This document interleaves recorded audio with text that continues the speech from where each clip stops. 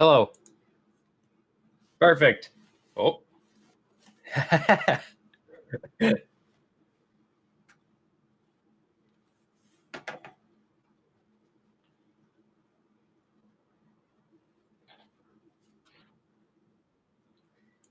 Is it just through OBS? I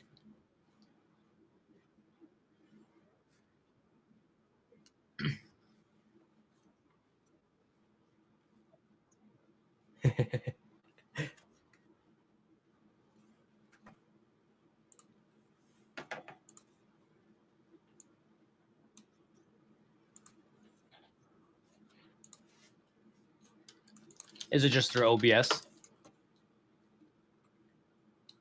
I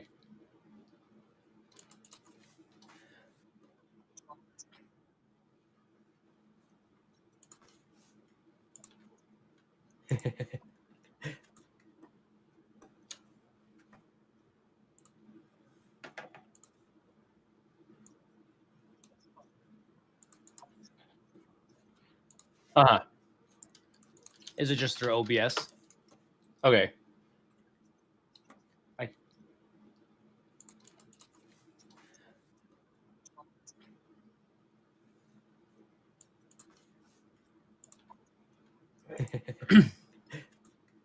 Let's see.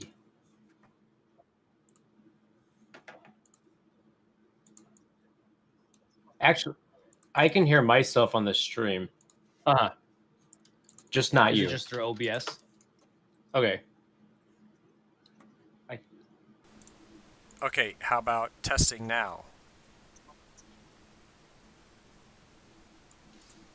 I just gotta wait for it to catch up. Let's see.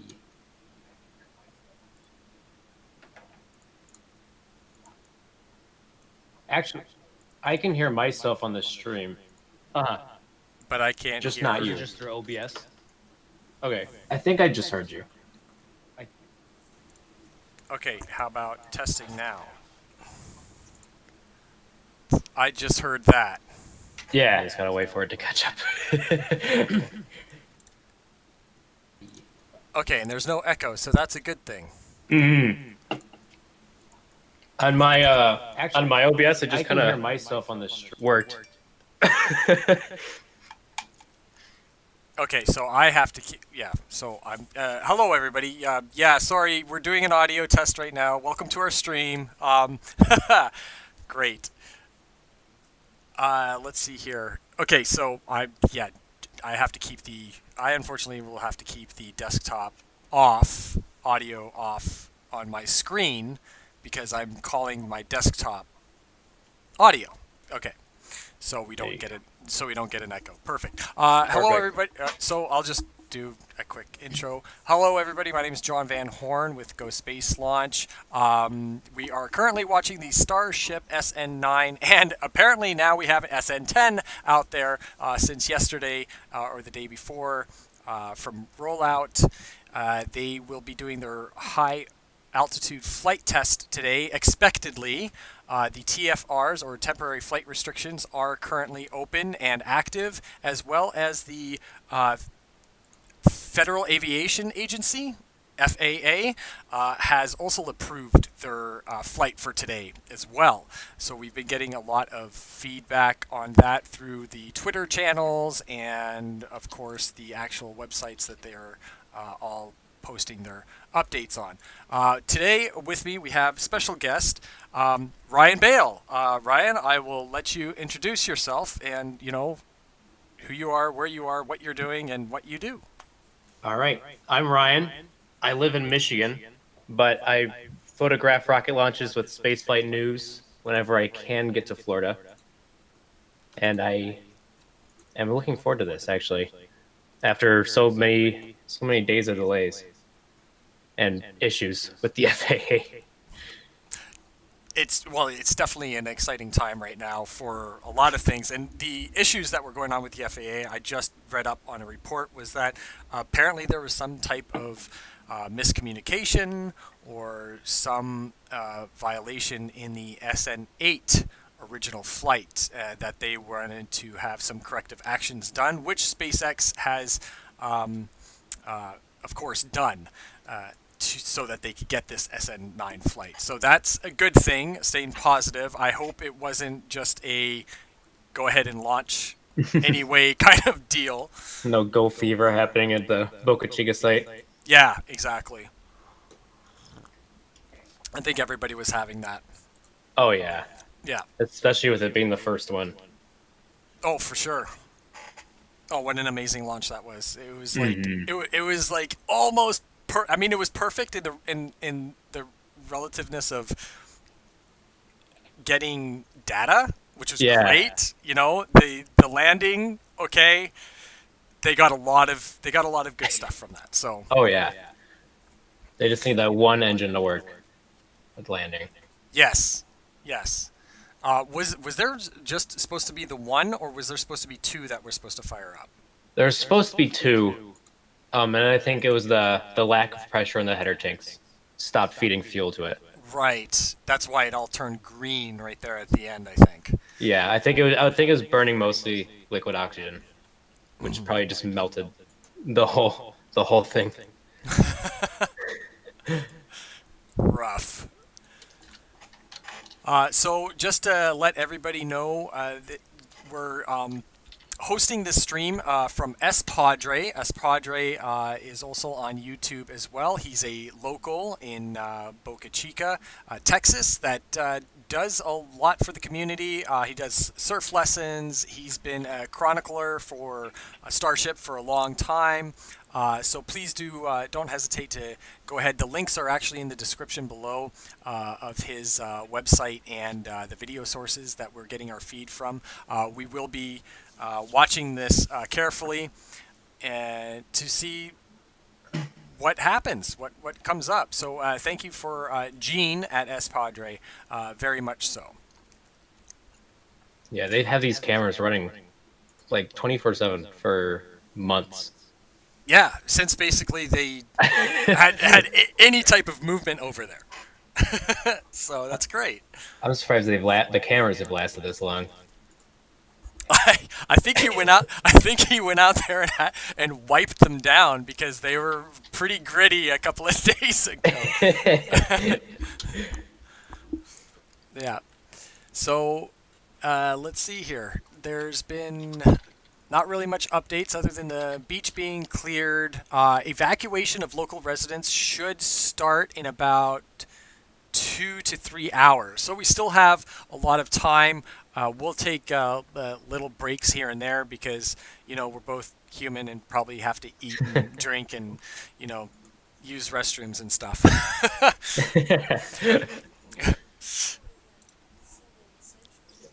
So also, Crystal Gabriel may be coming on in a little while too, which is Star Shattered at on Twitter.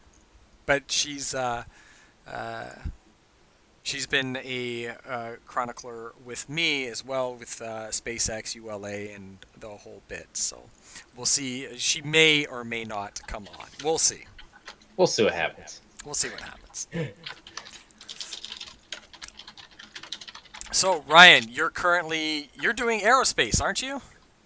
No, I was. meteorology. Yeah. Yes, the weatherman. I quickly learned that engineering is harder than the end product. So like what I want to do, there's a lot more to get to it. It just wasn't. High school did not get me ready for any of that. No, I would assume not. I mean, I went into computer engineering for like a semester and a half and was just like, yeah, no, I think I like the design part of, front end websites and flyers a little bit better. So Not all the little random classes you got to take along the way. oh yeah. All the prep classes were actually, that was the bane of my existence. It was all the prep. It was the pre-cal. It was the calculus. It was the trig. It was the chemistry 101 or 201 actually at the time as I was taking it. So I mean, the labs were fun, but the talks, the lectures were just, yeah, snore. Big time. Just a lot of time for stuff that you're probably not going to use. Yeah, yeah. It's like, can I just jump into third year like right now? That's what I want to know. Mhm. That's where I want to be, you know. But it's patience and time if you really, want to crack at it and stuff like that. I looked into the aerospace engineering part, and with my age and everything right now, it's like, yeah, no, I don't see me getting anywhere for another 8, 10 years, and that's a little bit later than I really want. So. It'll age you a few more years too if you get into it. Yes, exactly. I know at the school I went to for it, they just kind of threw you in there into the engineering programs. So I was taking like calc alongside all these hard engineering classes that I did not know I was going to be taking, and just struggled through a semester. Yeah, yeah. The semester struggling is the real struggle. Mhm. So how's your meteorology courses coming? How's that going? I haven't gotten to the courses yet, Oh, but okay. regular college is pretty all right. Mm, I need to make a after this semester. I got to make a decision of taking some time off and paying off all my debt, or continuing at it. Because I took a whole year at a 4 year, and then another year at a community college, and I'm sitting oh at wow. like $60,000 right now. So Ooh, yeah. I feel that. I feel that for sure. they don't make it easy, that's for sure. Well, no, they don't. They do not. So update. Apparently, the unstrapping of the flaps is going on right now. So we may see some flapping. We may see some static flapping in a little Yes, bit. this is what I've been looking forward to all day. Yes, let's get. I'm going to get the other shot up here, a little closer in for us. There we go.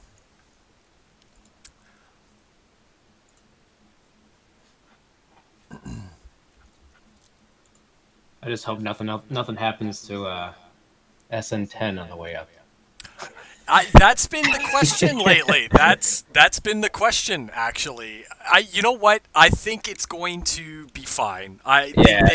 I think they've done their risk assessment on damage to their starships in close proximities, and I'm pretty sure it's tightly strapped down. I mean, those pads are like well bolted down into the concrete, and then Oh the yeah. starship with the weight and everything bolted down into that. I would be surprised if we see a tip over during Oh launch. yeah. I think as long as it clears the pad and doesn't explode, it should be fine. Yes, yes. And even if it does, I'm sure they'll just roll out two more the next day or something. Fleet of starships coming out of the high bay. So, yeah, I think the next thing that they got in there is the actual super heavy booster that's being currently worked on. Yeah. I think it's like half done, isn't it? So that's my Somewhere check. around there. Somebody posted a picture. I think it was Mary. Mary Boca Chica. I think she had a couple of good shots from there. I think Jack did as well. Yep, Jack Yep. Bear with his There it is. this aerial. And he practically lives down there at this point. Yeah, He's been down there for so long. I'm pretty sure he's taking up shop for sure. So. Let's see. So It's yeah, always, go ahead. it's always a slow process getting Yeah. everything ready. Yes, it is. I mean, this could last the entire day. I mean, it has before, and Mhm. then we get nothing. But they do have until 6 p.m. Central Time Zone, so 7 p.m. Eastern Time Zone, or what's that? 12 UTC universal. Zero Sure. universal. We'll go with that. Which is the end of the window, and I think they have to have everything prepped and ready to go at least 15 minutes prior to the end of it, or 20 minutes to the end of it, because the flight's short. The flight is only like what, 7 minutes, 6 minutes. Yeah, probably shorter with it only being 10 kilometers. And yes, they're not going up as high this time. Mm. So things will happen a little faster on the way up, I would think. With Yes. shutting down engines and all. Yeah, that's gonna. Yeah, they've got a little. They got less wiggle room to perform their. I guess their flight checks, their testing, their data. Mm. Hopefully we see one of these go up a little higher the next time. Yeah, like orbital. Yeah, that'd be cool. That'd be nice. That'd be great. That'd be great. I don't think it'll be SN10, especially with the amount of heat shields that it has on it. I'm sure those are still in testing development. Oh, So, yeah. yeah. And our actually, who is it? Moon Man, Xander. He's now working with SpaceX, and that's one of his little projects is the heat shields for Starship. That's right. Yes. So that's awesome to see. It's great to see his work progress and come along, and we'll see how that goes. I mean, you got the little splotch on SN9, and then you got kind of the block area on SN10 for the heat pads. Maybe we'll even get a rectangle on the next one. Maybe we will. It would be nice to see one of these just hop past the Kármán line and back down, too. Hot pass, sorry? Just hop past the Kármán line, just up and down. Yes. Yeah, that would be really cool. Mm-hmm. I think they'll have to. Well, we're not sure exactly what the FAA is going to be wanting from them for future plans, because they've already been. I mean, they've been butting heads back and forth so far with just a 10-kilometer hop. Now, it is all for public safety, and that's completely understandable. Mm-hmm. Safety first, especially when it comes to sending BFRs to the skies. So, I mean, these are close to 10-story buildings. What are they? They're I think 80 meters. Yeah, the second stage is what we're seeing right now being built. Is currently at, I think, 50 meters. 50? Let's find out. Searching. 50 meters, 160 feet. And the diameter is 9 meters or 30 feet. So that's a pretty big boat. I mean, we can't quite see the scale for size, but I mean you can see cars pulling in and out near the bottom of your screen, up by that black wall. I don't see any right now, but it really does show the ratio to size of these things, and they are pretty tall. Wherever they put rockets, it's always in large, flat areas with nothing else around them. You just cannot tell how big they are. No, exactly. Where were we? We were at. It's funny you mention that, because it's so true. We had for the Delta IV Heavy when we were out for Enroll 44. Mm-hmm. We have on one of the I think in one of our YouTube links for the Enroll 44 launch. I've got the tracking video that Crystal had done, and you can hear in the background this son and father were talking back and forth, and then all of a sudden you hear the son out of nowhere says, "You said the rocket was going to be bigger." like you're looking at the Delta IV from like a mile and a half away. But you hear that in the background. It's just like, oh my goodness, kids have no perception. No. No. But it's true. They don't look that big until you're like right up next to it. Like I mean, even the Falcon 9. I mean, from Yeah. from Playa Linda, or I mean, yeah, Playa Linda's a little bit closer. You still kind of get an idea. But like I mean, from like US 1 on the Space Coast, looking across the Indian River, or even the Maxborough Bridge, or even Jetty Park, they don't look that big. But you get like 100 feet away from them, and they're pretty big. Yeah. Yeah. I feel like even sometimes when you're standing at the pad next to them, you're like looking at them, you're like, I feel like I can't like remember how big they are. You only know Exactly. how big they are when you're standing there. Yes. Yeah. Yeah. You can't. Yeah. It's indescribable. You know. Like all you can do is show it in a picture. Just be like, oh, here's human for scale, or dog for scale, or whale for scale. You know. Like, okay, I'm sure. I mean, I think that's Tori Bruno's new thing is whales for scale on the in the Atlas fairings. Which is a pretty good scale if you've seen a whale. Yes. Yes, it is. I have not. Up close and personal in Alaska. No, I haven't either. I've seen Shamu from a distance, you know, and that's about it. Yeah. No, and then these will be even taller when it's stacked on top of a super heavy. Yes. Yes. It's like 2 times the size of this, I think. Oh yeah, it's let's see, the super I keep closing the page. It gives me all the info. super heavy lift. I got it. Super heavy lift is 70 meters. So in total, there'll be 120 meters in height, which is 394 feet. Jeez. That is a big F rocket. Big Falcon rocket. The original name. Falcon rocket. That's the original name. Those were the good old days. Yeah. Didn't even know what it was. We didn't know what a Big Falcon rocket was, but now we know where it was going. I'm trying to find a building in New York City comparable to it. But I'm realizing the buildings in New York City are a lot taller than this will be. All right. Well, it looks like road closures have currently happened.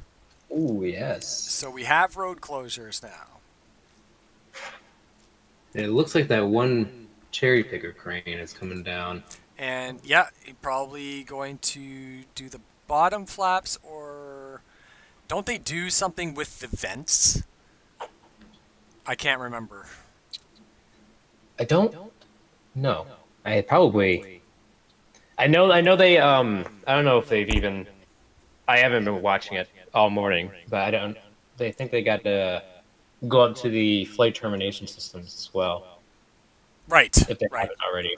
Yeah, I think that's what they're coming down from. But there's still a crane or a man lift by SN10 as well right now. Mm-hmm. It's behind. You see that orange tint through the pad.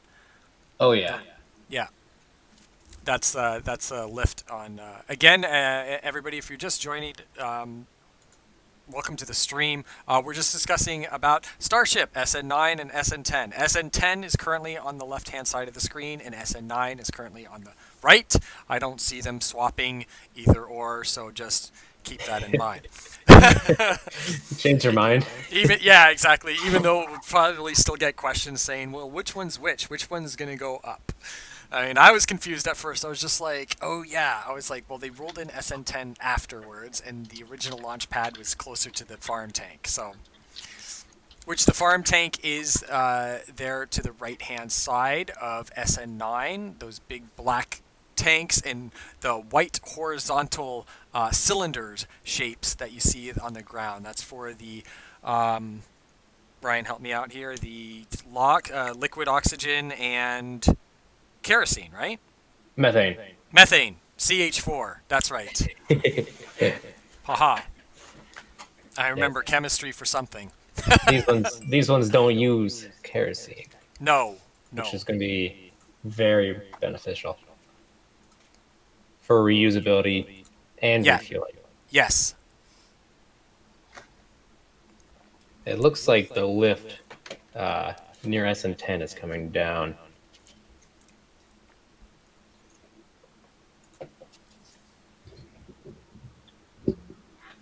Got a couple of cars in and out again. I think more are coming out though. Mm-hmm. I'm gonna go back to the close-up view.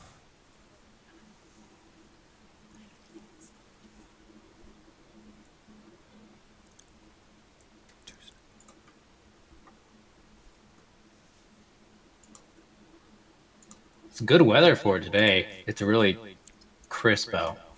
Yes, clear skies. Yep. Clear skies, low wind. I think the wind is averaging between 6 and 8 knots right now. It's not bad. No, not at all. Austin Bernard, again, another excellent chronicler for Starship SpaceX over there in Boca Chica. He's been monitoring the situation since basically the beginning as well. So I gotta get down here one of these days. yeah, it's been a while since you've been down. Well, down south, I should say. Yeah, In general. I think DM2 is the last time I was down there. DM2. Okay. Okay. I'm hoping I'll find out in a few days if they're letting media in for Antares. And then I have to get chosen as well. Oh, for in Wallops. Yeah. Gotcha. They're doing five people for remotes, 10 media in total. And they don't know if they're choosing media until the 5th.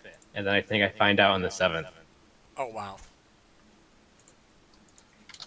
So I'm hoping Yeah. I can get a rocket launch this year. Come down to a little bit warmer weather, but the Virginia warmer weather. Yeah.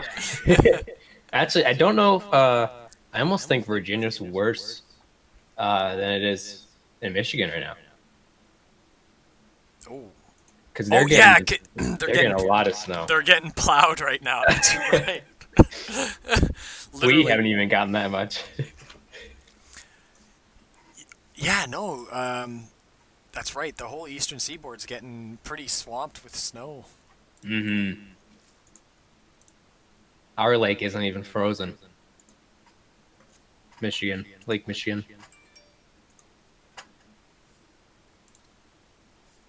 Wow. That's a lot to say about that because usually it's pretty chilly at this time of the year.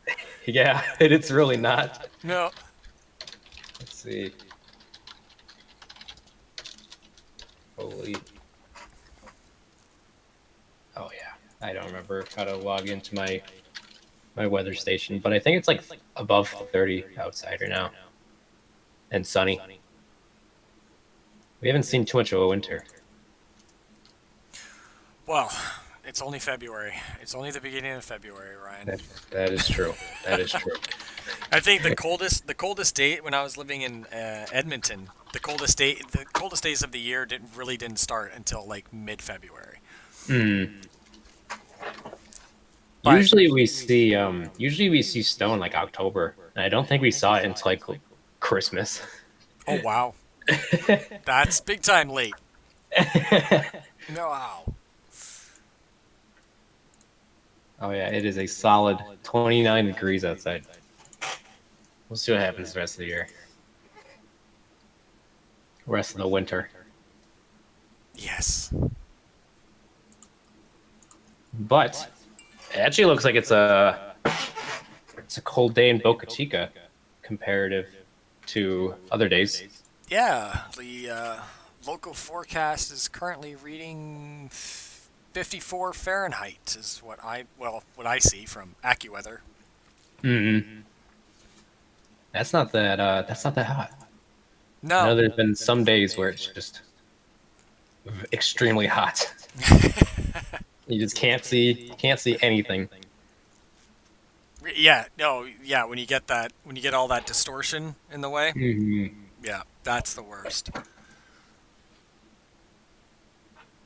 It looks like the crane on SN10 is completely down,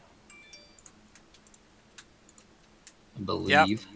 And the crane by SN9 is still there in the bottom right. I think they're just still working behind that flap right now.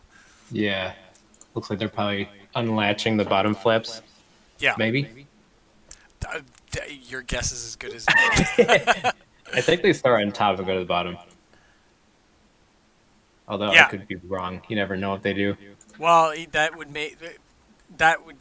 make sense when you're working down working on any type of construction or pipeline, or like when I was doing scaffolding or whatever, and you're going over something. Yeah, you always work top to bottom. Hmm.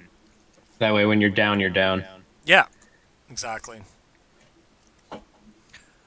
Looks like there's a truck leaving the pad. Yeah, I see that, and I'm not sure that crane.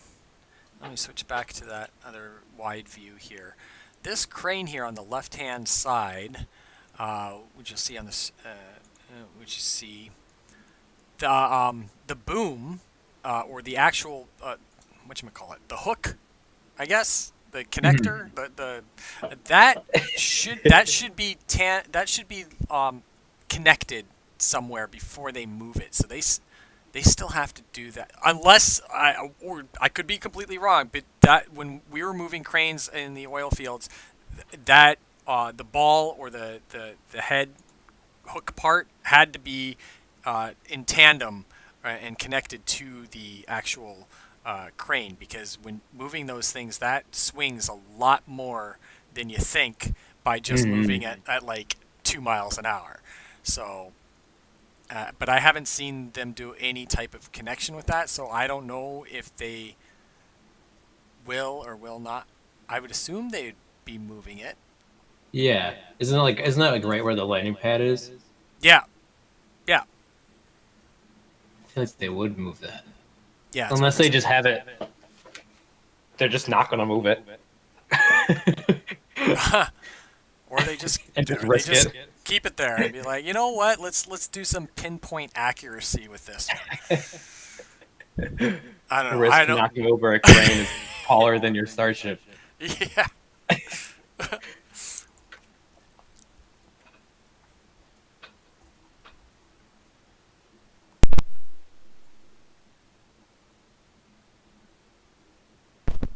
Let's see.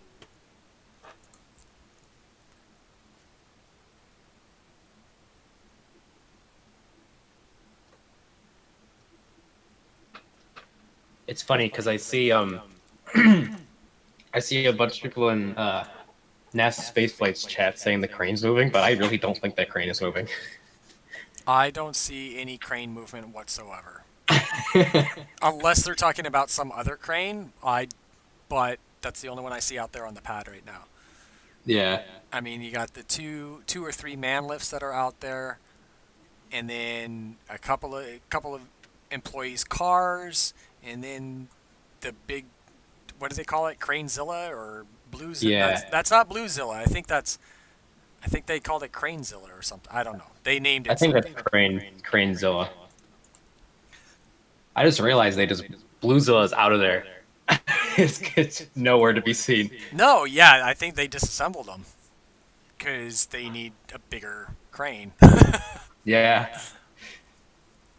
um, well, slightly. No, there is a. I see the. I see it move. I see the boom kind of moving a little bit. Either that or it's my eyesight. I don't know. It may have been lifted up a little bit. I feel like I remember it being lower.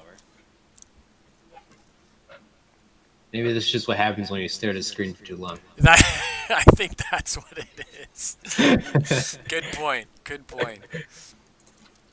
We're all Texas tank watchers right now. Yeah. All eyes on Boca Chica at this point. That's it. Now we got another vehicle headed in to the gates.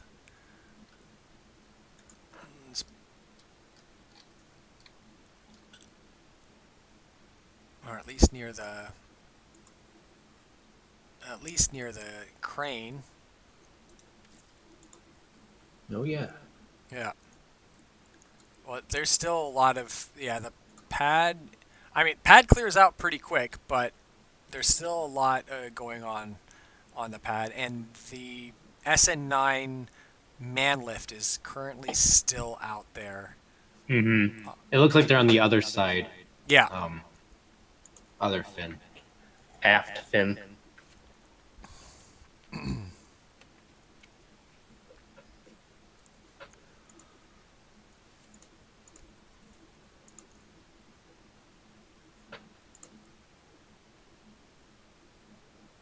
Now I'm hoping that they didn't. I'm hoping that they didn't just get too lucky with SN8, with how well it went, and we see similar results here. I'm expecting a 100% hit on everything. Mm-hmm. I think as long as they hit the landing, which I think they've pressurizing the header tanks with helium this time. Oh yeah, to help so they don't lose pressure, right? Yeah, that's right. I think it's a temporary fix, but if that worked, then I think we'll see a good landing if it doesn't tip over, or fail the flip maneuver or anything. So I wonder what the permanent fix would be. I think what they want to do is use the pressure of just the regular gases heating up, and just repressurize the tanks with them. Oh, okay, that makes sense. I don't know if that's what they did on SN8, and if they did, it didn't go very well. But no, unfortunately. Hopefully they find a fix for that for SN10. Well, I'm guessing if it's out there already, they have hopefully found a fix if they aren't using helium for that one. Right. But Elon decided that today was the day that he's taking a break off of Twitter. Right? Well, I'm pretty sure he's got a lot of things focusing. He did say he'd be back shortly, didn't he? No. I don't know. Said off Twitter for a while. And that's it? Done? Yep. 6 hours ago. 6 hours ago, never came back. And never came back. Yeah, that's for a while, that's for sure. Yep.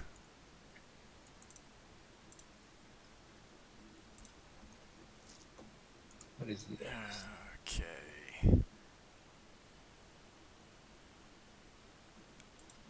Jim Williams, I like this. Jim Williams, the palm tree saw its shadow, so in Florida we have 12 more months of summer. Good one. Are we having more winter? Is that what happened today? I have no idea. I looked it up, and you know what? There was I did a post. I took a screenshot of what I searched for Google for Groundhog Day, and one says Phil saw his shadow. Another one says no. Phil says spring, a sooner spring, and then there was another one that says winter's extended. I'm like, what the? And they're all within an hour, and there was two that were within an hour, and then another one was 27 minutes prior, and I'm like, what the heck? Who's? I think somebody else is trying to take the thunder away from Punxsutawney Phil, because this one was Staten Island Chuck predicts early spring, says the New York Post, and then also the New York Post. Groundhog Day 2021, Punxsutawney Phil predicts winter will hang on. And then CNN says Punxsutawney Phil sees a shadow and predicts 6 more weeks of winter. So it's we got Staten Island Chuck saying, yeah, we got a spring coming. And then Punxsutawney Phil, of course, the one and only, says that we've got an extended winter. So I have no idea. Basically, it's showing about how well this year's going too. Yeah, It's going to be a stick your head out the window and find out yourself. Seasons just don't exist anymore. They I think don't. that's what we've come to the conclusion. That's right. Winter has been eliminated for future generations. I'm sure a lot would appreciate that. I'm like thankful for the no, not much snow, but at the same time, I don't like the reason that we don't have a lot of snow. See, if it's going to be cold, if it's going to be like freezing or cold, I want snow. If there Exactly. not if it's just cold, it's like what? Why? Why? There's no point. Why do we have this? It's like being up in Jacksonville in Florida. It's like 33 degrees. So the entire time you're freezing your butt off and not an ounce of snow gets dropped. You're just cold for no reason. No fun to it.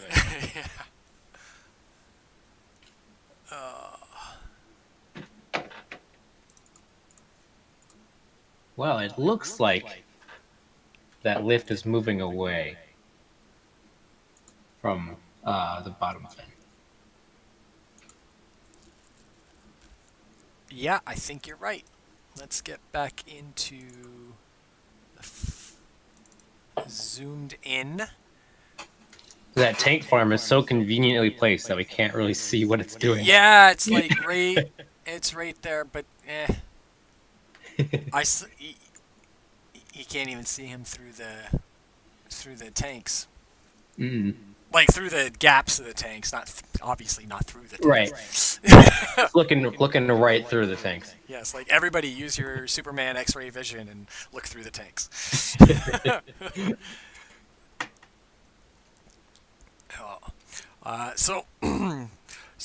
Just a quick update. Welcome again, everybody that has recently just jumped into the stream. Thanks for joining. You are currently watching the live feed for the SpaceX Starship SN9 test flight, which is presumably going to happen today, sometime between now and 6 p.m. Central Time Zone or 7 p.m. Eastern Standard Time Zone. Currently, we are hosting S Padres live feed cams. I'm here with Ryan Bale, friend of mine from Twitter, photographer, and soon-to-be meteorologist. Hopefully, we'll see how that goes. and again, my name's John Van Horn, again with Go Space Launch. And currently, the beach has been cleared. The FAA has approved. The TFRs, or temporary flight restriction, are currently active in Boca Chica, Texas, near and around the SpaceX testing facilities, as you see on your screen. You're looking currently at two starships, SN10 being on the left and SN9 being on the right. The right one is going to be the one launching, just to let everybody know. and yeah, so please go ahead, hit that like button, subscribe to the channel, share and comment. And yes, thank you very much for everybody coming in. So that's my quick little update there. So we were just talking about weather, of course, and cold and Punxsutawney Phil, but we're kind of veering a little bit towards what's going on with Starship, and they were just previously up in man lifts doing manlift things,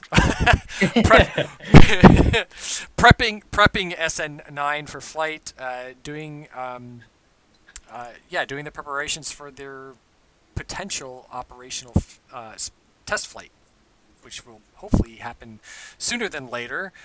Word on the street is that residents will be evacuating in about 2 hours. I think 2 hours. I think it's 12 Central Time Zone is when they are scheduled to be all evacuated. So no earlier than about 1 p.m. Eastern Standard Time for a launch. So fingers crossed. Fingers crossed. It looks like the lift on SN9 is all the way down. There's just one lift about 2/3 of the way up on SN10.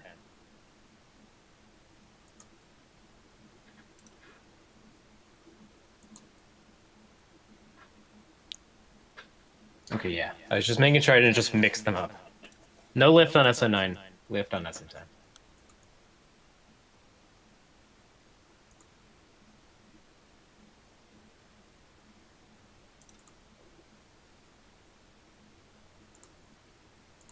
Yeah, I can kind of see it there on the... Gotcha. And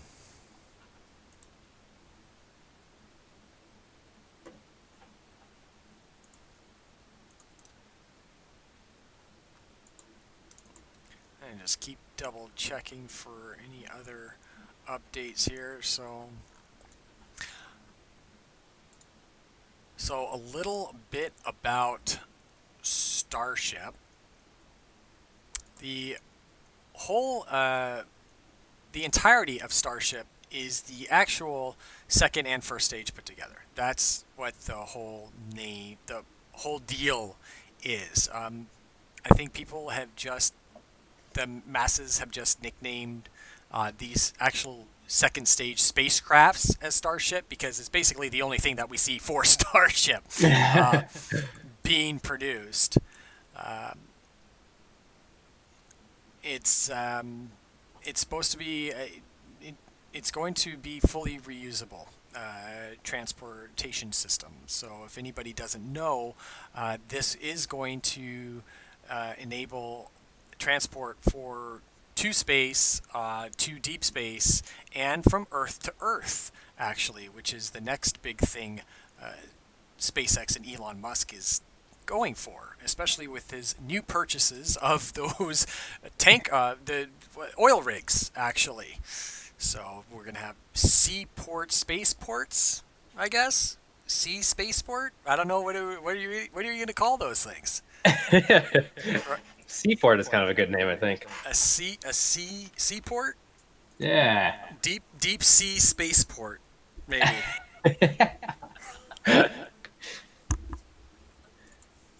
What's that? Sorry? Crystal says that would be under the sea.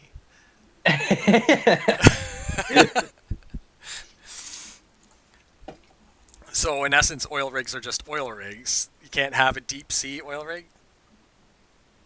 There's deep sea offshore. There's sea oil rig because it goes deep into the ocean. Well, yeah, I know, but it's elevated above sea level. But it's real deep in the ocean. But it's really deep in the ocean. Maybe they'll just launch it like the sea launcher they wanted to do. I think it's called Sea Launcher. Sea Launch. Yes. Launching a giant rocket right out of the water. Who was that? Can't remember. I also cannot find. Oh, wait. I saw a rendition of a 3D example. I can't remember where I saw it. Of like basically a rocket being shot out of a boat, which made no physical like physics did not comprehend on how that could be done. I was just like, there's no way. Wait, so I tried finding the one with where that huge rocket's just kind of sitting in the water, which I thought was called Sea Launch, but it looks like Sea Launch is actually a real company in Switzerland.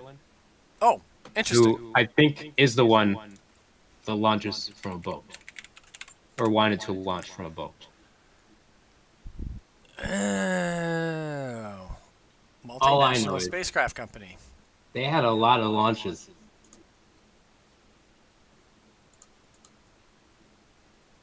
Off of a 36, and only a few failed.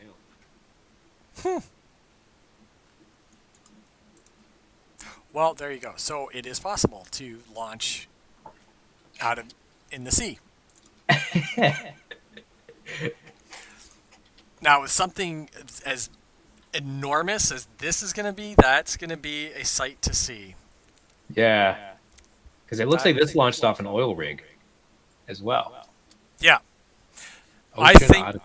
I think we should start a GoFundMe for a media barge that goes out for Starship launches. Sits outside the exclusion zone. Yeah, something, and we can name it "We Shoot in Raw." Yes. Perfect. Yes. Yeah, it'd be like a sea press site in international waters. Self-stabilizing, so you can use your tripods for Yeah. streaks. Exactly. Exactly. I'm not hearing any bad ideas coming out of this. No, no, not at all. I mean, depending on how deep he wants to. I mean, he obviously wants to have two in the Gulf of Mexico. Well, one at least somewhere in the Gulf of Mexico, and then I don't know where he plans on doing the other one. That's going to take. Well, they're still being outrigged for Starship right now. They still have a little bit ways to go, but as fast as Elon likes to move, I wouldn't put it past him to see something come out in 2022. Oh yeah. Yeah. I mean, found Yeah. the rocket I was looking for. The Sea Dragon. The Sea Dragon. Yes. They drag it out with a boat. It's about as taller than a Saturn V was. Oh, And then they let go of it and it sinks vertically and then it launches out of the water. it sinks and then launches.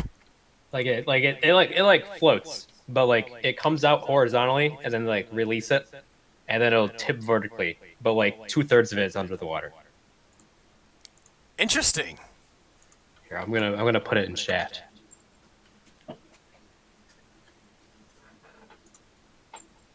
Because I remember always seeing these renders of it a few years ago.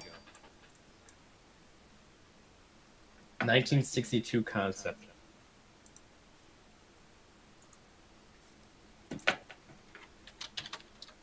Sea Dragon rocket. What the heck? Okay, if anybody's interested in seeing the Sea Dragon, I'm gonna dump this into actual live chat here. This is the Sea Dragon We have the crane moving as well. launch We vehicle.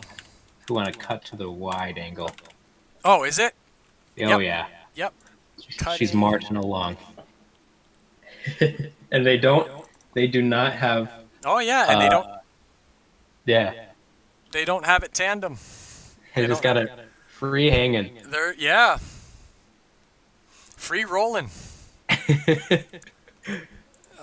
Okay, so here's the free launch V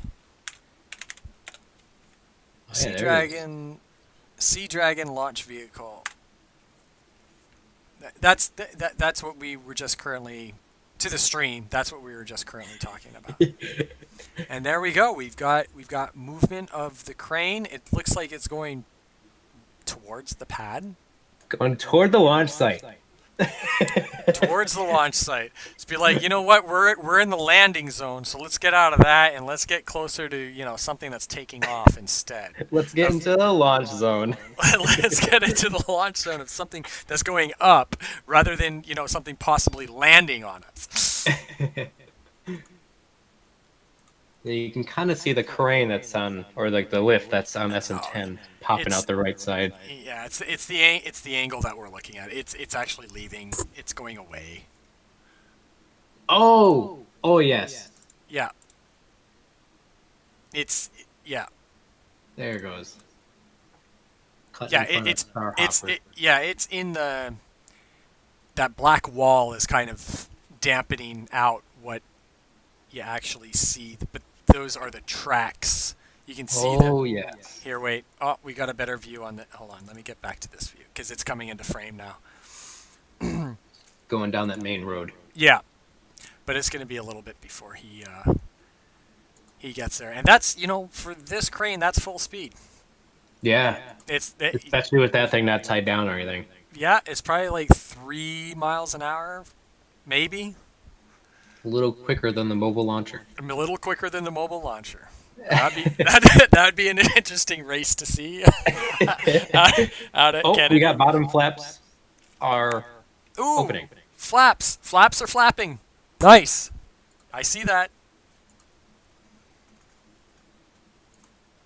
Finally got some flap action. Yes.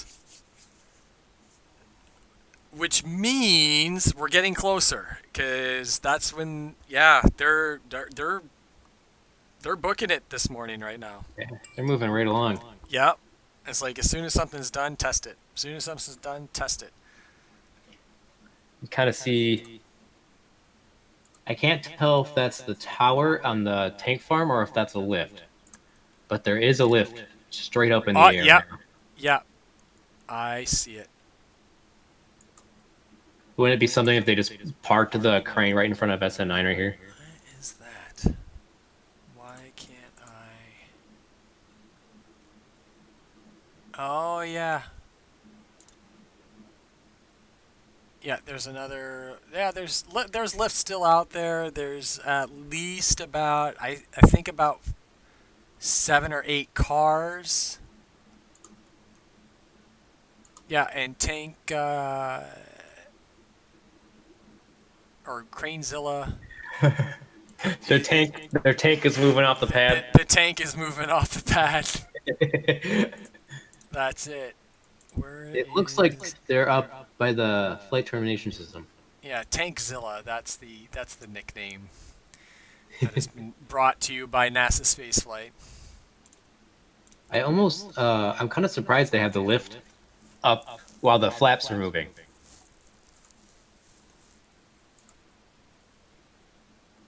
Yeah. Well, they're still going up. What's the other thing that they have to set? The auto abort sequence? No.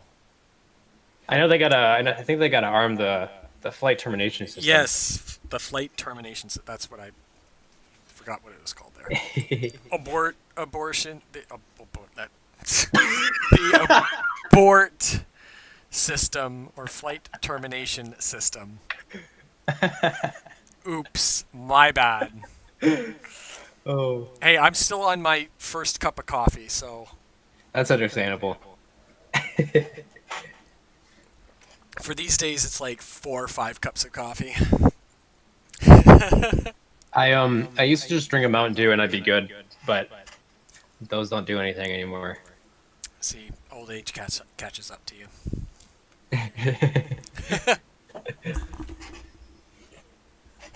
I'm getting there, that's for sure. Oh, At least I'm old enough. If I fly down to Florida, I can rent a car. Well, there you go. That's all that matters. Yes, that's a big thing, considering that, you know what, if you fly somewhere you don't have to worry about transportation. Because I don't really trust Ubers. Yeah. I It's hit or miss. rarely let my friends drive me around.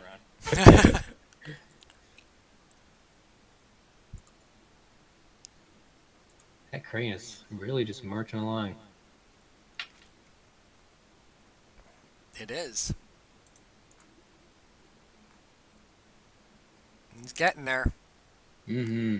Yeah, and then we got that crane, yeah, up on SN9. Yep. It looks like the ones on 10 are down.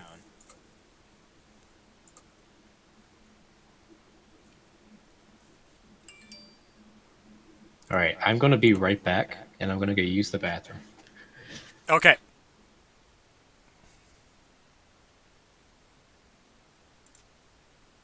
And we just have a short pause for Ryan. We'll be back shortly.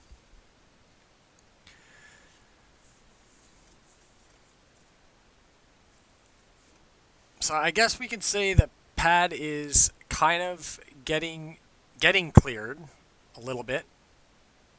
It's not there yet. Still got crane movement along the main road.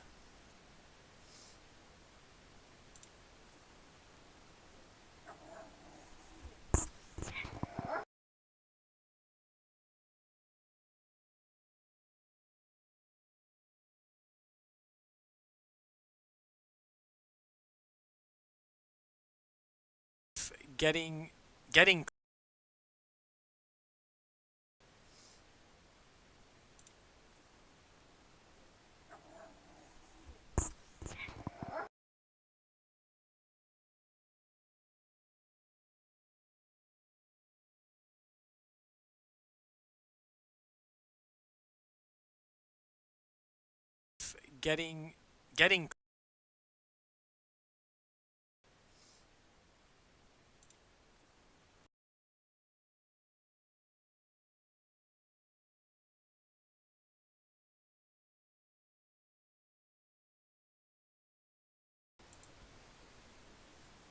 still got a little bit ways to go for the crane. Again, I think we've got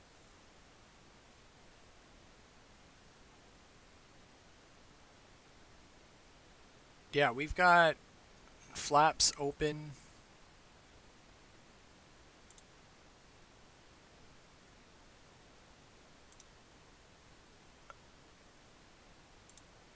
On the bottom of SN9, there on the right, which you can see the other man lift through the crane. Gonna switch over to the wide screen and give you a little bit better. We got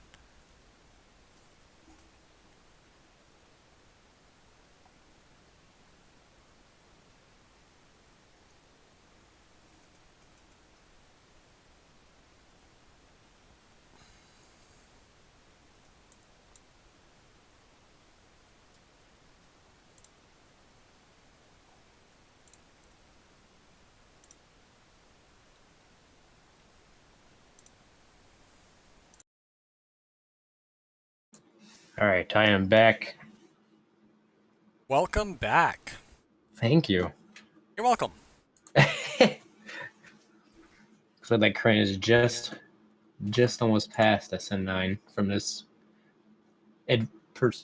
point of view.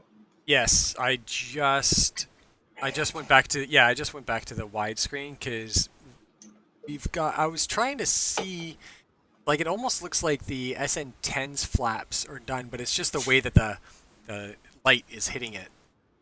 Oh yeah. I think they're still folded in. Yeah, I think it is just the light.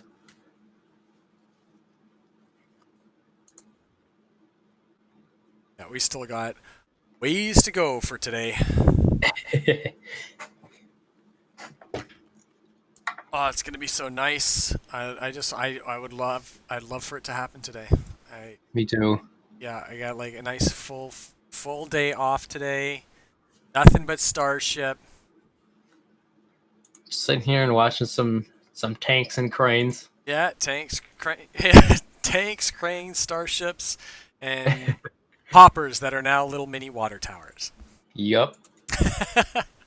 Aren't they? Isn't that what they're using Starhopper for now? Isn't he a water tank? Isn't he literally a water tank now? I don't know, actually. I know it's got like lights and cameras on it.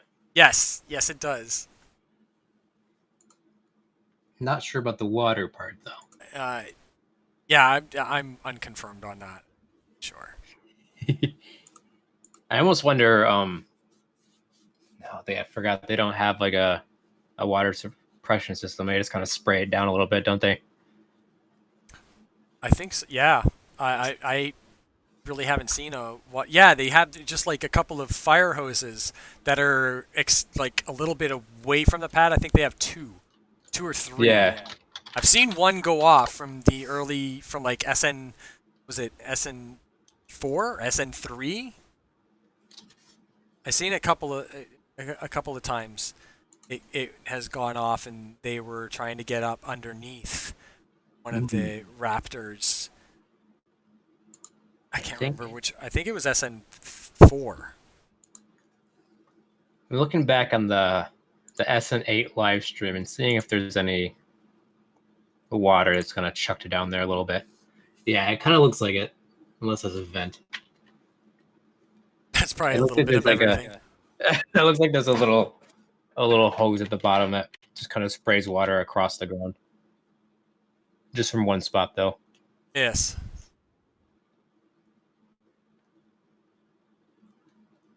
Just enough so it doesn't vaporize the concrete. Yeah.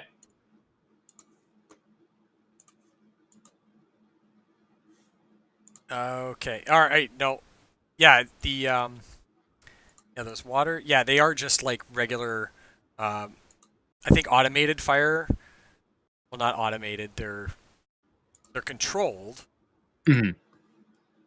Like they can be aimed and everything, but I think they're just like regular fire hoses that spray out. It's not. I don't think they've set up the actual water No. treatment plant out there yet. Just some remote hoses.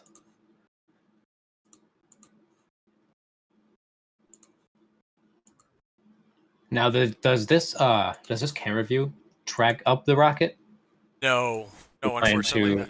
No, it's static. switch. So yeah, we're gonna switch to soon as SpaceX gives something, we'll get their live feed up on screen. And I've got a fancy little, hold on here. I got a fancy little split screen.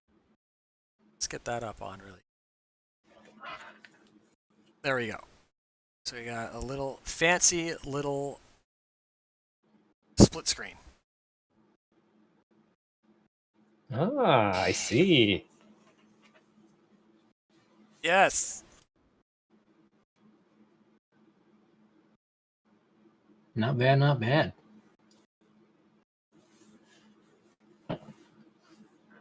There we go. Yeah. So that's of the two. So we'll be able to have a little bit of a close-up of one shot. Meanwhile, whatever SpaceX wants to do, see that. So that is, yeah, I've got everything ready. Perfect. Yeah. It's more prepared than I think I would have been. you know, there's like so much more that I've got in store for further live streams. Like even at the press site and everything, it's just a matter. It's like I've already started on other graphics and other tickers and time and dates and countdown clocks, and I've already got that all kind of set in place. Now I just need to get into Photoshop and kind of fix things a little bit. Fine tune every little thing. Yeah, that's it. I mean, everything with the live stream, you can almost do straight through streaming software, which is great, but I want to be a little fancy. Make it stand out a little bit. Exactly. Well, I don't see. I think the Tankzilla is well away now. Because even on the wide screen, I'm not seeing it. It had taken off to the right-hand side of the screen. I think where it is now is probably a good spot for it. Pretty clear. Yeah, I can't see them moving it more.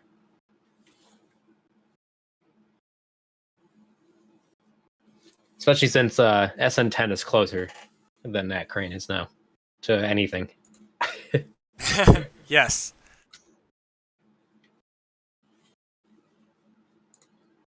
Yeah, that crane is well gone. Don't think we'll have any worries about that. Now the only concern is SN10 sitting right there. And that is not going anywhere. No, I don't see anything happening with SN10. Mm-hmm. Yeah. He's going to be locked in there. Oh yeah. Secured right into the pad. Ooh. Since I've completely transitioned back into using Windows, I don't have any passwords saved. Oh, they're all saved in Safari. Actually, wait a second. What type of phone do you have? An iPhone. Did you have your Safari linked to your iCloud? Like like all my passwords? Yes. Yes. So you should be able to download them to your phone at least, and then you can see them. Oh, oh yes. I know what you mean now. I did not Aha. think about that. Aha. I know there's this Key one. change. Yeah, there's this. They should be in key. Yeah, your keychains or whatever. Yeah, there was this one time I was switching iPhones, and it was like back. It always asks like, do you want to back this iPhone up to the iCloud, or do you want to back it up to a computer or whatever before switching over, right? Like after you do your reset, or right before you do your reset. And this one time I chose computer, and it did it. But I realized, I didn't sync the photos after I had already switched over. I came back home. I'm like, oh, where are all the photos? Where'd they go? They didn't sync. But then I switched over the iPhone to sync from iCloud, and everything was there. Like even though I didn't even select it, I was just like all of a sudden like it automatically did it, and it saved like 1,700 photos that I had. Yeah. I was like, and then right away I was like, download them all, put them on a hard disk, done. Like I'm never letting that happen again. And now of course I've got like almost 3 terabytes of like photos that are all like I don't throw any of my photos away anymore. It's just like even the ones that I don't like use or share or whatever. Like I don't know. I have all my raw photos on a single external hard drive. And I know I'm going to regret it one day when this hard drive fails. I get a stick. I need another one. Get a stick. That's another thing. I think I also did this really fun thing since I don't have it backed up onto 2 separate devices, which I think I should start doing. I should have just started doing it after I did this. I was cleaning out my Lightroom on my computer. Yeah. And I deleted all of my DM1 raw photos without knowing it. Oh no! I do not have them. Oh no! I have like my exported files and stuff, but I don't have any raw pictures on this hard drive anymore. Oh jeez. Oh, that's rough. So I was like, I'll just get new close-ups at DM2, and then the pandemic happened, and then they told us no remotes or go into the pad, so I didn't bring anything to set up at the pad. And then when I got there day of, they were like, you can set up remotes.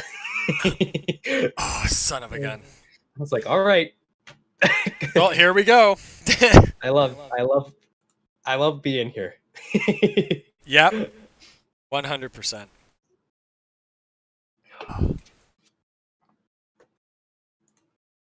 Let's see. Yeah, I think that crane has officially stopped. No. Yeah. I think it's still moving. No, it stopped. Yeah, I think it's planted just off our frame, but it's well away now. I don't think there's any concern for it, especially since this the launch, it should be going up and then over to the left. So pretty sure the landing. I think in this shot currently that we have on stream, we have the landing pad, so we'll be able to get to at least 2 perspectives. Yeah.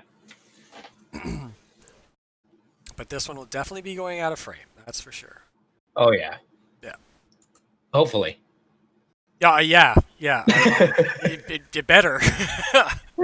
I'm sure Elon's hoping for the same thing. Yeah. Okay. Well, this is gonna call for about. Do you want to take a 20-minute break from here really quick? We'll just let the stream run, and I need to stretch my legs and get some water, use the restroom, and maybe a snack or food or something like that. So definitely. All right, cool. So stream, we'll be back in a few here. please continue to watch, like, comment, share, subscribe to the stream. Ryan and myself will be back shortly. And thanks for popping in. Cool, cool.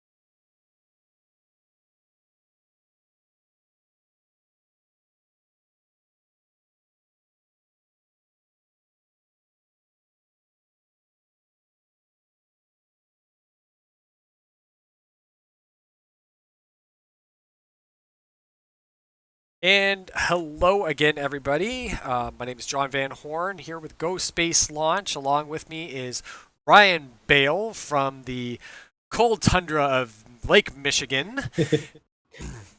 And we're Hello. watching. That's him. Say something, Ryan. Hello. Hello. I'm here as well. There we go. If you're just joining us, we are currently watching a live feed from the wonderful Gene at S Padre for the Starship SN9 test flight today, which is currently undergoing post or preparations for the test flight today. The Tankzilla has left the building or left the pad. The beach has been cleared, and everything else is looking pretty nominal so far. We're just waiting for, I think the road closures is supposed to be happening pretty soon, but they're still waiting for evacuation. So, yeah. We also have not seen we haven't seen the top flaps move at all yet either. No, haven't seen any of those movements just yet. Actually, let's get into the zoom cam so we can see a little bit of a closer shot. There we go. Yeah, so in discussion of Starship, there's been a lot of history behind Starship so far, and Elon Musk's dream for deep space travel and colonizing Mars, occupy Mars. It all started in right there in Boca Chica and here on the space coast of Florida, with the first two prototypes, which were named MK1, which was in Boca Chica, and MK2, which was here in Cocoa, Florida, just miles away from NASA Kennedy Space Center.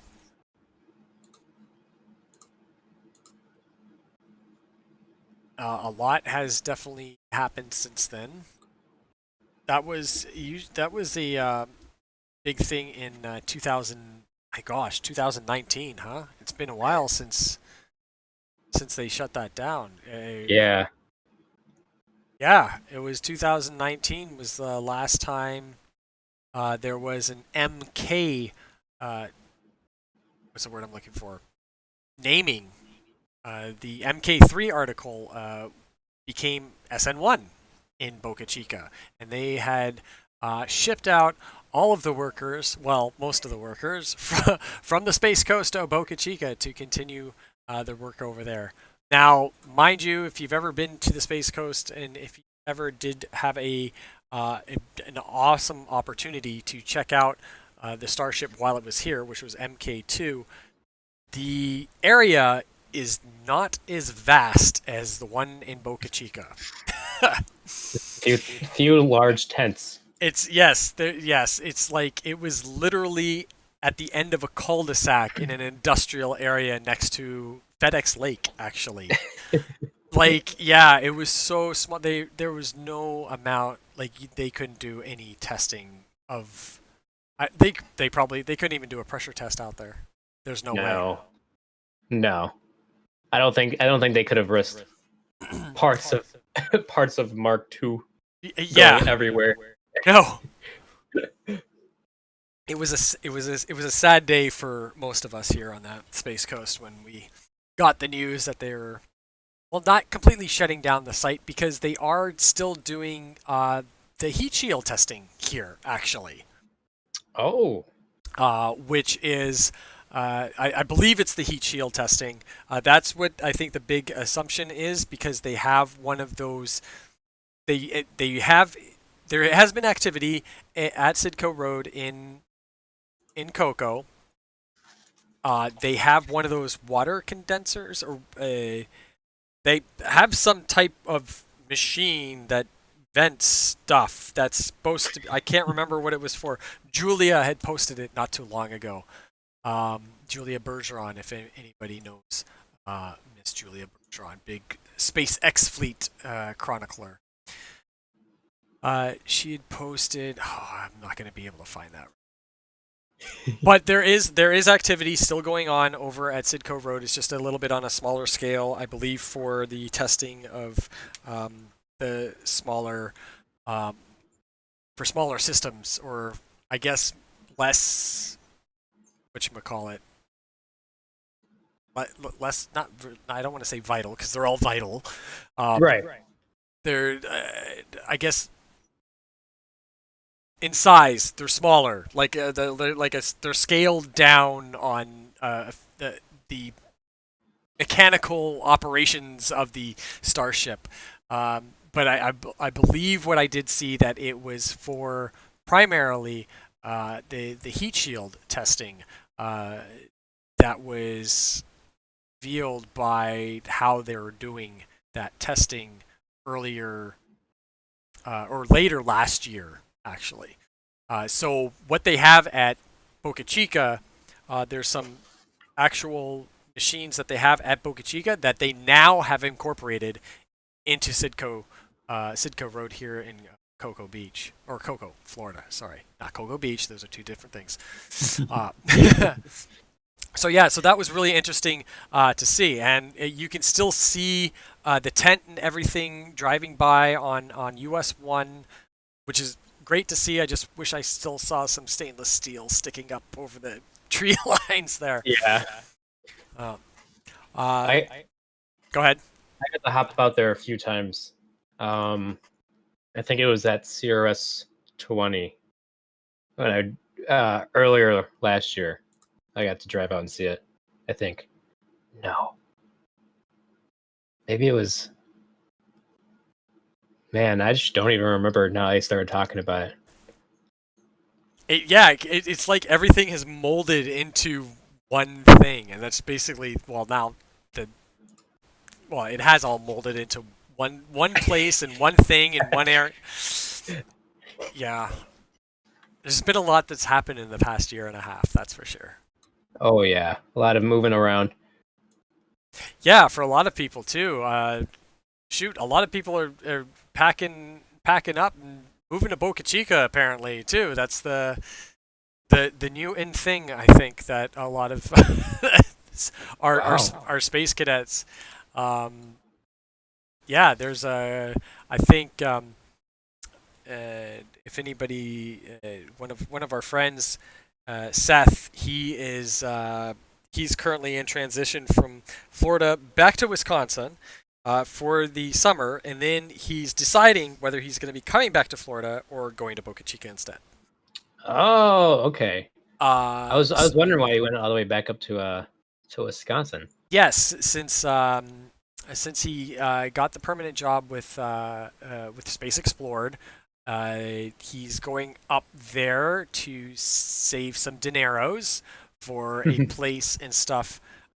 Because the thing is that a lot of people are here already on the Space Coast. So a lot of outlets and a lot of photographers are like, well, everybody's covering stuff here, and there's only a handful of people in Boca Chica. So I think that's the big decision a lot of people are making right now is like, okay, well, let's just go to Boca Chica because it's only a 14-hour drive? It's only a 14-hour drive. So it's really not that bad. It's like, well, on a regular car, it's probably about 4 fill-ups or 3 or 4 fill-ups to get there. And so to get back. So if there's a rocket and rocket launches, well, I still think a lot of people are going to be in for a treat this year for rocket launches. I'm excited for. I'm excited for those 48 launches by SpaceX this year. Like and then there's a few Yeah, so we're going to be having like up to, it's got to be four launches a month. Hopefully.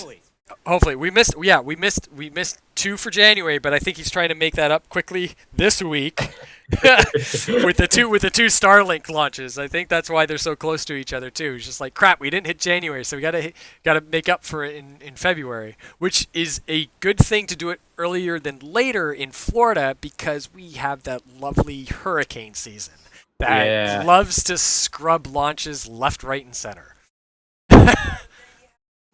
There's also a lot of new rockets debuting this year.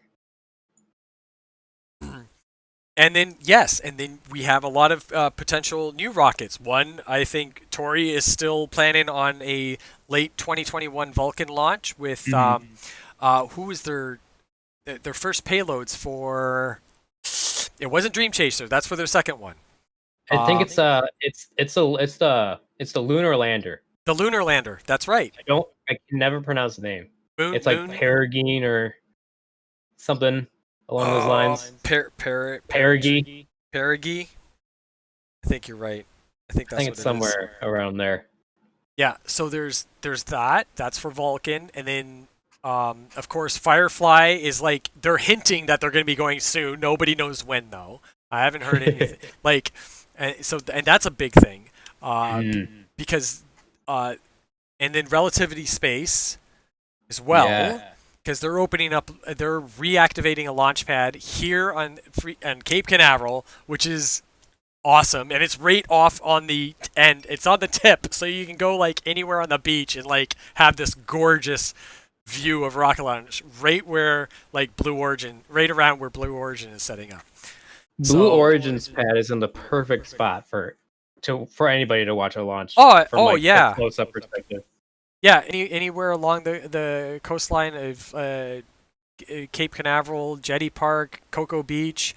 Playa Linda, because it swings out there, right? So it'll be a little bit further away than where 39A and 39B are, but I don't even think I honestly think Playa Linda is going to be like permanently closed when SLS hits the 39B pad.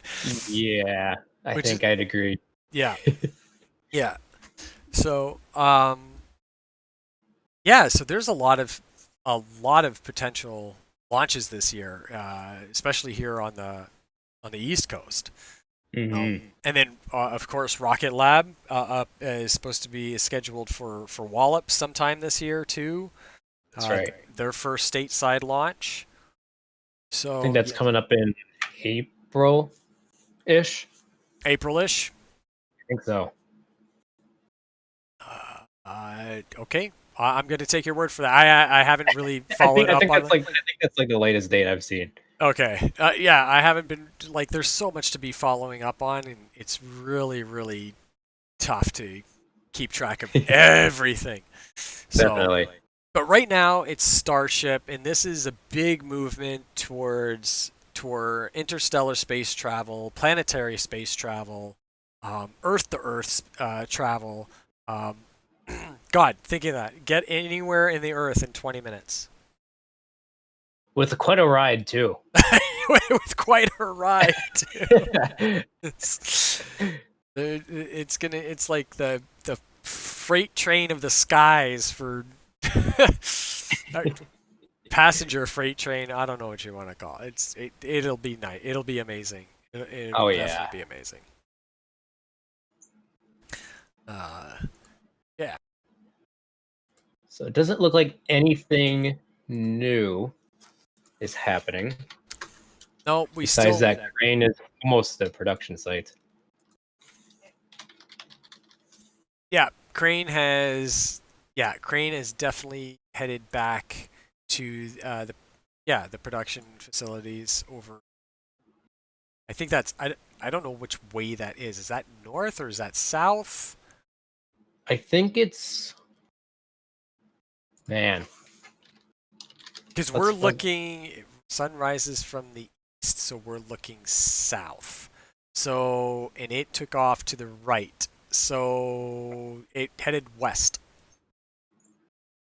Aha. I feel like I'm pretty sure that's what it is. Let's see, South Padre Island. Where is SpaceX launch facility? So there's the mound of dirt. It looks like it heads heads west. Yes. Aha, I was right. I like how Google Maps is just not updated to what it looks like now. No, it's definitely not. I think Google Earth is actually a little bit more updated than Ooh. Google Maps. Check that one out. Let's see. I always forget that there's Google Earth.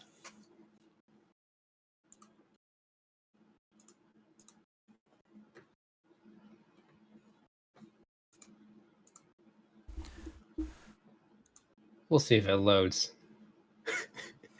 Yeah, Google Earth is really, really chonky on the machines. I've noticed that before it used to not be that way, and then I don't know what they did with the software, but now it just like it feels like it sucks up RAM like there's no tomorrow. They ruined it. Or what would that use? RAM or process? No, it would be RAM that it would be chonking up. Yeah, I think so. Let's see. And now I gotta find the. There it is. Oh, it looks just about the same at the launch site. I don't think I've ever used my graphics card processor like I should be. Nah, it's not. It doesn't look like it's updated. No, thought it was. Nah, it's just a mound of dirt. Just too bad. Still, you know what? If we knew that a rocket was being built there and it was just a mound of dirt, we'd be staring at a mound of dirt. Yeah. Also, I was scrolling through Twitter while we were gone, and I found a tweet from Christian Davenport about the FAA issues with SpaceX. It sounds like, from what the FAA said, they said SpaceX sought a waiver to exceed the maximum public risk allowed by the federal safety regulations, and after the FAA denied the request, SpaceX proceeded with the flight. So, and that's why all the testing and stuff was continually pushed back. Ah. I don't know what the how far they exceeded the risk or what communication error happened for them to launch anyway, but Well, it must have. That's most likely. I'm going to say miscommunication on probably both parties. And now this is just me assuming, and this is just my hypothesis, is because if SpaceX actually knew that they were not supposed to do what they did in doing the launch, the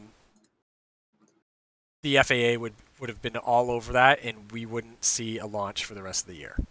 Yeah, like that is you know, to that extreme. So I'm sure they got some private parts slapped, and that was about it. Which is fine. Or they were probably at each other because it was just like, well, we did this, and they're like, well, you didn't do this. Like SpaceX is like, well, we did this, and the FAA was like, well, but you didn't do one of these, and they're like, well, you didn't tell us to do one of these, and then they're like, well, no, you're supposed to be doing one of these, and it was like, okay, well, that's not our fault. That's that's a miscommunication. So I'm pretty that now again, this is just me assuming because working in trades and safety, scaffolding, and being on site in the field, I know how things work, and there is, unfortunately, in a lot of these fields, especially building stuff, and I worked in the oil fields up north. There is a lot of miscommunication that goes on, and they have worked tirelessly between a lot of companies and a lot of staff members, a lot of individuals try to lock down the what's the word what's the explanation I'm trying to. They try to narrow out the risk and the amount of communication that has to go between how many different people, right? Oh yeah. So like, yeah, like they're like the whole cutting the middleman. I was part of a PCL, big construction worldwide company. We were doing behavior safety observation system up in for Suncor at their Fort Hills newly newly oil field area that was being constructed, and they were green. The site was green. Now, site being green means like nothing's running. There's no possibilities of H2S happening around. You can grow your beard. You don't have to worry about putting on a gas mask or anything to go work in heights and stuff like that.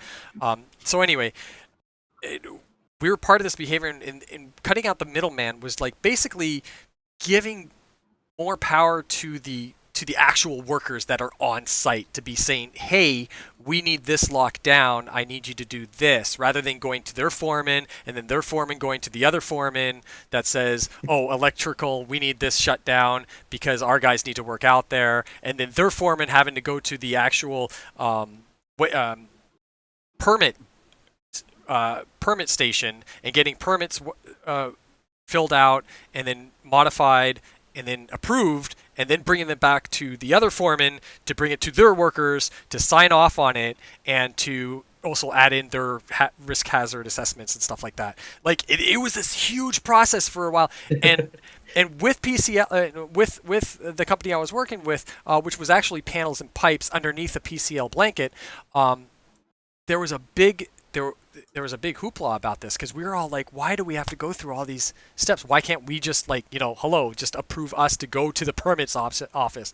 They're like, oh, there'll be lineups out the door and stuff like that. I'm like, no, well, but there wasn't, because everybody was there were sections, there was areas that you work in and stuff like that. Anyway, my point I'm trying to say is that between the FAA and SpaceX for the whole thing, I'm like 99.9% sure it was just one big miscommunication that should not have actually happened.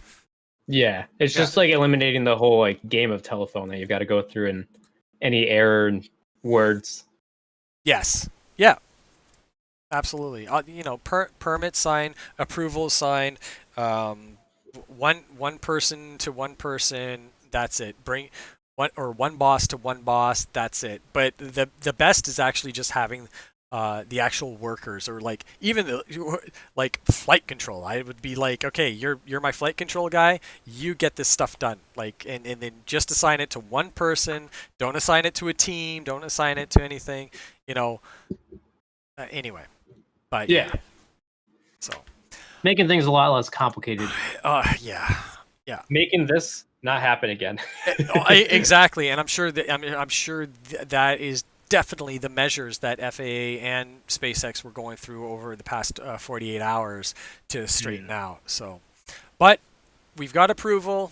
SpaceX has got approval. TFRs are currently active. Again, TFRs is temporary flight restrictions, meaning it's basically you're in a no-fly zone right now. So no flying zone. Marine boaters get a NOTAM. Is that what it's called? Notice to mariners. Yeah. So they'll have. It looks like the NOTAM is until this afternoon. Okay. If I did UTC to EST correctly, which is rare. 5 hours difference. It's 7 p.m. UTC.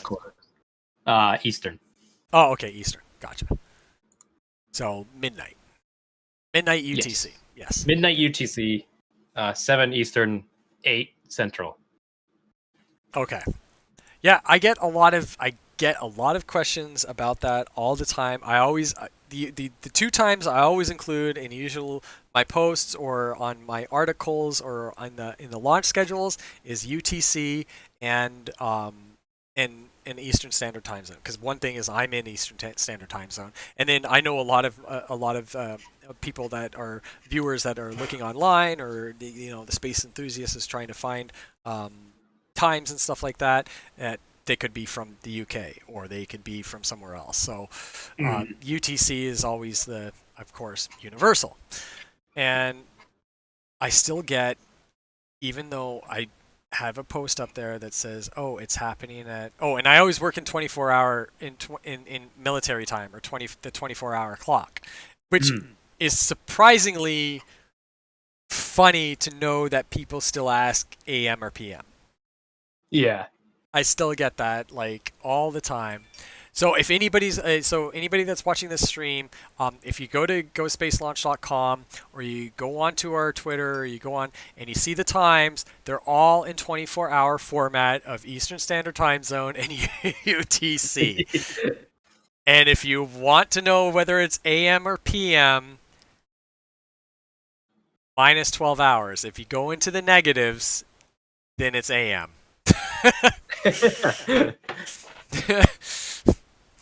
Anyway. It looks like we've got top flap movement, I think. Ooh. Is it? Yes, it is. I see that. We've got top flap movement. Oh, let me get into the... Hold on. Zoomed in there. I do see it. Sorry, I think we do have some flaps moving. There we go. There we go. Rewind and play. Yes. Yes.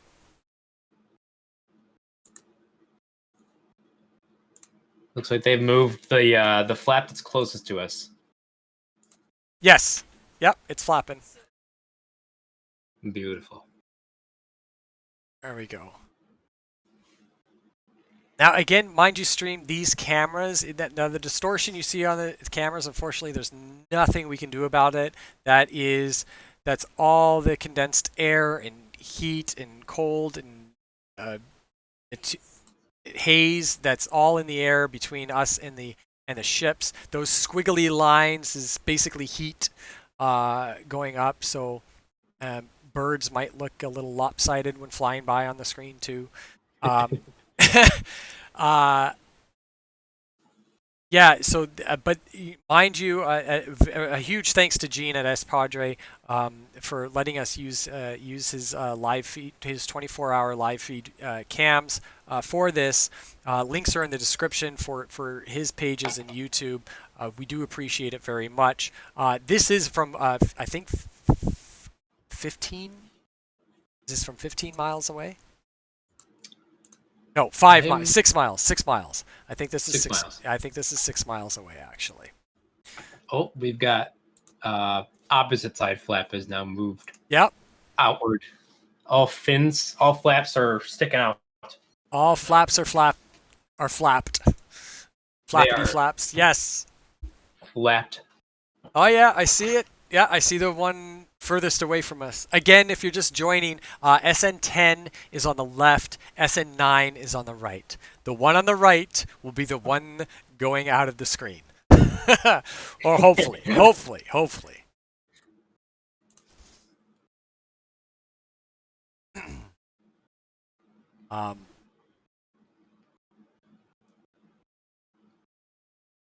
Yeah, so this is currently, yeah, it gets pretty hazy out there, doesn't it?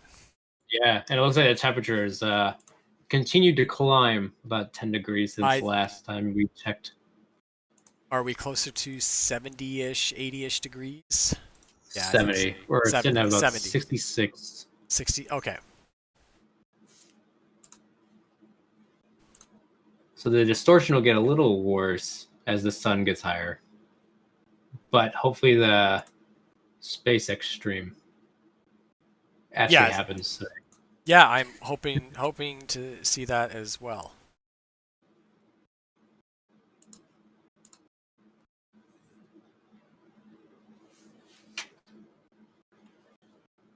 Still got some vehicles leaving the pad, some going in. Let's see. When's the village supposed to be cleared again? Probably within like next hour. Yep, in about I think 1 p.m. Eastern Standard Time Zone is where the village is supposed to be completely evacuated, or is it when they start? Well, I can't imagine it. Can't imagine it's going to take too long. I don't think that many people No, there's not many people left there. still reside. Yeah. Yeah, because a lot of the other residents had sold their place to SpaceX. Yep. Mary, I think Mary is one of like the few people that are still living there. Yeah. There's only a handful of people left, and Mary is definitely still there. Mm. She'll probably be there until they have to just take it. Yeah. I wonder how that's gonna happen. I don't think Mary's gonna want to leave anyway. She's gonna be like, "No, I'm staying. No thanks. No thanks." I'll be fine being Yep. evacuated every time. I don't care. Yep. I would be. I know I would. I'd be like, heck yeah. And we're watching them anyway. I wonder what type of home insurance you need there now. If you're still a Boca Chica homeowner, what type of home insurance? If they include Starship insurance, Rocket insurance rocket insurance. That's right. covers your windows. Potential RUD insurance.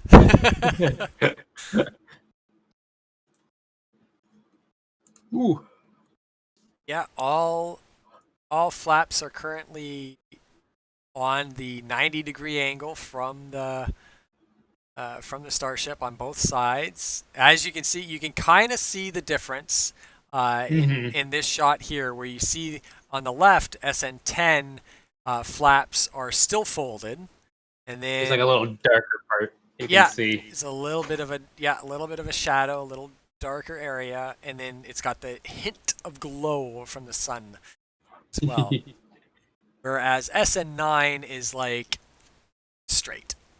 Yeah, it's just like it just looks like a big cylinder, you know. Yeah. It doesn't look like there's too many people still there. No, it doesn't. Few cars left. Yeah, There's still a handful. still a few cars left on the left-hand side there, down at the bottom left of your screen. You can't really make them out. I only know they're there because I've seen them going in and out of here. Yeah. Right. Let me check Twitter, see if they have been evacuated yet.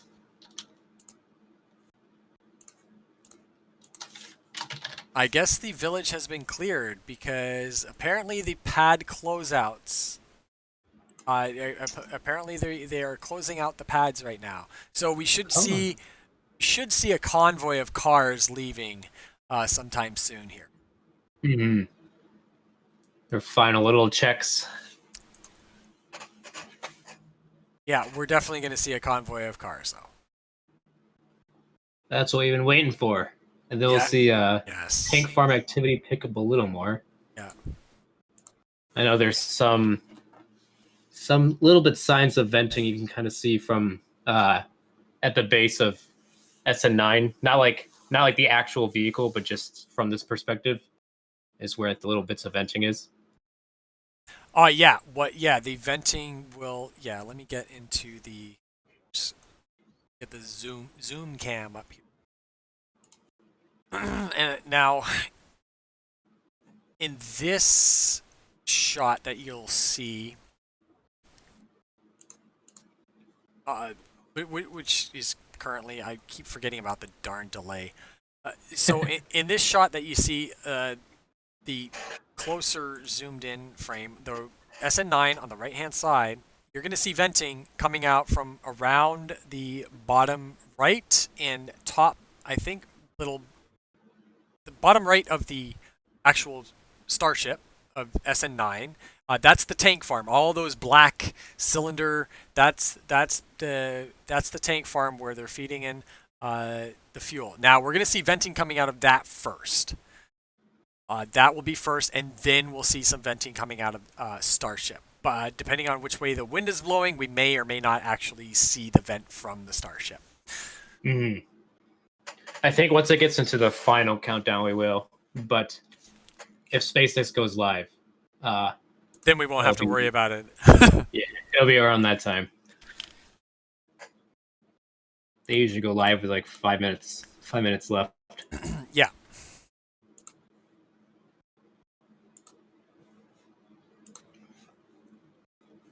No, I saw like one of those satire space pages make a post that they were Oh, going to launch both of these at the same time oh, and then jeez.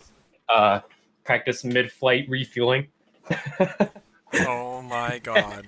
And it popped up in my YouTube recommended of like a not English speaking uh news site talking about this. I was like, what? It's like, there's no way. I swear, these some people, anything for a click, anything for a like Uh, honestly, it's like there's no way they believe this. can't. Yeah, I 10 mean, kilometers up, I mean, docking. seriously, yeah, right. Now I can see that happening at about 260,000 kilometers. Yes. Okay, that makes more sense. But it's funny to the amount of people that really would believe that is astronomical. Oh yeah. That's like my parents like asking me about something that's happening because they saw a headline on Facebook. Oh, of course. It's like, no, it's not. That's not happening. It's Oh, not real. yeah, the amount of, right? Yeah, it's true. I mean, there's so much. I was talking. There's so many gullible people on the that search the internet for these things these days. And you know what? Granted, if you don't know, you don't know, and you're gonna believe it. But I mean, if anybody has a head on their shoulders, would research it a little bit. Right. You know, I was with who did I run into yesterday? Ken Kramer. I ran into Ken Kramer over at the local Publix here, and yeah, he was mentioning about how the whole. I'm not going to get into it because I don't. But I'm just going to mention it. But I'm not going to get into it. The whole Publix vaccination thing for COVID-19 deal or whatever. Because his former company headed or fronted the COVID vaccine, which was Pfizer, right? That he used to work with. So he's really excited about it being available and being brought. And he's been trying to get vaccinated himself and stuff like that. But it's funny that he was mentioning this because I'm listening to him, and I'm like, oh man, if there's anybody that I'm gonna like listen to and believe who's telling me something, it's gonna be Ken Kramer on the COVID-19 vaccination stuff like that. And I, just standing there talking to him, I was just like, I'm standing next to a legend. Oh yeah. I'm standing next to this excellent guy that does biochemist that's been working in the field for his entire life. So and I trust him, right? And Oh yeah. the trust is there, and seeing all these things, like all these people, like, oh, I'm gonna be waiting for the vaccine. You know what he told me? He's like, don't wait for it. Go get it. He's like, if you can get it, go get it, because it's fine. It's good to go. I worked for these companies. So coming from him, it was really like, it was nice. It was nice to hear that. Yeah. And he's doing that and then also covering like space stuff. Yeah. still. Yeah. Yeah. He's been doing this like his whole life almost. Yeah. He's been doing it for a very long time. He's like him and Jeff Seibert are always the two people I like seeing down there whenever I come down.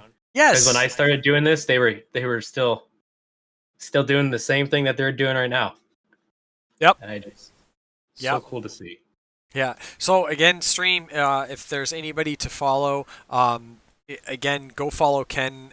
Ken underscore Kramer. Here, I'll link it in the chat. Hold on. Check. This is the man to follow up with on a lot of things. He's PhD scientist. Journalist. He does Space Up Close. He's a TV media guest on what is it? Channel 9? I think. News 6. Sorry, News 6 Orlando. Yes. Here it is. Let me get this in chat. There it is. There we go. It also looks like Chris G just tweeted that there are now 2 Falcon 9s, like a little over 4 hours apart from each other on Thursday. Yes! Oh, so it is. 1:19 a.m. and 5:36 a.m. So it got pushed back. Okay, so they both got pushed back to the 4th. Sweet. So we will see 2 launches 6 hours apart from each other on Thursday. Finally.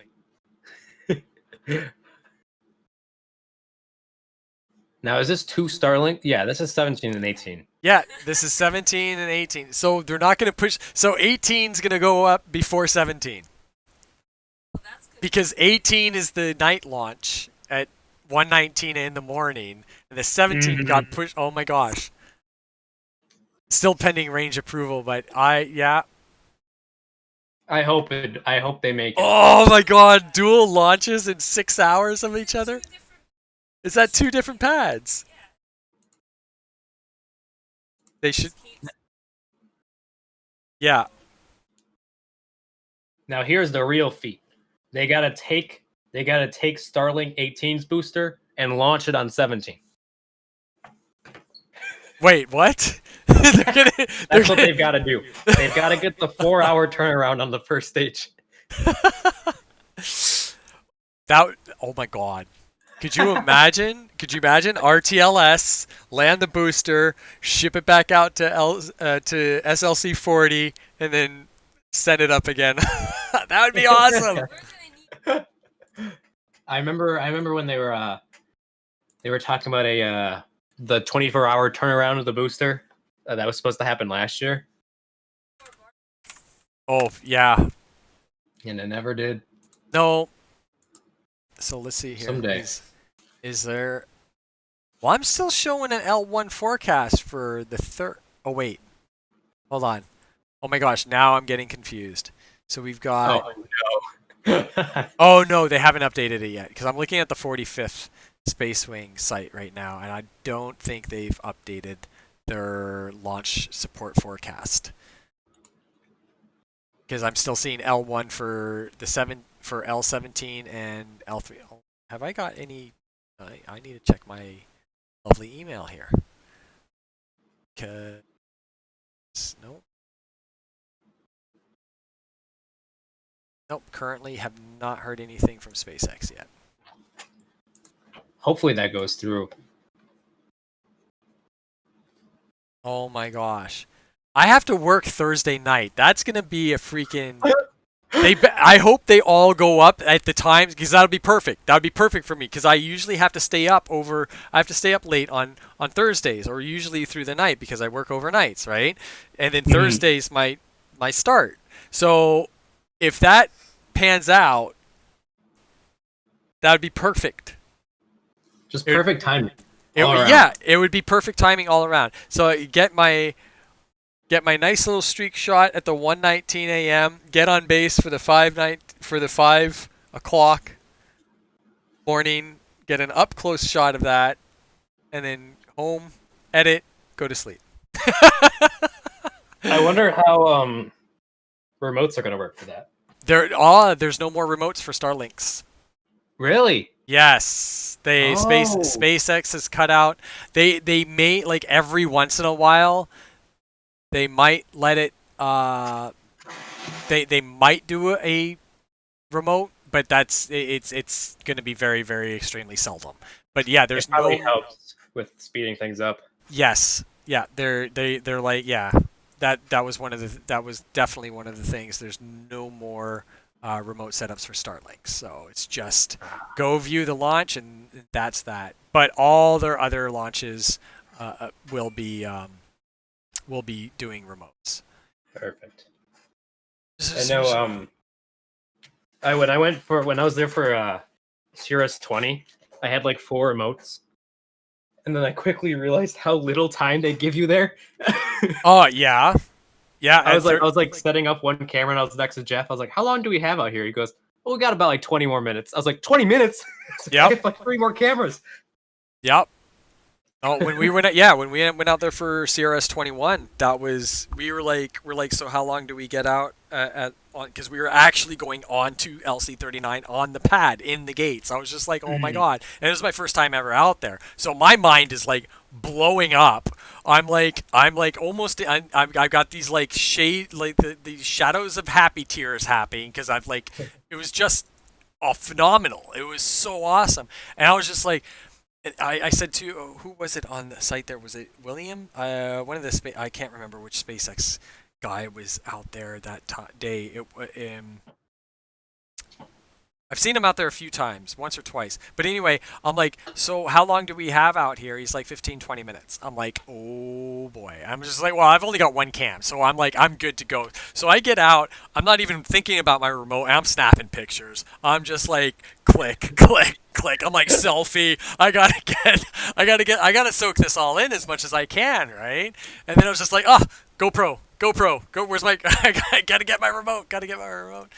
Meanwhile, Crystal's out there. She's right away setting up her cam. She's like, boom. I'm just like, I'm because the hill that you set up on out there, I had no idea. It's the original shuttle cam press hill.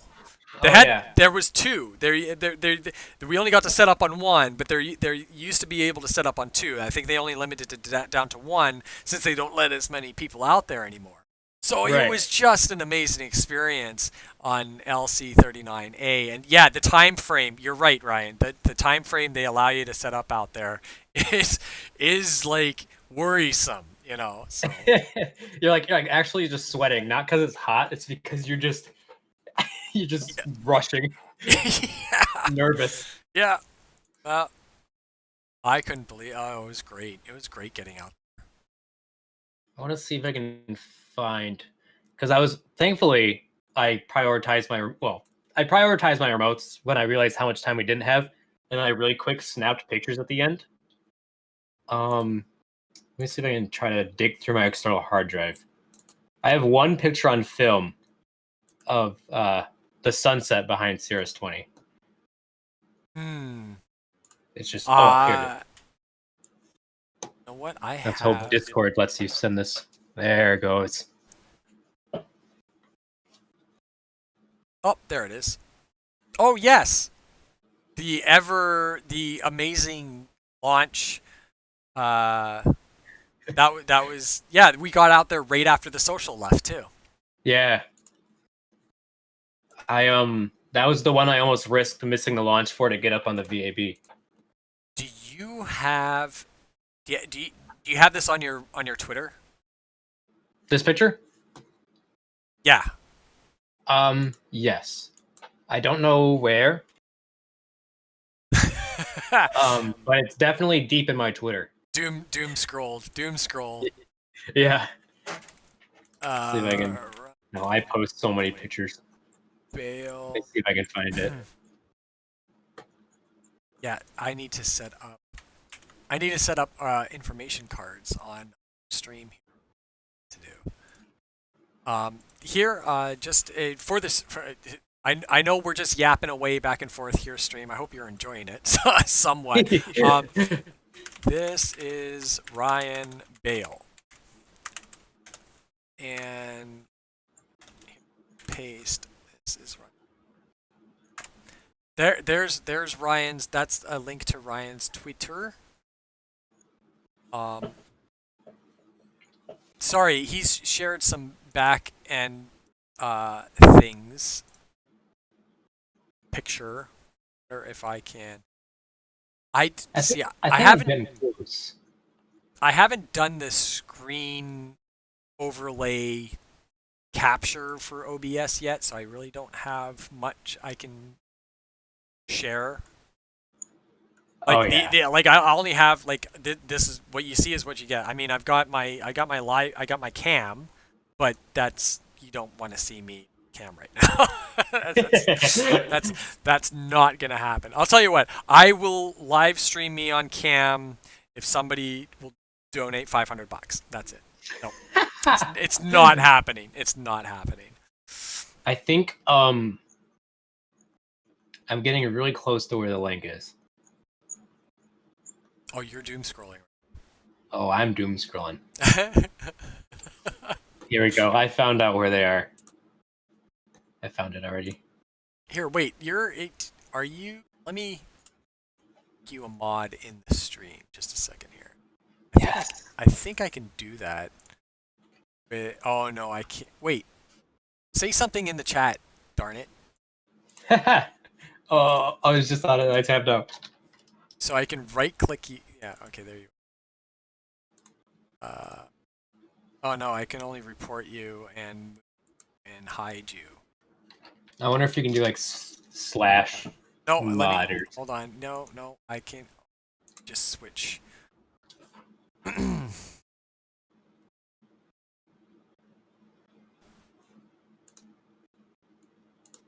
Haha. Done. There we go. That's why, because I'm underneath my account, my personal account on YouTube, but I had to. Should be odd now, so you should be able to share links and fun things and stuffs. Here's my actually on this tweet it has all my it has all the pictures and their color corrected, I believe. Let me hey, he's not like tabbed out of it. There we go. There it is. So yeah, there you go.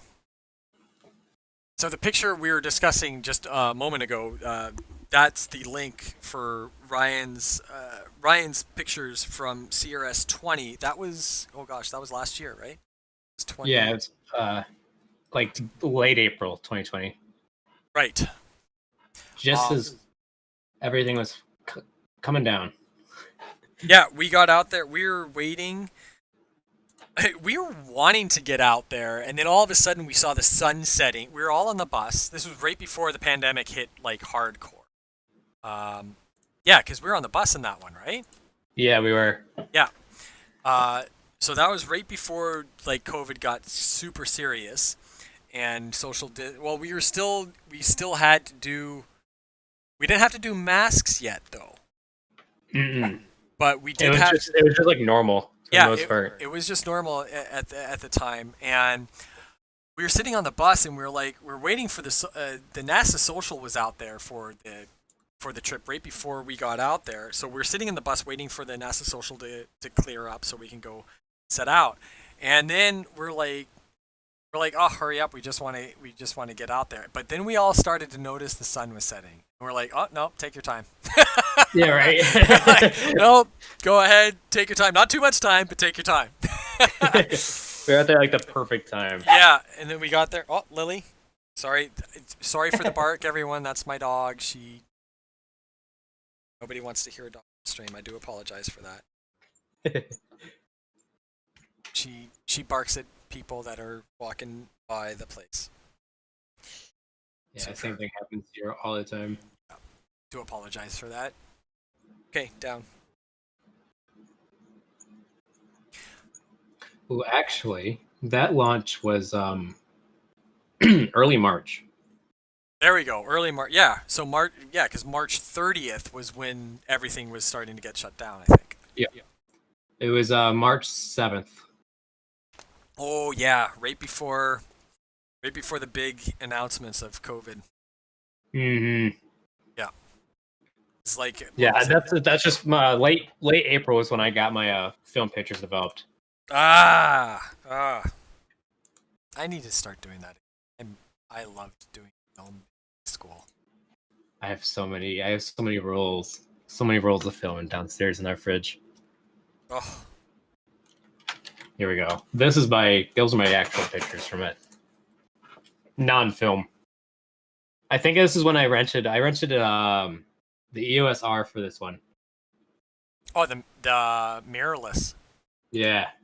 Nice. Because I wanted to be able to like see what the picture is going to look like as I was shooting it, because I wanted to get the big boost back jellyfish kind of deal. Yes. Yep. And I did get it. Thanks for that camera.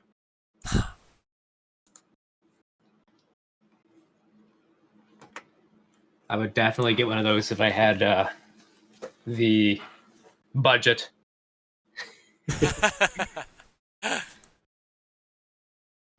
Yeah, I've been looking at the mirrorless cameras more and more so because I think the DSLR is slow being pushed out.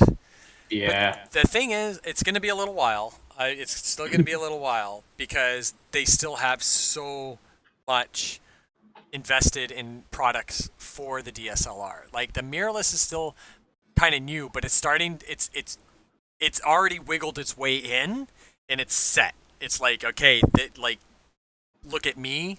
This is where we're going. So, definitely. yeah, yeah. But I know that there's way so much there's so much product still out there for just for the DSLRs that it's not going to go anyway. It's not going away anytime soon, but it's getting there. Yeah, I think definitely once the technology continues to advance, Yes. I think it'll be the camera of choice for most people getting into it. Yeah. They won't even consider a DSLR. A mirror flipping? Why? Yeah. Why? Yeah.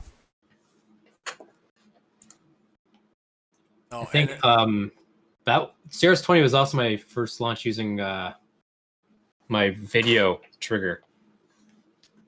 oh, with yes, your 3D printed trigger, right? Yeah. I remember seeing your posts on the dude that like you have to you have to fill me in on that actually. Like that's really cool. It's like it the way okay. So I can't use it anymore. It's still completely intact, but it's been so long, I have no idea how to program it anymore. Oh, I had really? to use like two separate programs to like set the time on it and then set the 2 times in case it's scrubbed. I had 2 times set in if we couldn't reset. And I don't remember how to use it. But it's like an Arduino Nano with like a real-time clock all saw like wired together, and then just like a servo that was just hot glued to the top of this 3D printed frame that just pushes the record button. That just pushes the record button. Yeah, I know. I saw. I thought that was the coolest thing, and then like I was just like, that is awesome. And because I mean, I just for my GoPro, what I did was I just got a 128 gigabyte card and put it in there and set it up and hit play, hit record. That's the only way that I can do it. And if it scrubs, then that I don't get anything. But Nope.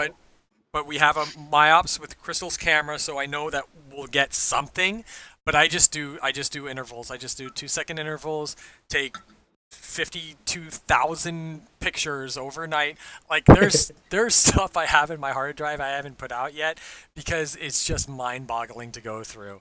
Yeah, it really is. I've got a day and a half of sunset to sunrise to sunset, and the vertical of I think it was Turksat because that one got delayed. And yeah, so it's like okay, I'm hoping for this launch to go up because if it goes up on time, I know I got something. If it doesn't, I don't got anything, but that's okay. I have when I set up a time lapse camera for Parker Solar Probe, Hmm. and it was just taking pictures every like I don't know how many seconds I had it, but I had it like perfectly timed up to where one of the pictures would capture the launch. Okay. But then it got scrubbed, Oh. so it didn't catch launch. But I still have like sunset, fueling, detanking, sunrise, and then the day of showers, and then sunset, and then fueling, and then it's just gone. And then gone. Yeah. That's one thing. Well, now that the new GoPro, the 9 has a internal clock now. So you an internal timer, so you can actually set it to a date and time to start recording. I might have to get one of those. Yes, that's really cool. But I mean, that would save so much time. Yeah, well, yeah, but if you want to save $150, just get yourself a MyOps. That's can a MyOps trigger a video though? Can a video camera? Yeah. Well, I think I think in MyOps you can set it so that you can start video recording. Oh. Because it's just how because you can set it for sound trigger. So you set it to the sound trigger, and then you put your camera settings to video, and then it just clicks it. Because I know it's whatever it reads whatever your camera is set for is where it triggers. So if the sound is set for continuous shooting, then you're just gonna start taking, and your camera's set for continuous shooting and snapshots, then it'll set that. I'd have to look into that though. I'm not 100% sure, but I think that's how it works. I think like that's how you can get it. So you can just set the sound or even move. Well, the movement you can't use because that's the laser that you need the extra thing for. That doesn't really work for the rocket. And you don't want to use it for the lightning setting because the lightning. I don't think the flash is big enough for it to be like. Sorry, I had to yell at my dog for a moment. I know everybody loves to hear that. But life is life, and my dog she's my best friend.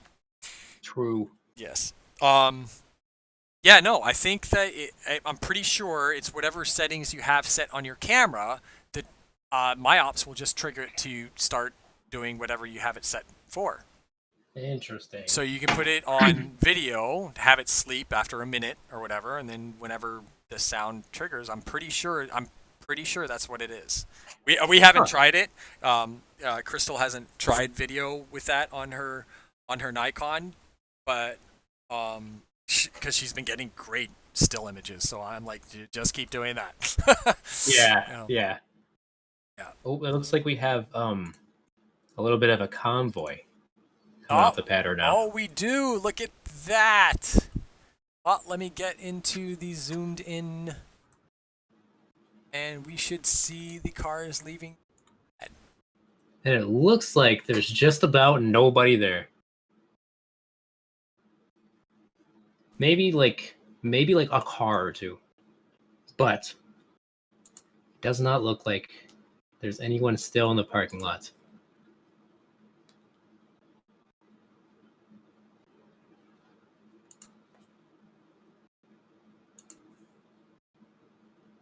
Had cars going off. Moment ago, I need to fix.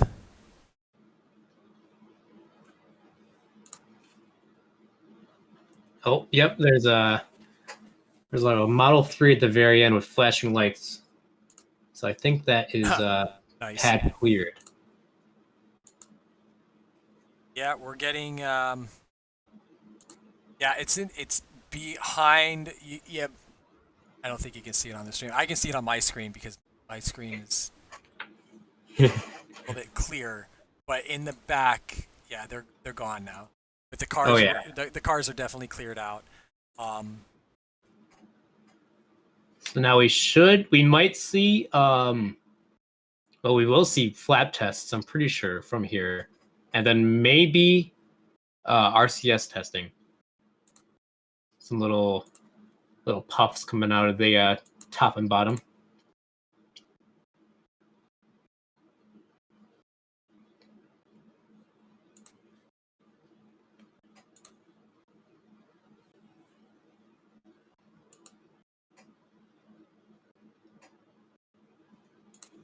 Okay.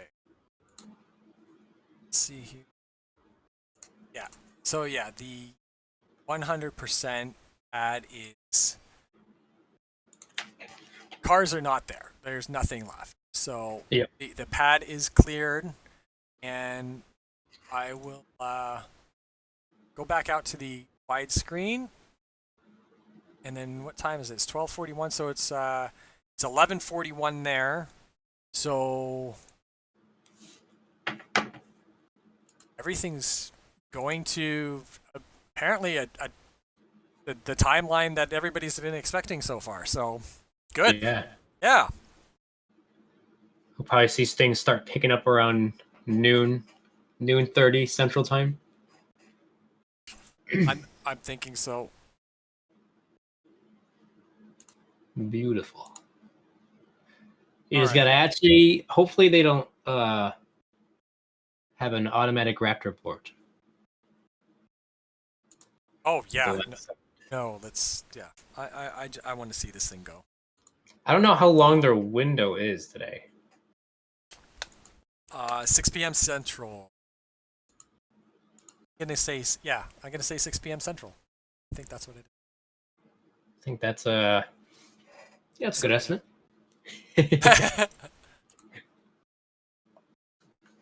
All right, I guess with that, I'm going to feed my dog and use the bathroom. Okay. Well then let's take another audio break for everyone. I will keep it on the zoomed in cam, unless everybody wants to see Starhopper. What do you want? Is Starhopper or zoomed in cam? Let's go with a quick vote. About 1 hour process after they start fuel. No, It's like a little less. it's a little less than that. Yeah, it's a little bit less than that. But we're going to take a quick 20-minute break. The pad is cleared, so we still have some time. There's no venting currently going on the tank farm yet, because that's the first thing that we'll see. But coming up, we should see some flippity flaps here and there. I'll leave it on the zoomed in screen for right now, and we'll take a quick 20-minute audio break, and we'll be back soon. Enjoy the stream and stay tuned. Like, comment, and share, and subscribe. We'll see you in a few.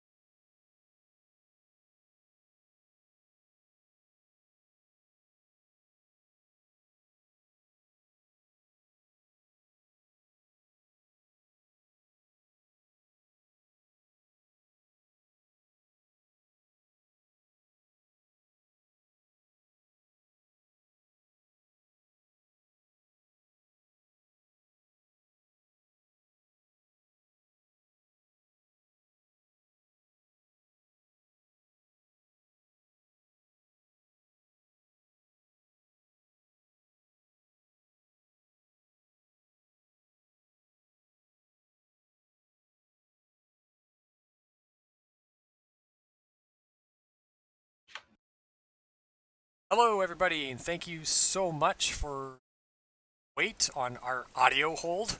We just needed to take care of life things like eat and drink and take our dogs out for a quick squat. You know what I mean? Everybody gets that.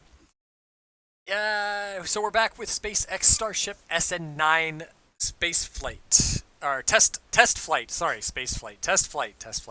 And with me is Ryan Bale, a photographer and soon to be meteorologist up in the Michigan area. And we're here to see a hop just like everybody else is. SpaceX Starship is supposed to, SN9 is supposed to be taking a 10-kilometer leap into the air, landing ever so graciously onto the landing zone area. So we're back. Hi, everybody. Hopefully, it lands it. Sticks to landing. I'm like, I got my fingers crossed, but I've got so much positivity brewing out of me right now that it's gonna stick the landing, and we're gonna be like SN10. We're sending you to orbit on the next launch. We're that confident. Well, not with the amount of not wishful thinking. I guess not with the amount of heat shields that SN10 actually has on it, which is like maybe about 30 or 40 more than what SN9 has. Like they look like moles, like Starship's wearing a mole. I'm sure I could go on like a quick suborbit flight. It won't have that much heating. Yeah, like hitting the Kármán line. Yeah. I could totally join New Shepard.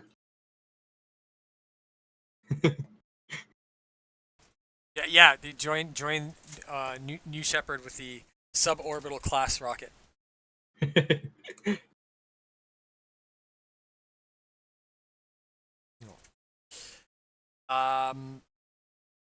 Well, thank you everybody so much for the likes on the stream, and that's very much appreciative. Just to give you a rundown, are currently hosting S Padre's 24-hour cams. His links are in the description.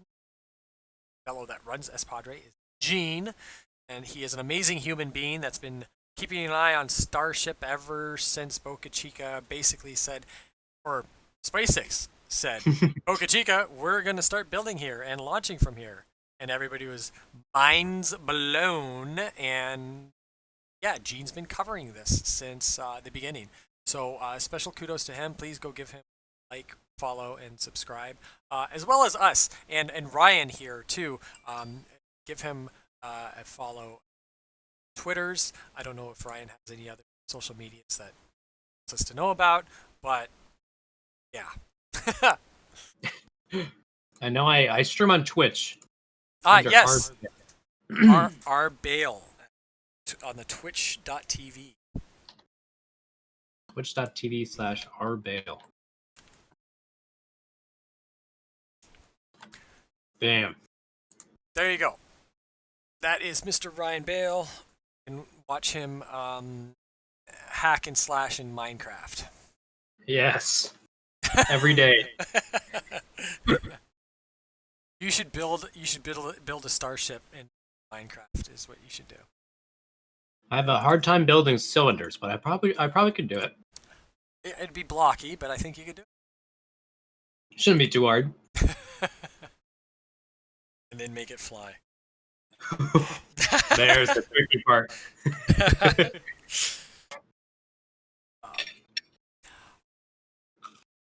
So currently we are sitting on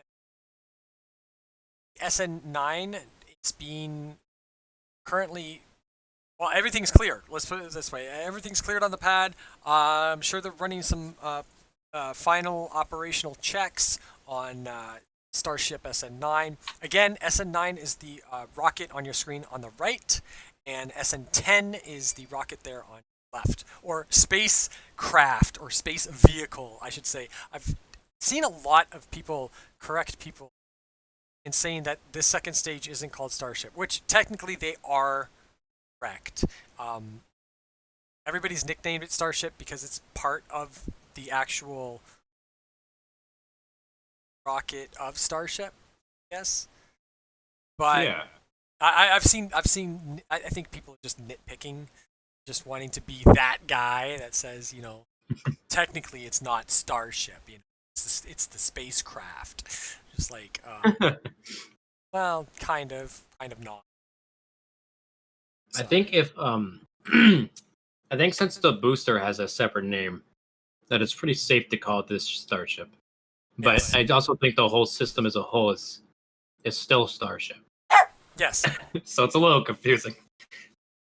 right. Yeah, it definitely does get confusing there. It's like the Starlinks, Like Yeah. we're technically on the 18th mission, but it's Starlink version 1 L17. But it's the 18th Starlink mission. A lot of people get that confused. I kind of just go with the masses for the general public and just say L17 or L19, L19 or whatever, because they get that. But when I usually make a post of stating the Starlink mission, I will use the correct one, saying that the 18th Starlink mission or the 19th Starlink mission, which are the two coming up. Apparently, they're going up within 6 hours of each other. I haven't seen any changes on this yet, which is weird, but I've seen a lot of positivity saying like that we're getting this, which is, of course, making me think, I don't know if I actually see that. It would be amazing, though. It would be pretty cool. Yeah. That'll be a headline for sure. Yeah, so yeah, SpaceX looking to launch Falcon 9 Starlink missions, both on February 4th. One at 1:19 a.m. in the morning, and the next one at 5:36 a.m. in the morning. So that's what 4 hours and 27 minutes. Yes. Yes, 4 hours and 27 minutes apart from each other. 17 minutes apart. Each other. Sorry. 17. Yes. We're close. Math. So this will be a first ever. I don't think they've ever had any type of launch is so close to each other. Mm-hmm. No. I mean, days, maybe. Weeks. Months. But not hours. I think the closest... Go ahead. Yeah, I feel like that is the closest two launches have been together. Or will be. Yeah. Yeah, the two closest I think are only like just over 24 hours. Because we had the we didn't have that. The one that was going to be the close one was the SAOCOM and NROL 44, but NROL 44 scrubbed. Mm-hmm. That was the closest potential that they were 17 hours apart from each other. And the 45th Space Wing, which is the range in Cape Canaveral, and they also NASA Kennedy also utilizes them. They can do the turnarounds. Like they're the ones that say, yes, we can put this rocket on this pad and this rocket on this pad, and you can launch this one then, and then you can launch this one then. They're the ones that basically say they're the last line of defense. They're the goalie. They're the keepers. Yeah. They're the keepers of the Space Coast, basically, of like what launches can go up and down. Sorry for that. And yeah, so the last we heard was that the quickest reset on a range was 14 hours. So I don't know if that was just Cape side,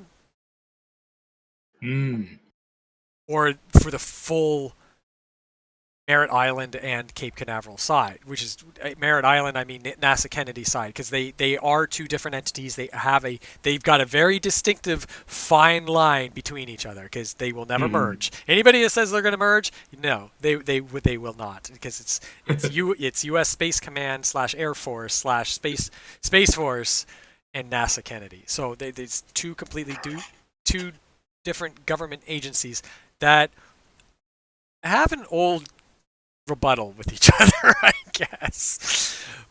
But I'm not going to get into that right now. Anyway, so this is kind of amazing to actually see this. I wonder if like if the event came where NASA wasn't launching rockets anymore, and it was like purely commercial and like ULA and stuff. I wonder if they would merge it to make it easier. But that would mean like NASA's done. Well, I don't know if that would ever happen completely. Well, okay, so ULA's got their Atlas is the only human rated, Mm-hmm. right? I don't think Vulcan is. I don't think Vulcan will be, or is it? I'm not sure. I haven't looked into that. I don't think so. I don't think Vulcan. Yeah, because it's considered the capabilities of a Delta IV heavy and more. So Yeah. And the Delta IV heavy wasn't flight capable only because of the propellant that they use, which is the liquid hydrogen. Yeah. Yes. I think it's liquid. Yeah, Yeah. because they have to do that. They have to do that flame to burn off the excess gas around the rocket before the engines ignite. You see there's a fireball outside your seat. Yeah, yeah, like whoa! Somebody freaks out, starts hitting the abort button, and they're still on the pad. Yeah, The rocket is just on fire at the base. Oh, and to the person that clicked on the thumbs down on the stream, thank you very much. We do love you trolls as well. We love the trolls out there because I know this is horrible content. This is the worst content ever, you know. Anyway, I wonder if it's my special fan. That's a joke. Anyway, so that would be interesting in having Vulcan as human rated. Don't know about that. We'll have to see. Well, because then Vulcan runs on methane. And I don't know if they're going to be doing any recondenser like Starship is doing. They'll probably have a flare stack too. Probably. I wouldn't throw it past them. It's used and true. Yeah.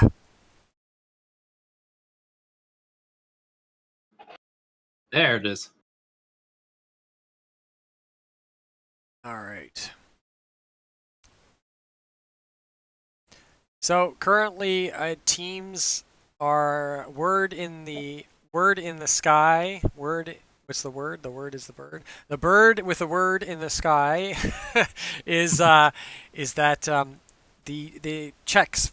There's final checks that are still ongoing ahead of the test flight. So we're all sitting here patiently waiting.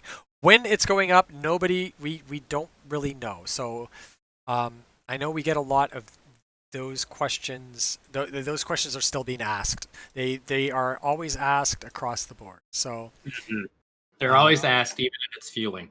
Yeah. Yeah. When's it going though? When's it going? Yeah. It's just like, oh yeah, that's great. You don't know when it's going, but when's it gonna launch? Oh. I don't know. You're not there?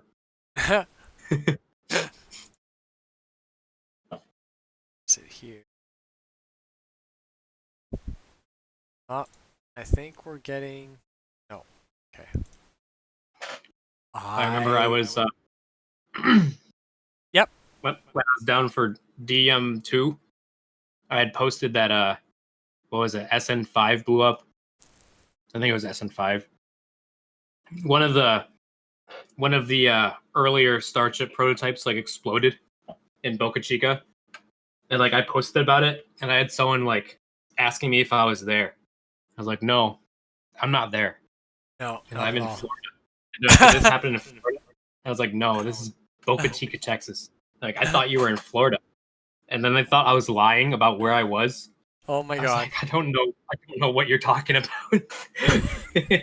Oh my gosh. I was like, I don't know, man. I don't know. Where do you want me to be? Where do you Yeah, want me? right. That's where I am. Where do you want me to be? Right. That's where I am. Well, and then you can argue with yourself why I'm there. Okay. Yeah. Now tell me the argument. I want to hear the argument of why I'm in Boca Chica right now and not in Florida. Anyway.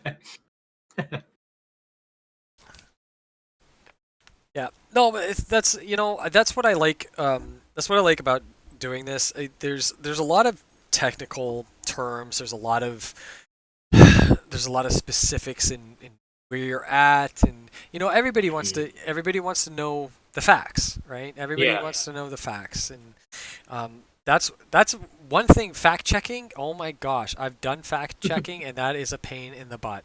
Let me tell you. Yeah. Fact checking is the worst because you have to look at so many different sources. One is like you're looking at the source that you usually get from. Another one is like, okay, well, where does these other people get these sources from, or not who their sources are, but like, okay, what are they saying? So there's a whole bunch of confirmations before like actually putting anything up. Like I dread putting the wrong Falcon 9 Block 5 serial number on my graphic because I'm like, oh my gosh, if I miss a number, I'm gonna get chewed out for this. You're gonna get torn to shreds. You get torn to shreds with just like a simple, like it could be a typo, it could or something, but people will split that apart like there's no tomorrow. Like I could go down the street, take a picture of the VAB or take a picture of 39A or 40 because they got Falcon, they got 9s on them right now. I think 40s went vertical. I'm not, don't quote me on that. I don't know. I think. That's why I said I think. If anything, it should be vertical by now. Ken was saying that he noticed that the lights were flipped on, but he didn't see a rocket at the time from last night. So it might have went up overnight. Anyway, but like if I went down there right now and took a picture off of out at across the river, and then posted it and said, this was taken today from this part. There's going to be somebody, like, depending on which social media. Most of the social media channels I'm on are pretty decent. The people, my followers, are pretty good. But like, there's always that somebody who's just like, oh, what time was that? Or where did you take that from? Or there's always these questions. Even if you put it in the post, it's always it's frustrating sometimes. Oh yeah. Or it's like you've already answered someone, and then someone else asks again, like right underneath it. Yes. Yeah. You answer. Yeah. Exactly. In your comments, somebody says, yeah. That's well. Yeah, it's annoying, but because I don't necessarily read the comments all the time. Depends on the story and the question being asked, though. Right. Sometimes I just like quick glance and then I'll answer, and then I'll be like, oh, they already answered this. Okay, never mind. So anyway, right now it's looking. Well, we're getting closer to potential. The full evacuation was we believe has already happened. I haven't seen any posts from Mary or Boca Chica girl. She's usually the one that does the awesome photos and lets us know the alerts that she gets for taking for getting the notifications for evacuation because she lives in Boca Chica, hence Boca Chica girl. But I haven't seen any updates on that. The timeline for them to be evacuated is in 20 minutes.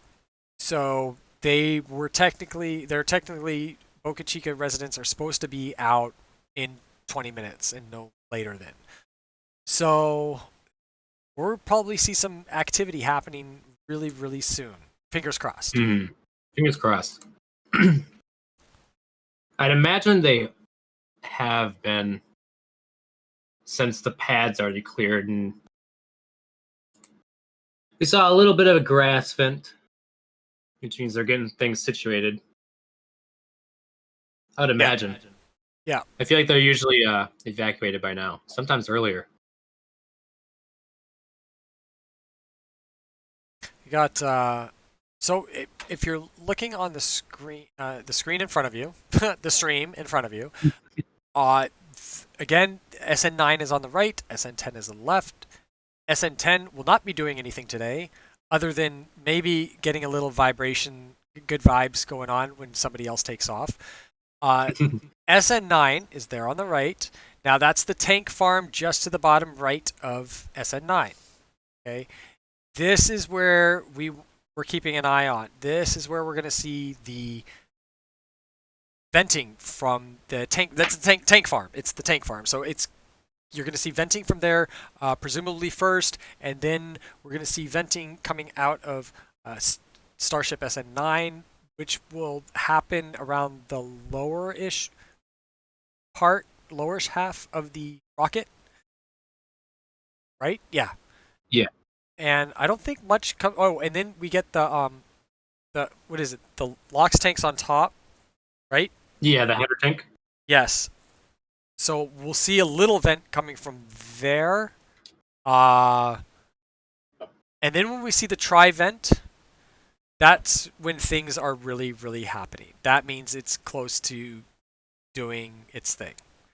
That's my understanding of the timeline that I've observed so far from all the information that's been gathered. So, yeah. That is when SpaceX will probably go live as well. I'm gonna assume so too. They'll probably get their they'll probably get their stream up and going. They say about 5 minutes prior. They didn't even state it this time. Last time for SN8 they did. They said we'll be going live minutes or 5 minutes prior to launch, and even in the 5 minutes it was like an approximate symbol, the tilde symbol in front of it, and then yeah, they didn't go live until basically it was lifting off. So it's gonna be close. We'll be hosting that here, so don't go anywhere. So it sounds like when the condenser starts up, it's about 36, 34 minutes until liftoff, pending any holds they do throughout the fueling process. And that's from the tank farm, right? Yeah. The recondenser is from the tank farm, which is one of those. Yeah. I think it's one of those white. I think it's one of those white tanks. I believe so. It's like somewhere like within that cluster of tanks. Yeah, it's in there. We'll see it. We'll definitely know when it kicks off. It'll be like the first major venting. Yeah, it's gonna be you're gonna see a big white plume. Lily.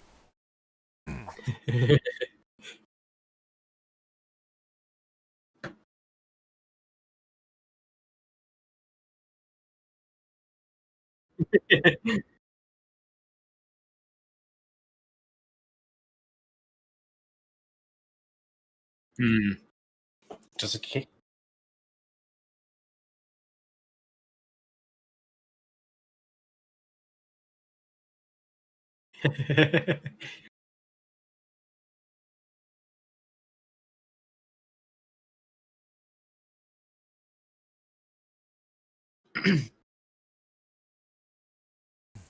Okay, I'm quickly back. Sorry, I'm just kind of cut off there for. And it sounds like from Trivent, it's about 12 minutes. Yes. 2 minus 12. Yeah, it's right around there. Sometimes it's happened just before the 12 minutes. Sometimes I've seen, for at least static fire, which is kind of the same process. Yeah. That's roughly the estimate with the Trivent is about 12 minutes. That's what I've come down to with too. It's actually a really cool thing to watch. Oh yeah, they really got this process nailed down. Yeah, I remember sitting in my room for like hours on end, watching them try to fuel Starhopper. Yeah, just waiting for so long. No one knew what was happening. No, because There Star was just Hopper was tank here yeah. and refueling. Well, shoot, I remember like what was it? Even still just watching the 20-minute vent on the Falcon 9 is still like, yes, the 20 minutes to go. Oh yeah, yeah. Like everybody knows that. So, I mean, this is like a whole new system, a whole new process. So new things happen. We like new shiny things. Oh yeah. We like watching things happen. Yes, yes, we do. Otherwise, we're just waiting for this tank farm to start up. Which it looks like that one little small vent that was happening before has stopped. So I'm hoping that's like a good. They're doing something. Right. Yeah. Gotta be safe. Yeah, everything is good out there. I don't think there's any correlation between the countdown and the grass vent. I think that's kind of just random. Okay.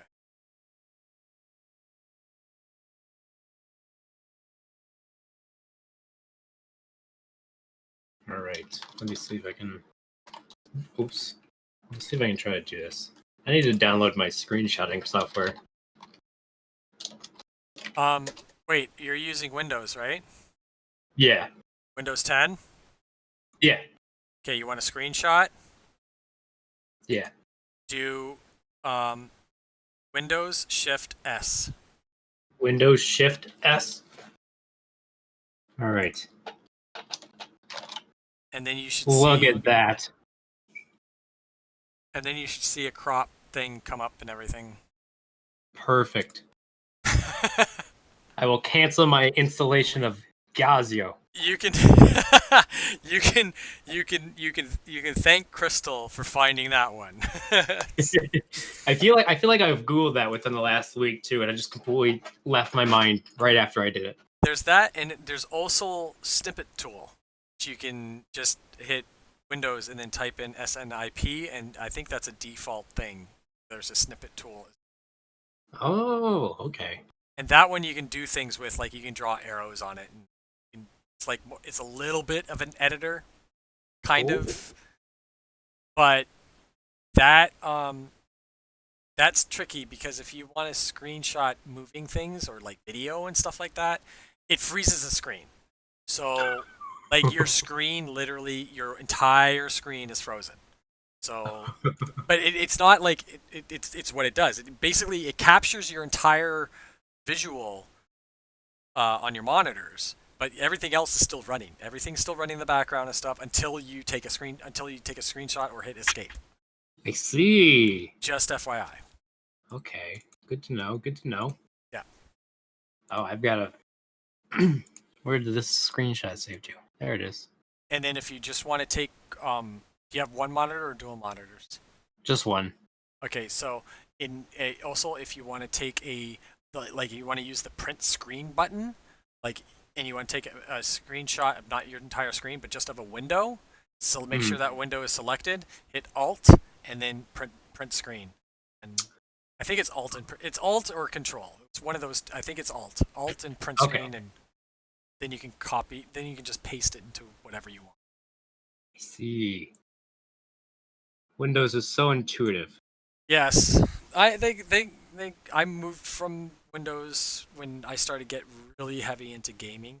Sorry, I stream. We're kind of going off on a tangent. Nothing's happening right now, so listen to our conversations. These are our real life conversations, by the way. I sent you that. So yeah, yeah. There's a lot of different whatchamacallits.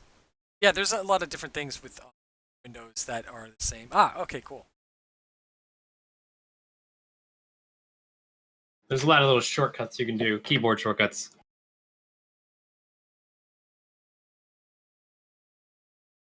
Yeah, see, I was so used to. Oh, bless you. I was so used to the command Apple button, Yeah. the command and control. I was so used to that because I was on Apple since like literally 1984.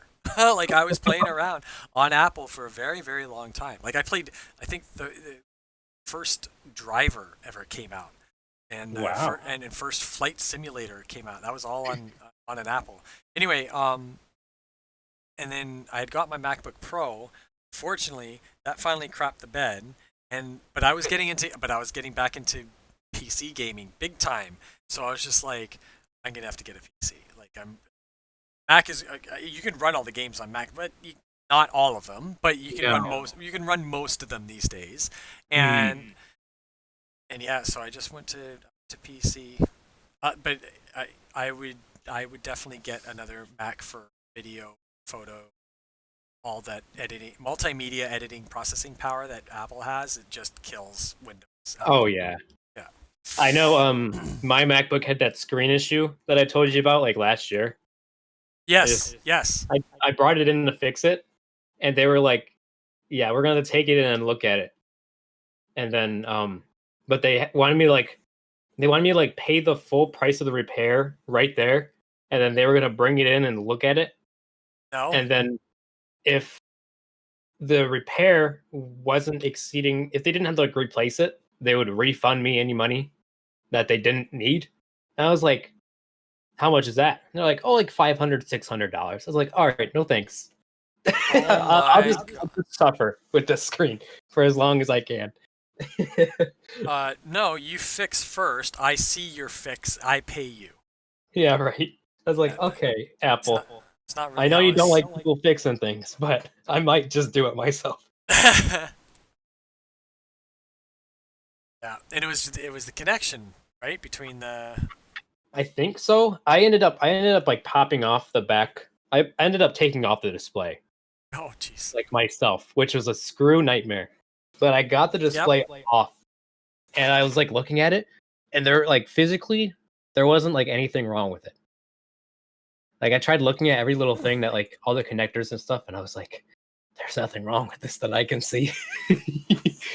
Wow. And I don't know what was wrong with it, but it definitely made do for a while. If I just didn't move it of how I had it set up, it would have like this like weird like faded banding on it, but like it wasn't noticeable.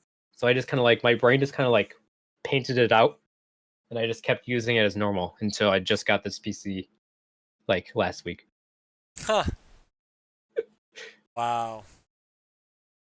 But I don't have to use that screen anymore. No, you don't.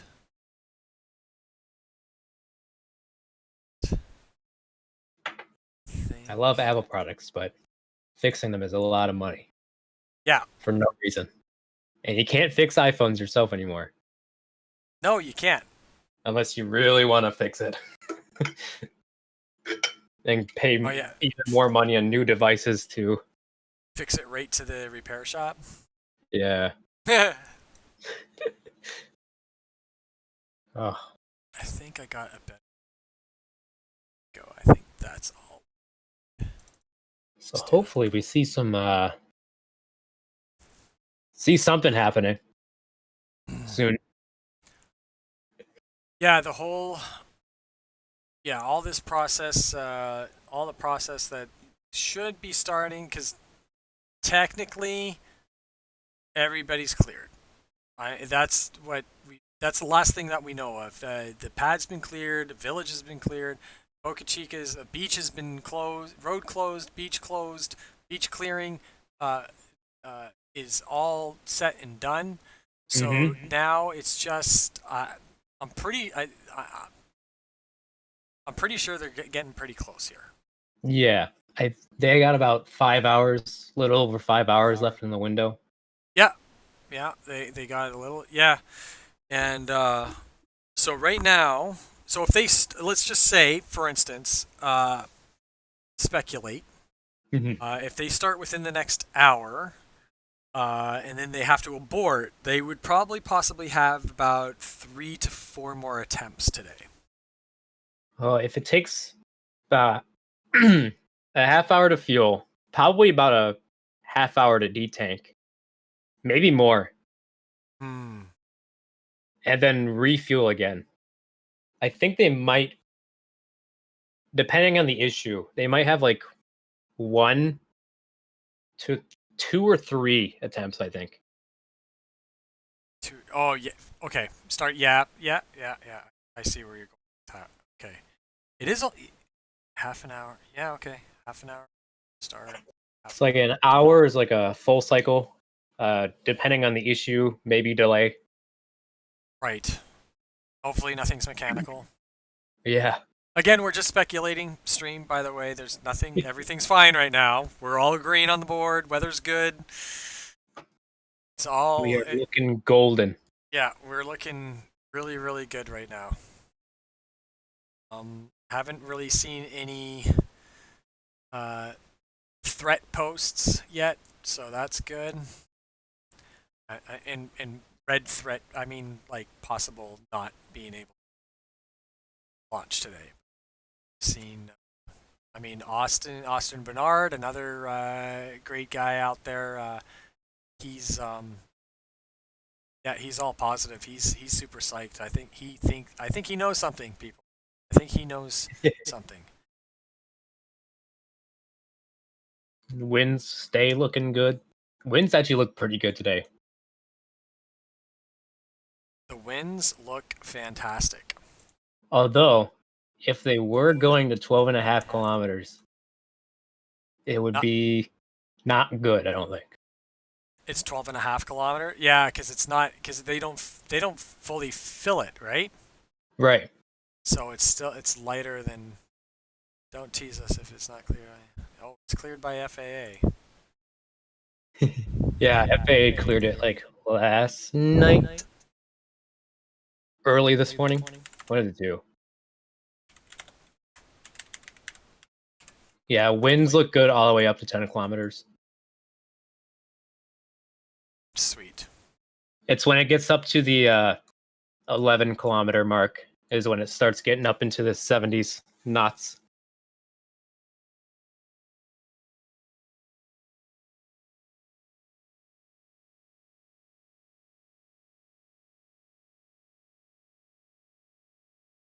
Everything's looking good. Yeah, this is. Yeah, I'm getting that fuzzy warm feeling right. That oh my gosh, this is gonna happen. This is it's happening. It looks like as well. There's gonna be no clouds, nothing. Nice. Loving it. Ba-da-ba-ba-ba. Beautiful. Let's look at the visibility. Oh yeah, I don't know what any of this means. Square meters? I don't know what that means. You're gonna be a meteorologist and you don't know what visibility means? It says 5.1 SM. I don't know what SM is. 5.1 SM? Yes. Ceiling? No, that's not. C is ceiling. Yeah, C is ceiling, not S. S. Lost. Well, I don't know either because I'm not taking meteorology right now. So We're gonna find out. I learn more through books anyway. It must mean square miles. Statute miles? square miles? SM? Well, yeah, that would make sense, but I think it's SQM, isn't it? SQ? Yeah, that probably would make more sense. SQ squared? Yeah. Well, it looks good.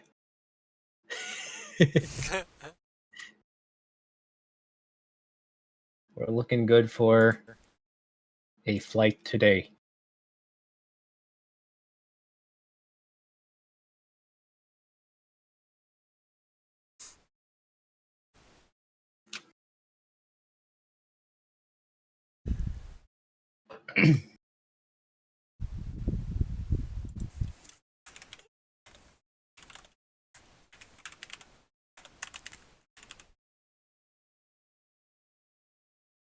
Gosh. I don't have you on FB. Me? Yeah. Oh yeah, I rarely. Don't worry about it. It's okay. I'm just posting to SpaceX group right now. Oh yes. I don't really use Facebook all too often. Live now with special guest host. I think I'm in that SpaceX group though. I'm in 2. There's like only 2 Oh. that I'm in. They're I'm in one, the big one. one's run by Austin, and then the other one's run by I think Bill Carton. Yeah, that's the one I'm in. Yeah, I just tried to post the live stream from there, but I don't know if they approve those. I think they might. I'm sure if, Oh, when yeah. we get closer. Yeah, one of them Oh, was. I don't know Beautiful. I don't know which group, but because they always confuse me. I just go by the icon. I'm like, okay, I didn't post to that icon yet. I'm gonna post to this icon. At least those are different. Right. Yeah. Wow, we are coming up on 5 hours of stream. Lovely. Ooh! Oh. Pushing the YouTube streaming. And I hear they only allow up to 12 hours of stream before they delete the video. Really? Yes, which is weird because how do people do 24/7 streams then? I don't know. Do they just have to like reinitialize it? Maybe. I'm not sure actually. I'll have to test this theory out and do a live stream of my front door or something like that. see all the Amazon boxes being dropped off. Oh. Well, so hello. Okay, just gonna do a refresher here. Hello everybody, and thank you very much for joining the stream. If you're just joining in, my name is John Van Horn. I'm with Space Launch. We are currently live streaming and watching the SpaceX Starship SN9 potential flight test of up to 10 kilometers. And with me is a special, very thank you guest here with Ryan Bale, photographer and soon to be meteorologist. Got my fingers crossed for that because we're pulling for you, buddy. And he's live. Say hello, Ryan. Hello. There he is. Right now, what is as of current is we know the pad is cleared. We know the Boca Chica is cleared. We know the beach is cleared. We haven't seen any tank farm activity. We're thinking it's going to be happening soon. We've only seen a couple of flaps. That was way earlier on. When they released the flaps and then they moved them around. They did their little wave, and then they stopped, and now they're straight side by side on 90 degrees from the rocket. Again, if you're just joining us, SN9 is the rocket or starship you see on the right hand side. The SN10 is the one on the left, and you're currently looking at the screen. The landing zone is to the left of the screen. The bottom left corner is the potential landing area from where SN9 is going to lift off. And again, are hosting S Padres 24-hour, 7 days a week live cam from good old Gene. A special and very much thank you for letting us host your stream onto our channel to give it some narrative. Because it doesn't have narrative, because we know you're busy, Gene, and we love you over there. But his links and video sources are in the details below, along with our links for our pages and his website, of course. So please definitely like, share, comment, and subscribe to the channel. We are Go Space Launch here on Space Coast, covering as much news and media of space exploration, science, and tech as best as possible. And yeah, so right now we're looking for some activity to be happening soon. We're hoping within the next hour-ish. We don't know though. They're open till 6 o'clock Central Time Zone is the launch window. So that would be 7 Eastern Standard Time Zone or midnight TC. So we still have probably a long way to go. Oh, stream started 6 hours ago. Now we just hit 6 hours. Okay, so wow, I guess that 5 hours went by. That 1 hour for 5 hours went by really quick there. Yeah. So again, welcome to our stream. Thank you all, everybody that's joined in. We do appreciate you showing up. So yes, and going forward, if you also look on the screen, you see two little bumps in the middle there. That's Starhopper on the left, the OG of Starship spaceflight or test flight, or I don't know what you get. Hopping, Starhopper hopping. That's what it is. And then is that the SN2 tank next to it? SN 7.2. SN 7.2. Yes. And they're currently running pressurization tests on that. I think they did do a pressure test like last week, I believe. Okay. They did a pressure test and fueled it with liquid nitrogen. Shut the valves, let it get up to pressure, and then it never burst. So hopefully that's a good sign on their end. Yeah, we don't like bursts. As much as we like seeing them in this particular sense, we don't like seeing them. Unless they're testing it to failure. Yes. Don't know if they were. No, if they wanted to test for failure, they would test to failure. I think. But yeah. So that's those two articles there in the middle of the screen. And thank you for that explanation on 7.2 because I heard about it. I saw it for like 5 minutes. It's my work schedule that's really been screwing me up on keeping up with everything lately.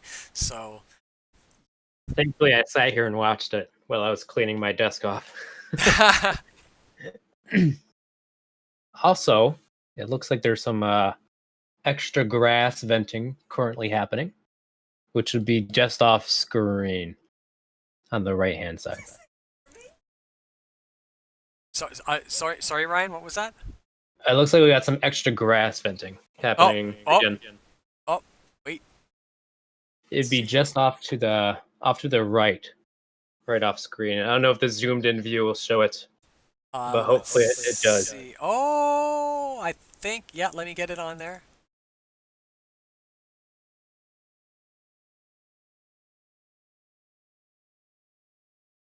All right.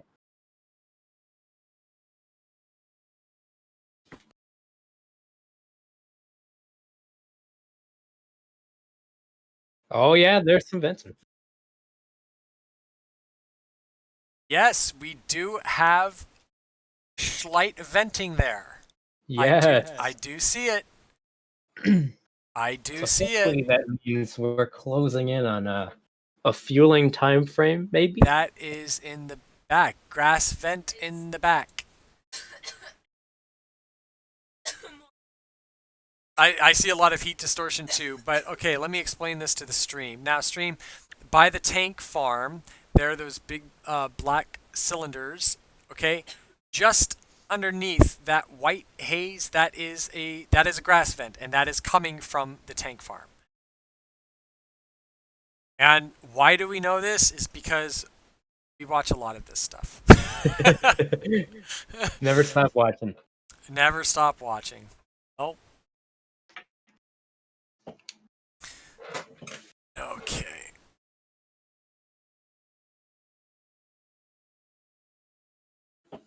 Uh-oh. Oh, no, everything's good. Everything is. I'm just checking some channels here, ladies and gentlemen. Bear with me.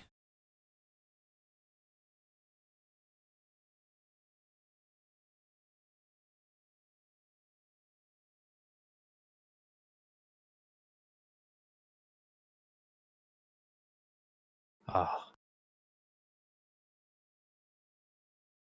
nice bird flying through the view there. Yeah.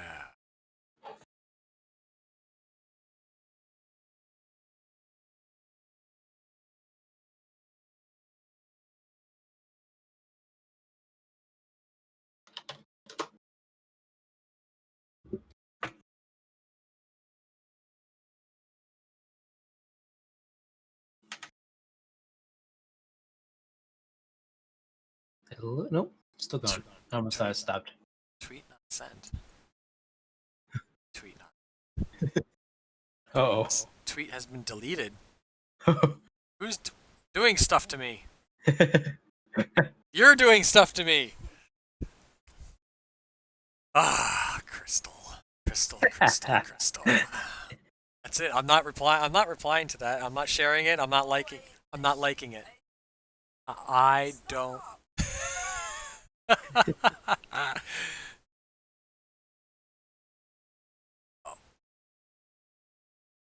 All right. Yeah, that's a lot of activity back there. That's not just distortion. That is actually venting. Mm-hmm. It looks like it looks a little clearer now, actually. Yeah, it's cleared up a little bit. And you actually can see it. You can actually really see it on the wide screen.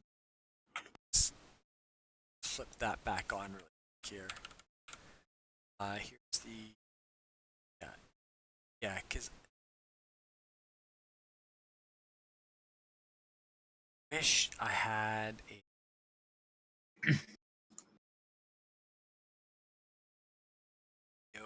cleanup tool.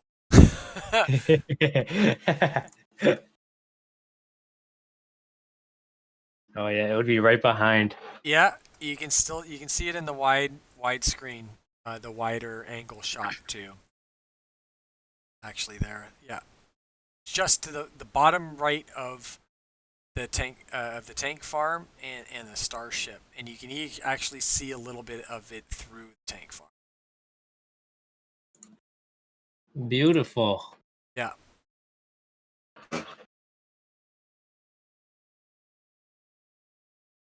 All right, let me see. Did I close the tab that had the timeline? I did. Timeline. Yes. Like the the yes, estimated countdown. yes. Let's see. I had to scroll through my followers list. There it is. I will link it in the Discord. Oh, okay. The back channels. The back channels. Like back channels.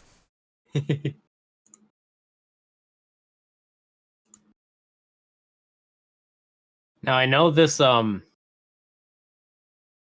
is mostly based around the static fires, but I'm sure it still counts for the flights, depending on if they hold at all.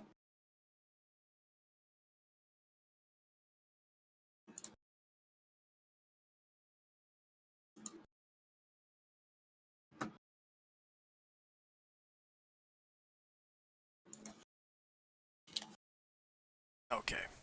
Okay. So that's not yet. That's a ground vent. So that's not yet. I don't think that counts in the timeline. No, that's not the condenser just yet. No. Yeah. But things are happening basically. Yeah. I think the condenser will be like from our point of view. I think it should be just to the bottom right of those black tanks. Yeah, I think that's where the most of our activity is. See, I mean, it's this. Again, thank you from S Padre. This is amazing footage that we can get here. So here is, yeah, you see, it is starting to clear up a little bit out there because I'm seeing the zoomed in screen. And yeah, that looks still some distortion, but it's cleared up a little bit from like about an hour ago. Hmm. Definitely a little bit more clear in the zoomed in view there. Yeah. You can start to make out a lot more of the features.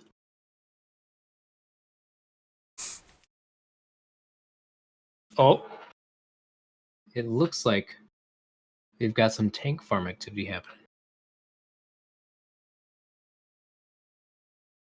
You can kind of see it there in the center of the black tanks again.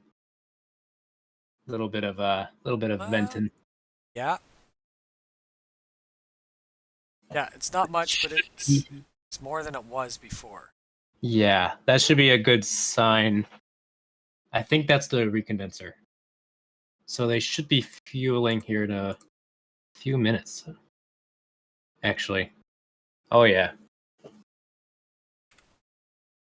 So I have to watch the vehicle itself for any vents coming out the. I think the lower half is where it will start coming out first. Oh yeah, yep, I see that. See that there, right just on the edge of the tank farm. There it is. Yep. So that means we're just over a half hour. Yes. If it follows the timeline, we should be about a little over a half hour out.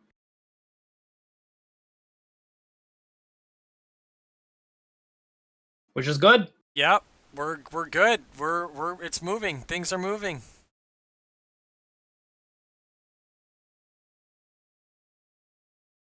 Oh yeah, oh this is great.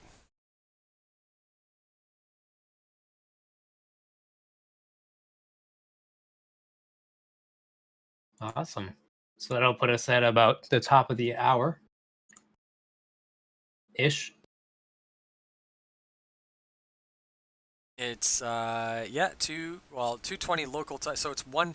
Okay, so local time for Starship is 1:18 p.m. or 13:18 EST, and the condenser has started. So that puts us roughly about 30-ish, 30 to 40 minutes, roughly. Until we see, until basically liftoff. Just under an hour to go is what this to this timeline that we know of. This is where it's headed. Yep. And hopefully we see a SpaceX feed. Maybe. Yeah, I'm waiting for that to pop up. I'm ready to get that loaded and gone and shot out here, and we'll switch over to that. And I'm hoping they'll play audio. I'm hoping that they'll play audio like they did last time. Yeah. That was great to have because I love being able to listen in on their mission control, I guess you could say. The countdown nets.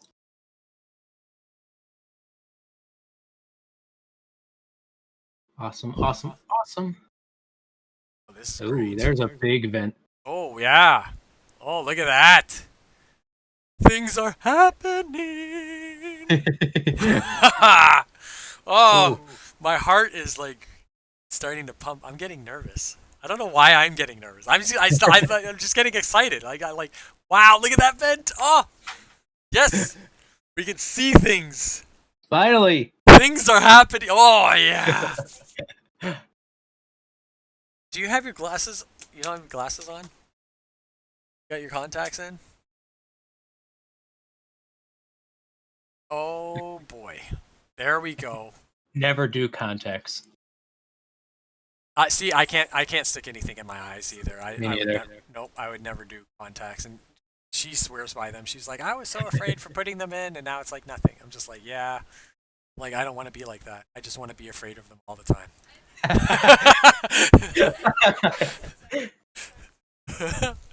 she's been wearing contacts since she's been 13. I'm like, yeah, I'm past that point. I like taking off my glasses. We've got a lot of activity, ladies and gentlemen. So it's a lot of venting. Awesome to see.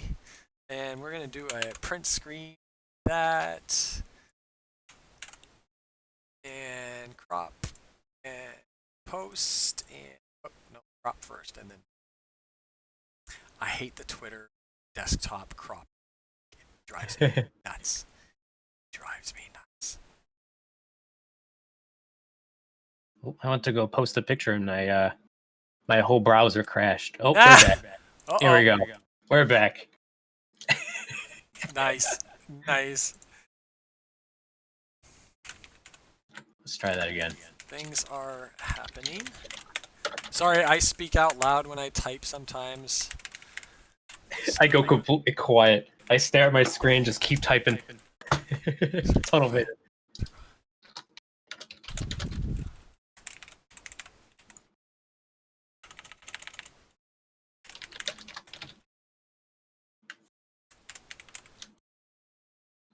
Farm, period, tank, period, this, exclamation point.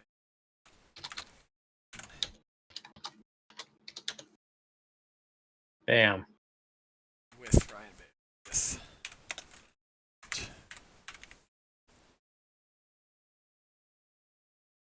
Tag.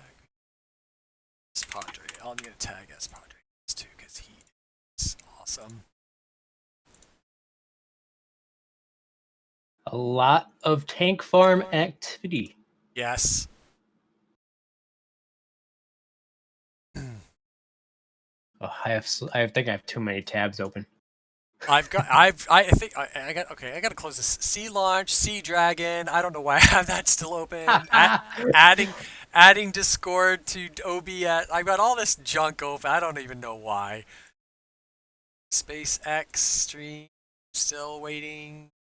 Still waiting. Still waiting. Still waiting. Oh my gosh, I didn't even tag Go Space Launch in mine. Tagged it in. You're the winner of the of the Twitters. Yeah, I can't believe I do that. All right, NASA spaceflight has a T-minus 37-minute timer on.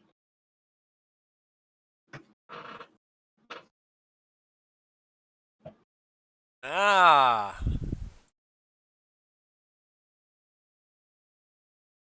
Now the funny thing is I do have one of those kind of set up. Doesn't take. Yeah, actually, wait a second. It's me. Oh no, that's right. That was in. Never mind. I don't have it currently set up. I did have it set up, and then I took it out. That's okay. So yeah, we're. And I could put. Let's see. Just a second. So I gotta. This little. It's a snazzy program.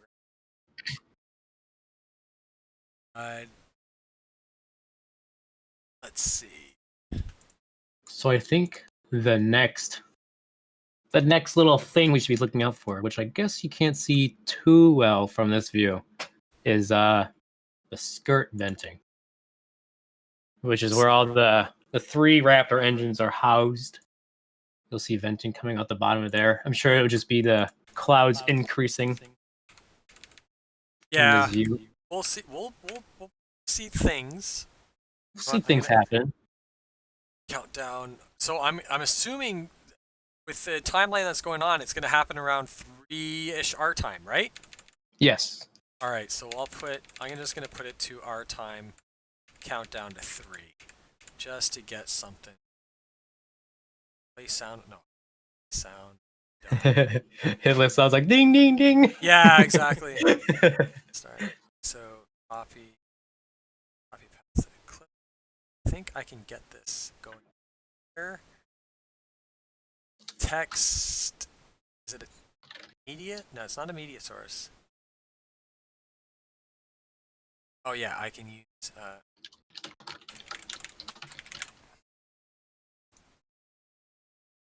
Where is?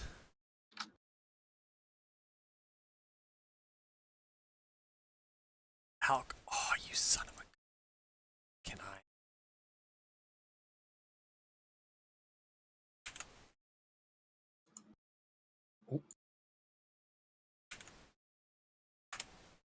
There we go. I can pop out this chat, and I can still swap around streams. I have S Padres, both of their streams open in separate tabs, so I don't have any delayed commentary. Yeah, I guess. Oh yeah, cause shoot, and I can't quite share my screen. I see what you're saying. I see where you're. This works though. Cause yeah, I've definitely got the processing power for it. that's fine. Cause I have 'cause this is from my actual whatchamacallit, from OBS to the stream is about 15-20 seconds. Yeah. Yeah. Oh, well, I think that's general across the board on anybody streaming. Mm-hmm. Unless you like enable low latency on OBS and YouTube or Twitch. Yeah. I think that's what I've got for games.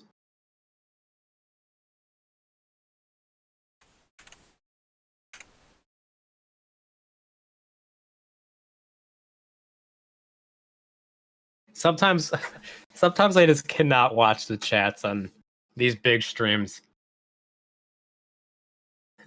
No, you can't. You can't at all. Someone was like, "No frost on SN10." It's been like this for hours now. I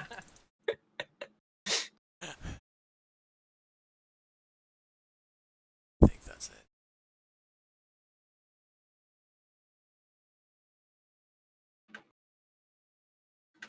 Sometimes when we're at the points like this, it's hard to imagine that they're launching today. Oh, wait. There's some venting coming from Starship itself, I believe. Yeah. Yes, it is. Look at that. That's what we want to see. That's it. That means liquid oxygen is currently loading.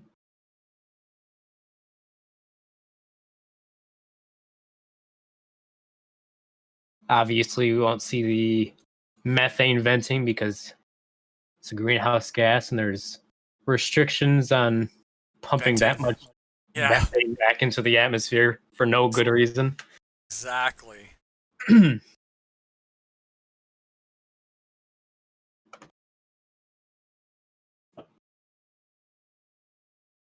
But we're looking good, looking good.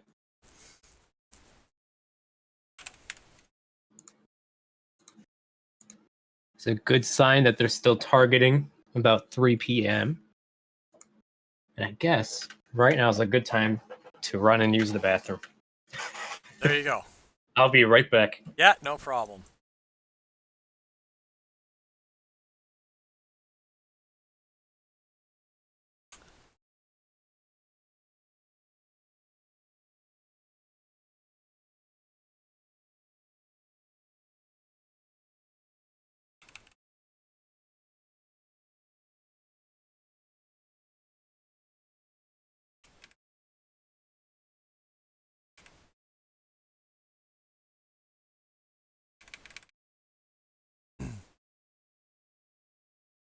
All right, I think that up there. So got a little bit, got a T- on there for you. Just gonna add one more titch in it.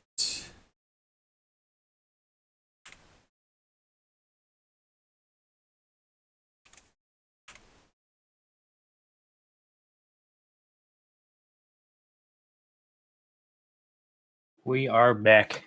All right, awesome. I set up my, I think the countdown is working. Should be. I think T needs to be smaller. It looks like it.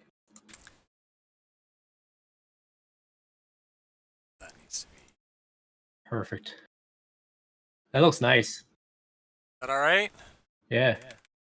I'm just trying to make some adjustments. It's not even, and I don't like that, and it's bugging me. I get that. And I think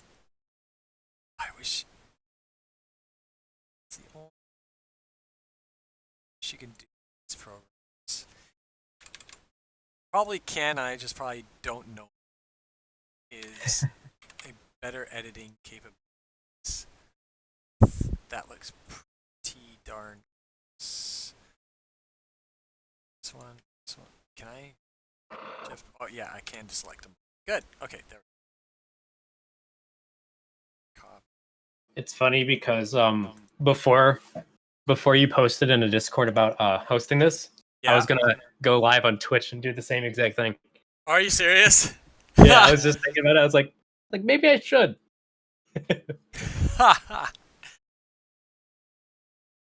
Nice. I guess I'll post this in my my Discord that I'm in here.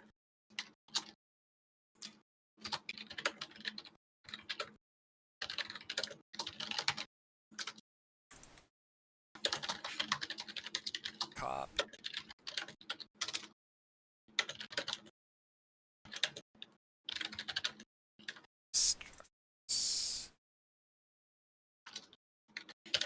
All right, I'm not even gonna.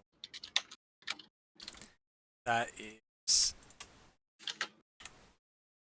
I can't like paste in place on this thing, but that's okay because I've got this one set up, and that's a lot better. Oh no! I posted the wrong link. Delete. What'd you do? I was advertising where I'm at in my Discord. Oh. I put the wrong link. Ha ha! Here we are. I got the right link now. Oh well, thank you very much.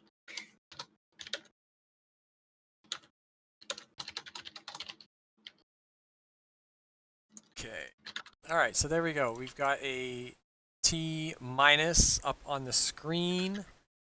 And I'm trying to figure out how I can get it on the other screens as well so we can get a zoomed in shot. Here's...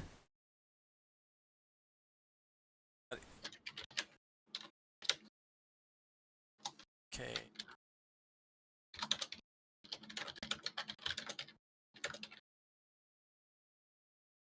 All right, that's the correct link this time.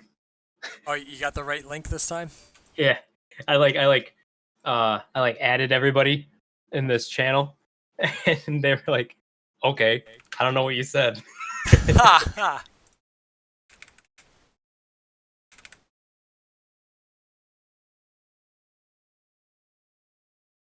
Beautiful.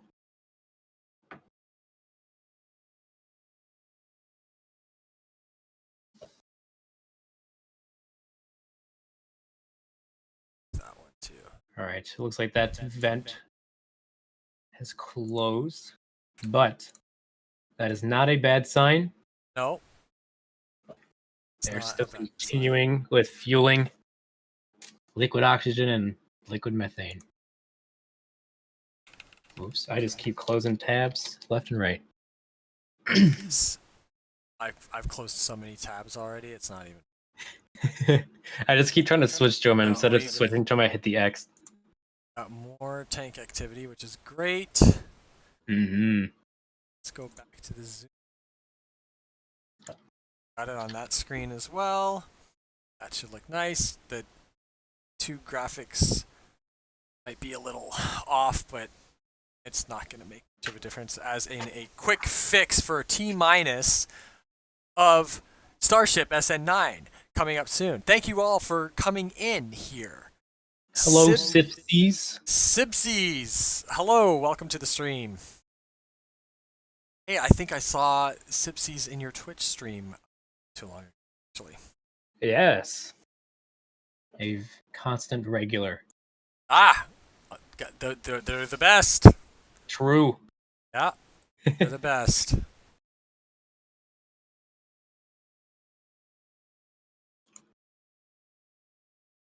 All right. So we're at about 25 minutes. Yeah. So what we're seeing right now is the vent for the propellant load. So we are. This is the bottom half. So we're still at about roughly. Well, obviously about 20-ish minutes to go. This T minus, this is just a guideline. This isn't exact because there is no exact to this. So just FYI, this is a T minus taken of the expected countdown timelines that we have. What we really are expecting and we want to see is the tri-vent. That's all 3 vents for each Raptor that's in there. So there's 3 Raptor engines. I hope you all do know what a Raptor engine is. If not, I'll explain to you that in a moment. But as for right now, the timeline is roughly 20-ish minutes. The T minus again is just there as a guideline, and plus, who knows?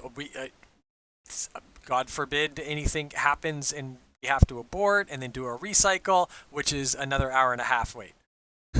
Which we're. I almost wonder if they're holding at all. We just got an update. Who says this? Oh, I just looked at the stopping of venting and slowing down and being firm. Yeah, so the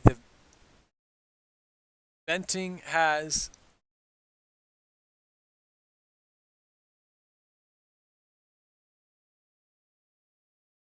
slowed down apparently.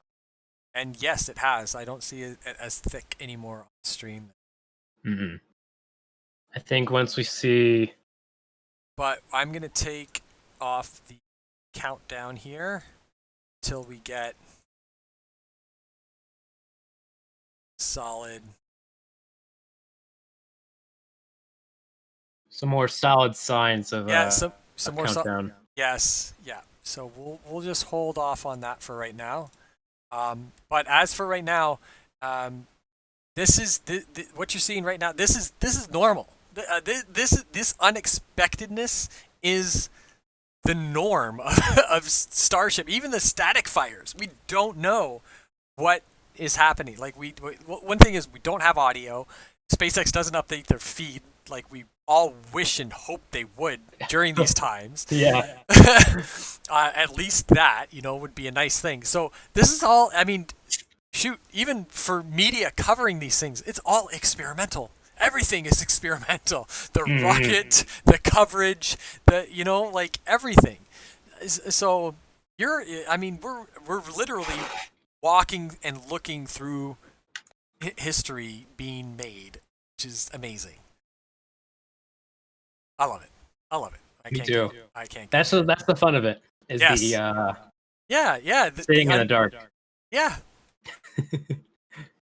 It's the big surprise. You open up the door and it's like surprise. It's like that's why you took me out there for all those hours. Yeah, that's why we're sitting on our chairs watching this for all these hours. Yeah. So. So far, well, I'm still seeing slight propellant floating. It's slowed down a lot, but there's a little bit activity out there. I'm going to go back into our zoom in cam here. And there we go. Zoom cam is back up. And yes, Sipsies, nice to meet you too. I don't know if I got back to you on that. Sorry, I get carried away and then stop paying attention to chat. Oh yeah, it has died down quite a bit. Yes, it has. So I think we might be on a little bit of a hold right now. Mm-hmm. Thankfully, they've got a few more hours left in this window.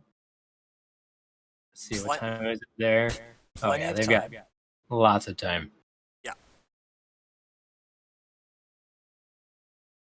As long as the pad doesn't reopen again, nothing bad is happening.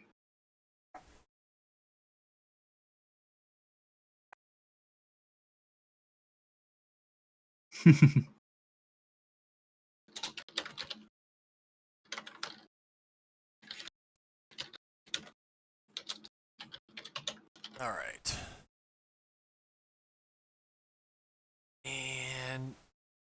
And tank farm activity has stopped. Oh, never mind. We It are. paused for a hot second, but Oh, it's still there.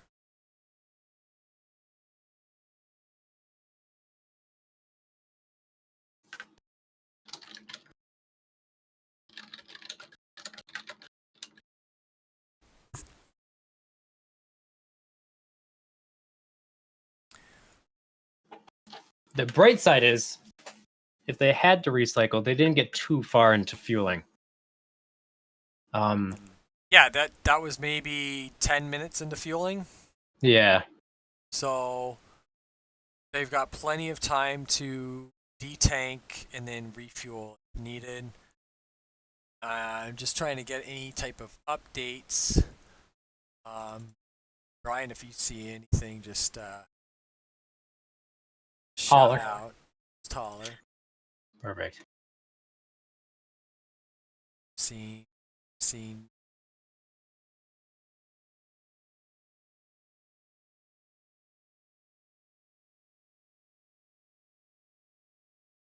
Still seeing some big puffs.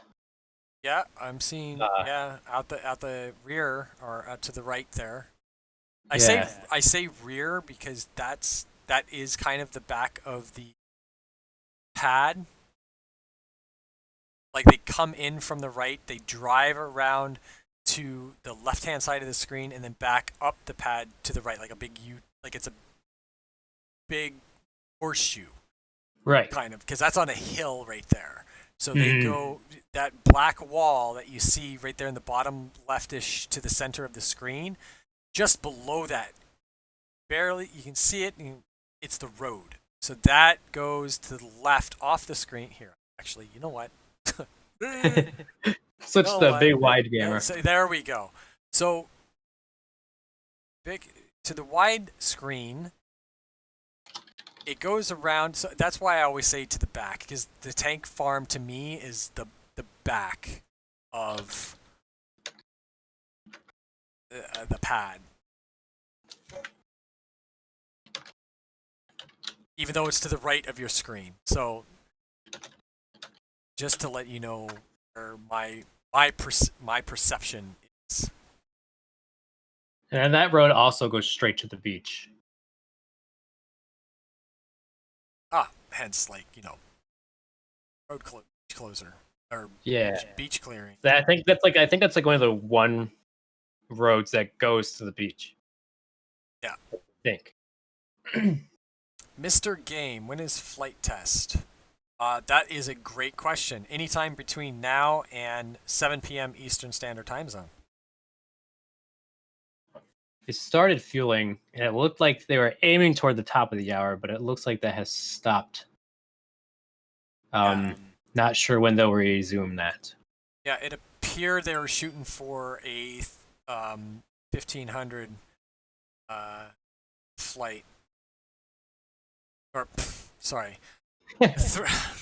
3 p.m. Eastern Standard Time Zone flight time. Test flight time. Sorry. Oh my gosh, rewatching this stream, I'm going to be cringing the entire time. Like, oh my god, did we actually really talk about how to work Windows for 10 minutes? we gotta pass the time somehow. We're doing fillers for you people. It's gold. This is gold. Oh no, my dog is barking. For what? Well, that is the question.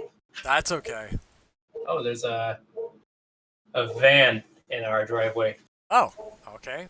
Well, if you need to go yell at the van, by all means.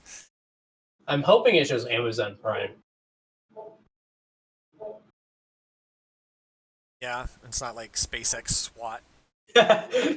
So you're the one. You're the one anticipating the countdowns. Right? We've got your number. Yeah, I guess I'll go check on it really fast. I'll be right back. No problem. And so while Ryan takes a quick step outside to check on his Amazon Prime truck, see what's going on. Like I said, maybe I should stream my front door. We could see all the Amazon Prime stuff that comes here. In error, too. Might I add? We get stuff that comes in.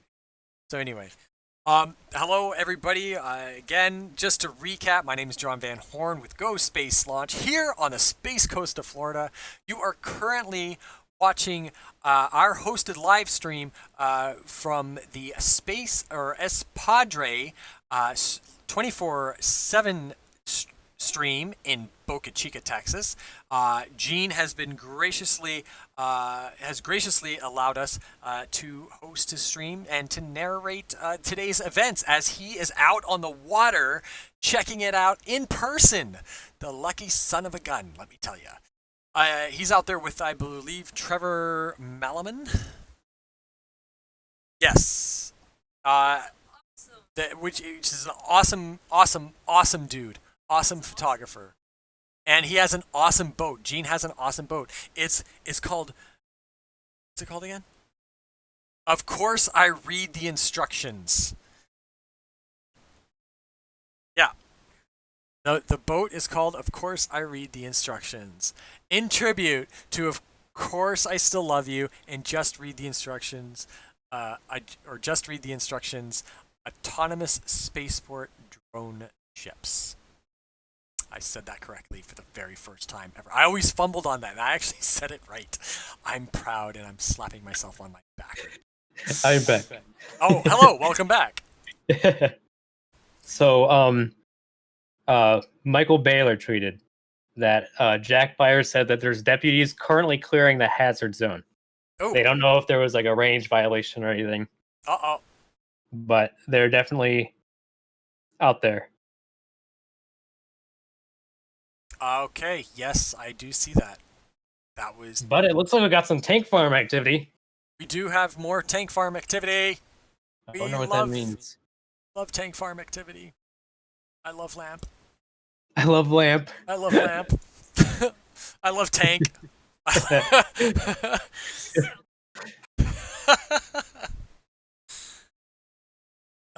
TJ Cooney just posted a sheriff deputy hauling butt right now into field near Starship. Camera credit to Boca Chica gal. Boca Chica gal took it. Oh yeah, that is. Oh yeah. Maybe the reason for the hold. I would assume that is the reason for the hold.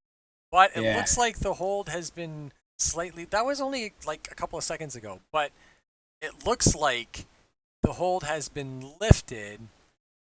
Yeah, we got a lot of activity happening. Yeah.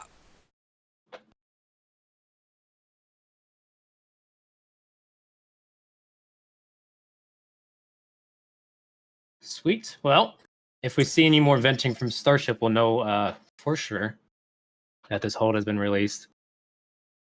Yes. Yeah, I think, well, there's definitely more activity going on. And we got... Oh yeah, it looks like someone did violate their range. Yeah, somebody was violating their... Yeah, violating range procedures and policies. Were you watching the that one static fire where like the vehicle was pretty much fueled like almost completely, and then a car with a kayak drove right past? Which oh my goodness. I think I missed that one. That was for a static fire? Yeah. SN9? I think it was one of these. Oh, okay. Oh, geez. They were like fueling it, and there was like the recondenser was going ham, and a car just started booking it past with a kayak from the beach. Like, how did you not clear them out? Wow.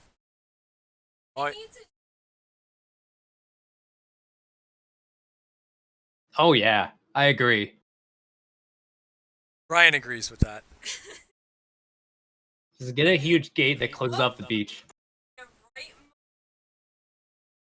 Oh, it's too rocket. It's venting. Let's drive up to it. You seriously have to be. You would have to be a dingus.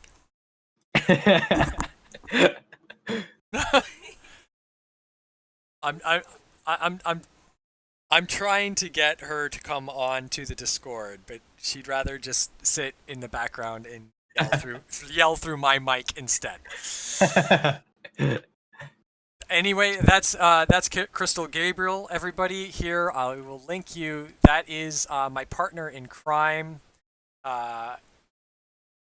She's missing out on the fun. With all media. She's missing. Well, she's not. She's laughing at us, is what she's doing. She's no, she's not. She's not laughing at us. She's commending us. She's thinking, which is nice. I like to hear that. She's my biggest critic. Big time.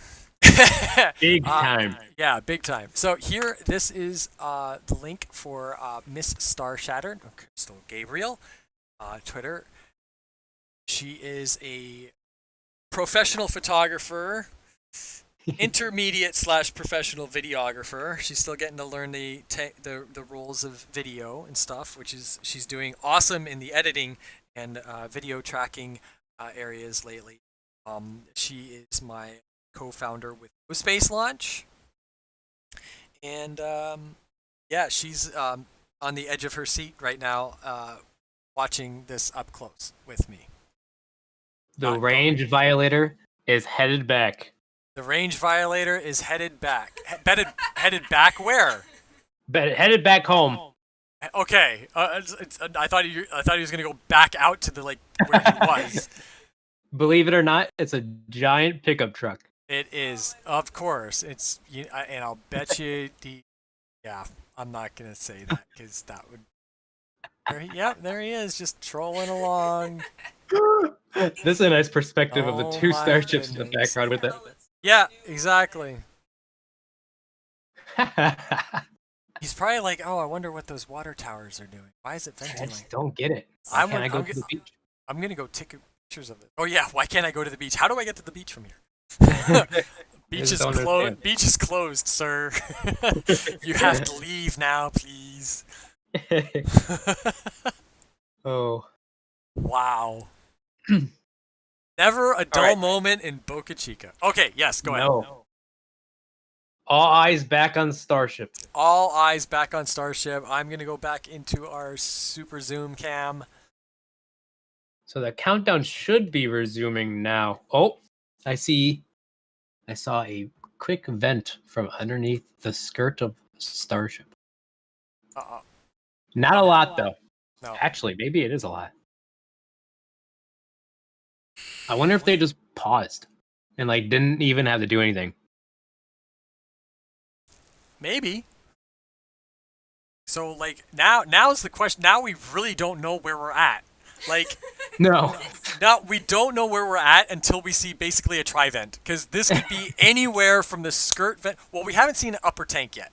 We haven't seen an upper tank yet, so we're still potentially around the 20-ish minute mark, I'm gonna say. I would agree. I'm gonna, you know what? I will throw up. And what time do we have here locally? 2:54. So it's 1:54 there, and PM. So I'm gonna set this. I'm gonna go. So they probably just held, literally just held. They may have. If they didn't hold, I'd imagine they'd resume at 2 p.m. local, and that would probably put us on track for 2:30. So I'm gonna put us around it. You know what? Well, let's go with the 3:30 or 2:30 local update there. Okay, let's put that back up. Oh, whoops! I'm getting the. That's way too. I put it for 30.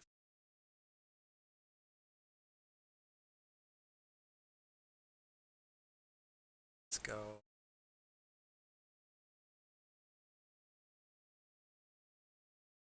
I'm gonna just fix that really. I think we were around 23-ish minutes, but I'm just gonna put it to 30.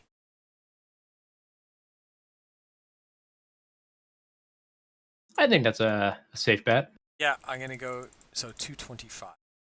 I'm going to assume change.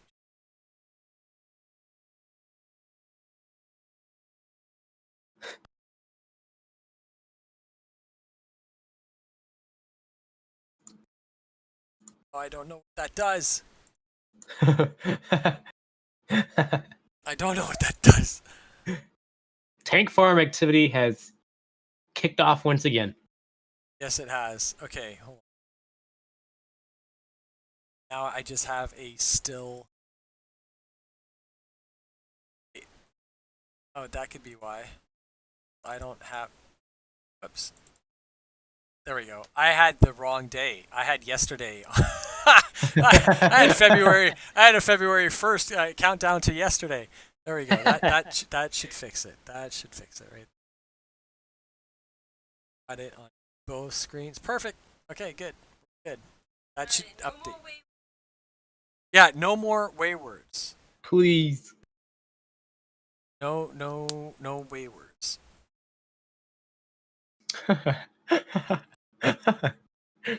There's another satire news Twitter named Norminal News. Norminal use? Oh, And jeez. they said breaking Starship 7.2 completes successful 150-meter hop. And it shows the 7.2 test tank flying in the air. Ha ha ha!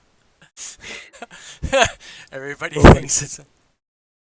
I retweeted that one. That's funny.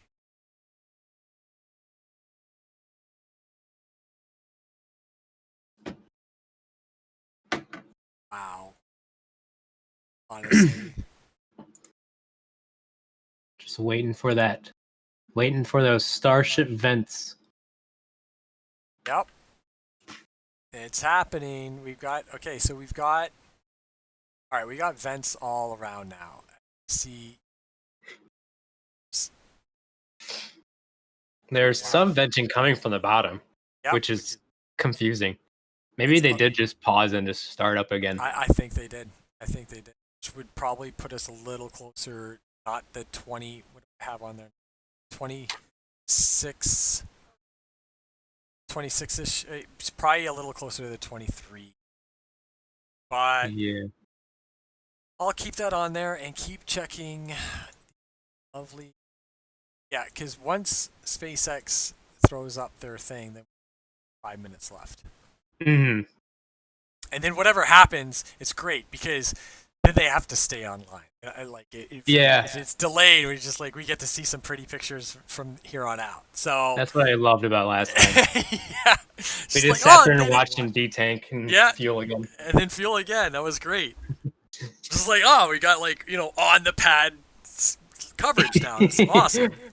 It's about time. So if the skirt is venting, when the skirt is really venting, the upper tank should vent within a minute after. Okay. That's what the countdown says. 17 minutes for skirt vent, upper tank vent 16 minutes. So if this is really skirt venting, we should be seeing I don't see the much upper tank vent shortly. That's still just straight from the farm, I think. You think so? Yeah. I'm not seeing that wind. It's not that windy, but it's pushing the. What is it? It's about 6-7 knots over there now. It's okay. That. Yeah. No. Okay. It's hovering around. Maybe it's just what I'm looking at. The screen is a little distorted.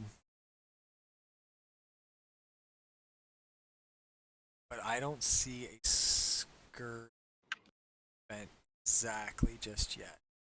I think I'm seeing Raptor engine venting. Okay. Because I see puffs coming out the bottom. I don't think it's a skirt vent. But let me see if I can screenshot it. Although I gotta do it because it's gonna freeze. So I gotta wait till I see it. Yeah, exactly. Oh, I forgot the Forgot the keybind. Oh, there's a good one.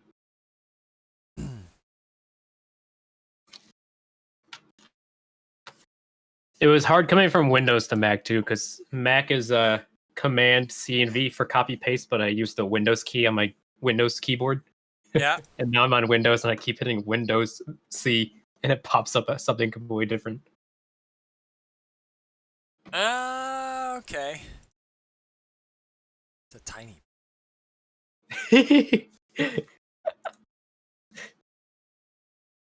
Michael Baylor said 225. So I think your estimate was good. Aha! I think we're on the right. I think we're doing good. Bang on. Yeah. I know my stuff. I get learned.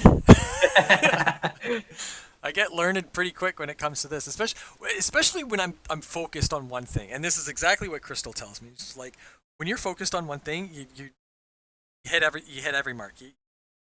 Great in like researching this point and getting this point and getting to know this and doing this, all for just one. So like when it comes to me just paying attention, I do kind of have a one-track mind. Yeah. So it's just like tunnel vision, right? But then all the stuff that I try to throw in around, like I right now, every once in a while I'm thinking about like I've got like 2 other stories I need to write today, right? Like I'm also thinking about like, well, one thing is the Inspiration 4. I still want to see where that goes. I did an article on it yesterday, but there's been some new information that's popped up, which has been great. And it's St. Jude, which is awesome because us Twitch streamers, like that's been a huge. St. Jude has been a huge play live thing for a very long time. By the way, everybody on the stream. Check out stjude.org. It's a treatment and cure for cancer for kids. A lot of us streamers, a lot of us geeks and nerds, like everybody, we love gaming. We love stuff. There it is. Thank you very much, Ryan, for the link. They do an event every year called St. Jude Play Live, and this is where I get a little choked up talking about this because this really hits home to me.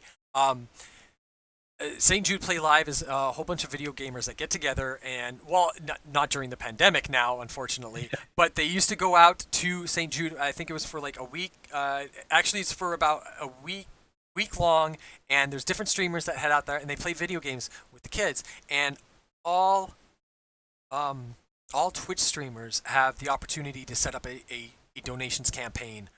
They can do it individual, or they can do it as a whatchamacallit, as a team base. They can put a goal of how much they want to raise,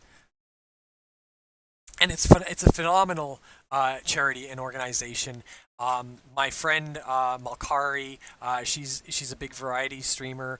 She was mainly streaming of Warcraft for a long time. She's moved on to other things now. She's doing social media for an esports company, which is great. Wow. Seriously, Clara, if you know her, I got a chance to briefly meet her in Vancouver, and she runs Vancouver Twitch basically, and she was at the last, like, I don't know how many play St. Jude's, and in the 1 year she couldn't go, and she actually asked my other good friend Malkari to go instead, which was amazing. So we all did this for non-toxic gaming. We all started up a team thing, and I think we raised over I think it was like $10,000 or $15,000 or something like that. The year before that, we did a small team thing. We did $2,500. It's great, and the thing is that it keeps research going for these kids. It's just Twitch in general donated over like $30 million last year or something like that. So I could be off a couple of digits, but it was a lot. So anyway, Inspiration 4 has kind of hit home to me because I've known St. Jude for this extent. So if you have a chance, check out the link that Ryan has sent out to you in the chat there. And Inspiration 4 is for the actual it's for St. Jude in taking donations to have a slot to fly on a SpaceX Dragon. Like, how cool is that? Here's the Prizio link as well. Yes. Oh, upper vent, upper vent. Upper vent. Upper vent. There it is. I see it. I see it. Upper vent. That's 16-ish minutes. Okay. Okay. Yeah, we're getting there. We're getting there. I'm just wow,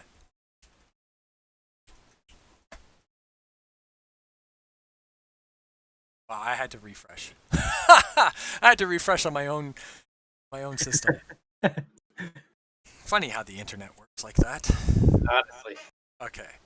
So we do have the upper vent. So that puts us, yeah, you like you said, around the 16-ish mark. Is that yeah? Yeah. So we got the upper tank vent. So now I'm roughly 18-ish, 16-ish minutes. That's okay. So our countdown timer is pretty close. I'm probably gonna turn that off in maybe about 10 minutes because we don't know what's gonna happen, and I don't want to be everybody. It says T-0. Why didn't it go up? Huh? Still waiting on that SpaceX stream too.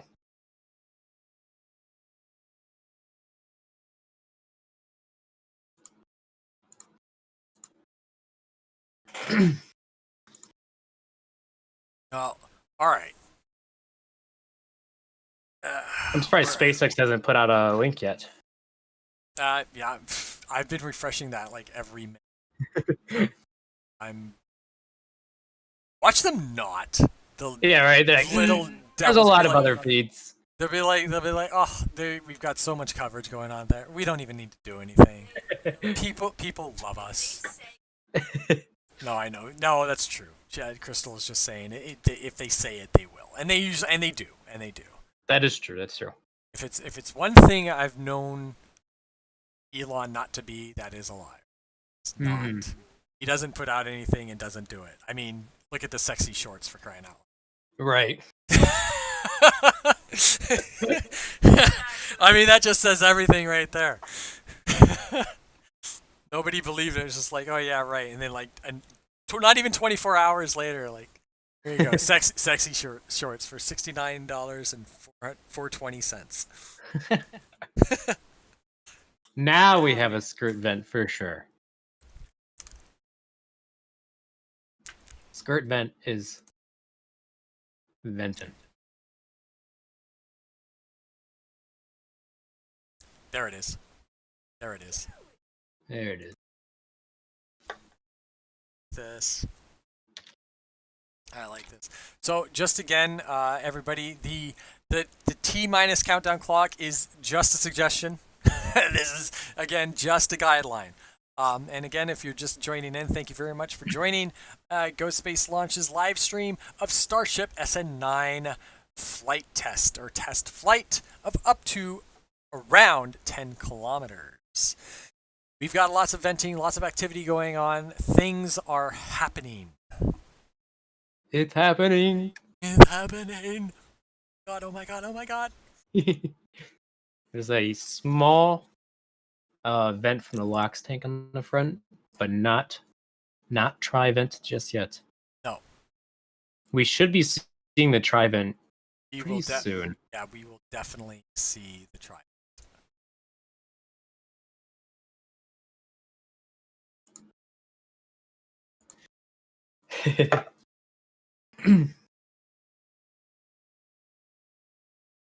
Like, I even click on available live feed of test available.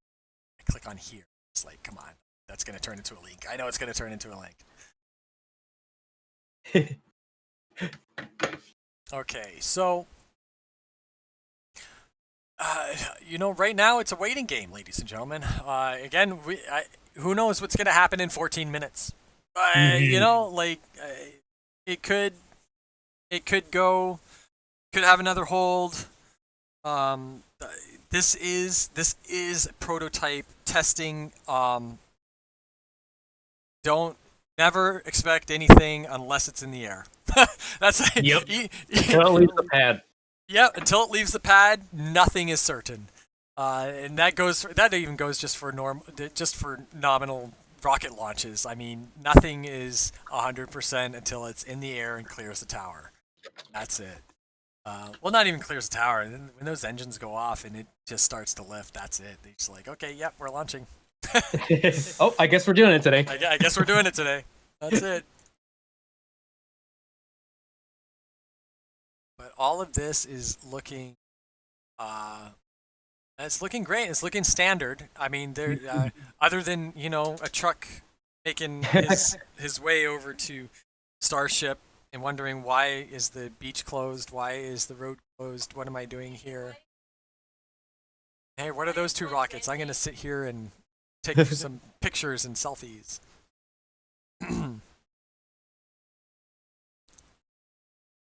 Let's see. I'd give it like 5 minutes.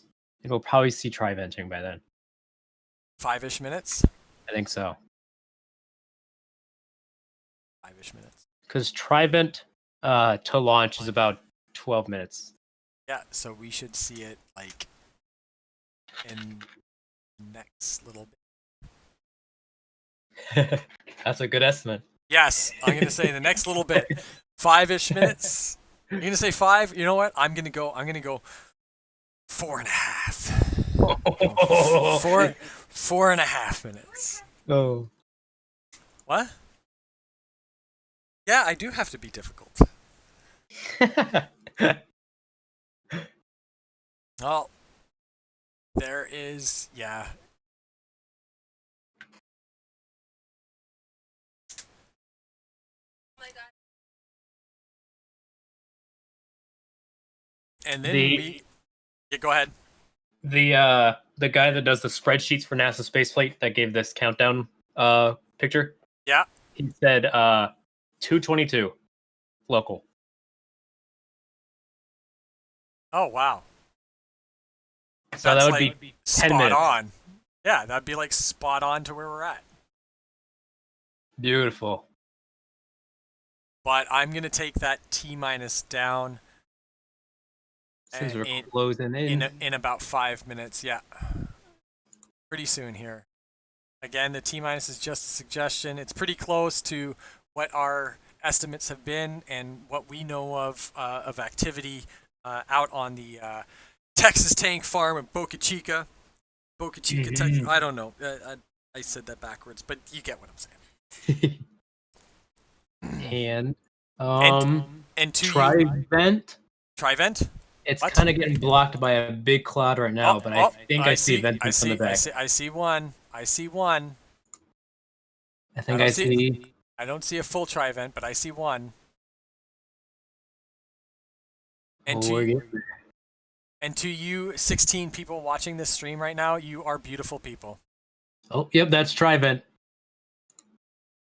Yep, we got a tri-vent. We have so soon-ish. Soon. About PM. About 12 minutes PM. All right, I'm going to take off the countdown. So there we go. SpaceX, where's the webcast? Yes, I'm still waiting for that too. Taking off. There we go. T minus is now off. There, I have informed my mom. You've informed your mom? Yes.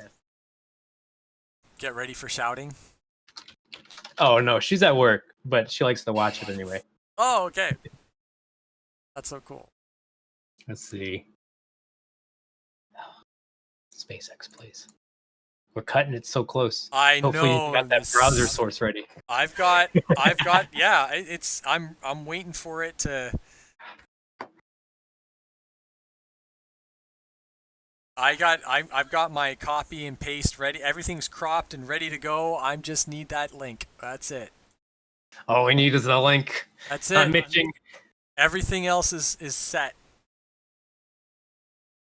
They're gonna do it at like T minus 1 minute. Yeah, all right, sorry for the delay.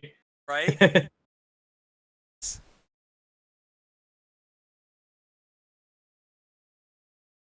They probably won't even put out a pre-link. They'll probably just go live.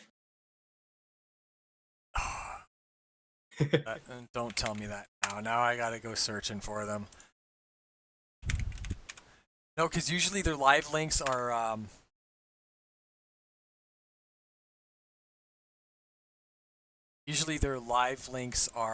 unlisted. That's true. That's true. They don't publish their live. So, and I can't even search it.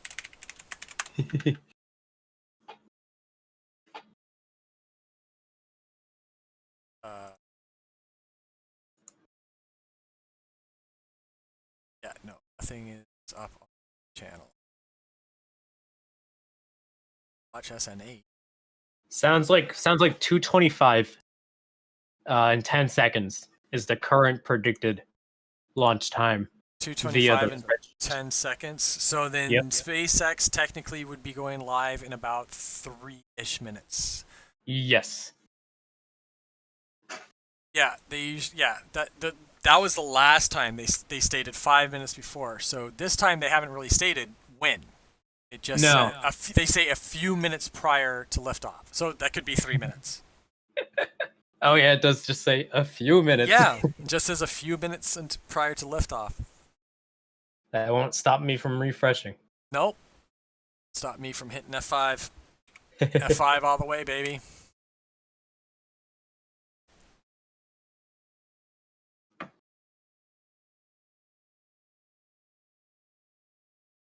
So again, here is, we'll just give you a little glimpse. There's the split screen.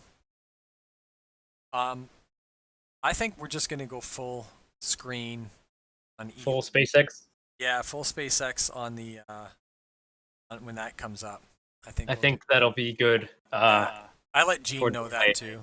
Yeah, definitely. And that way we'll get the audio. The audio is turned on for the hosts, so whenever there's sound, it's gonna pop in. So, but that's Perfect. our little split screen for everybody right there. So you got a zoom in view and a wide view. Again, thank you S Padre for allowing us to host your channel and streams today. It's been beautiful. I hope you have been having a great time out on the water or up with other friends and family. And enjoying this gorgeous day, it looks like, at Chica. Oh yeah, it's like the perfect. This is like SN8 weather. Yeah. I think that's what everybody was hoping for. Thing there.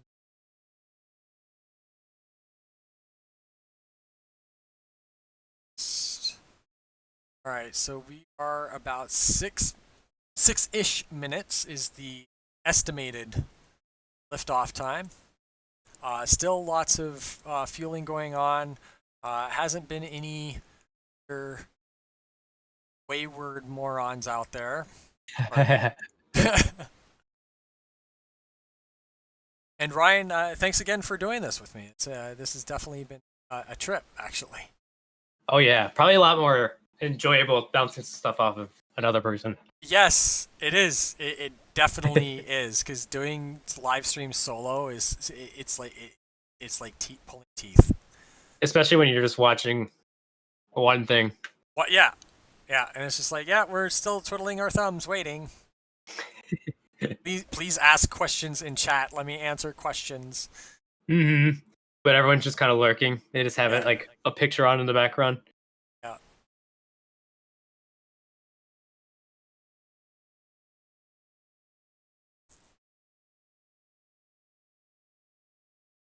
Man, there's so much happening today, isn't there?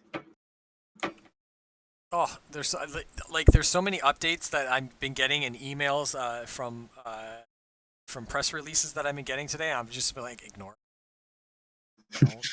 I'll get to it. Yeah, I'll get to it and go over it. It's not right now.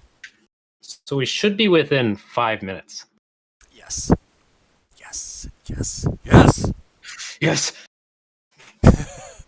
Well, if they don't go live, I'm going to have to switch to the NASA spaceflight feed.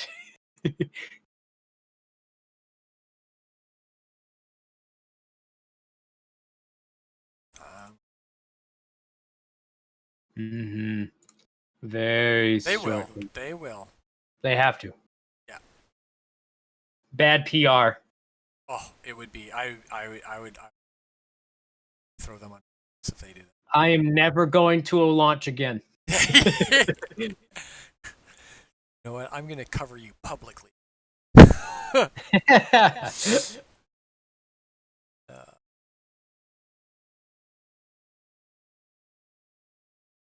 Still. Come on. So they're live. That was What? SpaceX. SpaceX is currently live. Where? YouTube. Got it. Got it. Copy.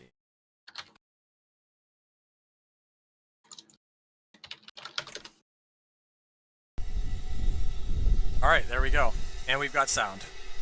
Yes. We are live. 3 minutes. There we go. Oh, it's real now. Look at those shots. Oh yeah. Boom.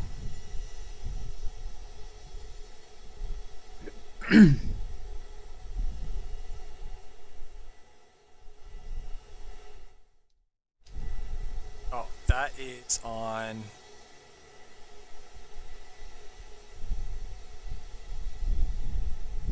All right, so just as a reminder of what's going to happen, we'll see the 3 Raptor engines ignite, and then it'll hopefully leave the pad.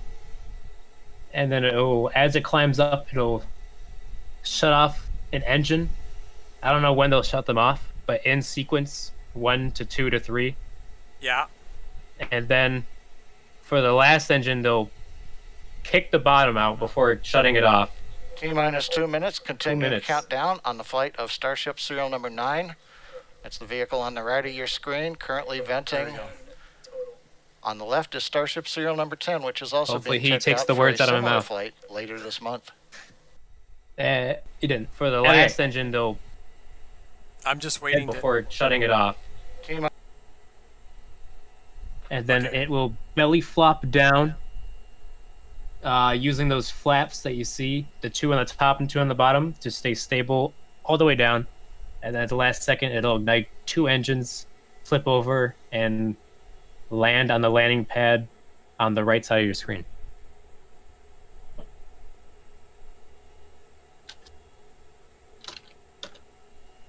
Using those flaps that you see.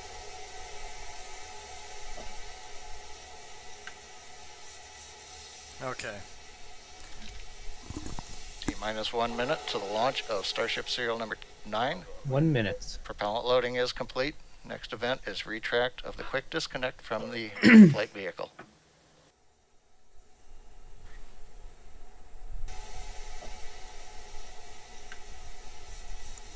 Okay. T-minus 1 minute to the launch of Starship serial number 9. 1 minute. Propellant loading is complete. Next event is retract of the quick disconnect from the flight vehicle. Okay, we are.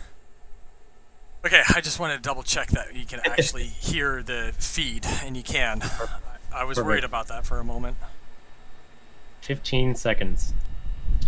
Here we go. Oh. Holding. 13 seconds. Holding never at mind. 13 seconds. 10, Counting No. down. 8, 7, 6, 5, 4, 3, 2, 1. Oh, there And we go. here we go.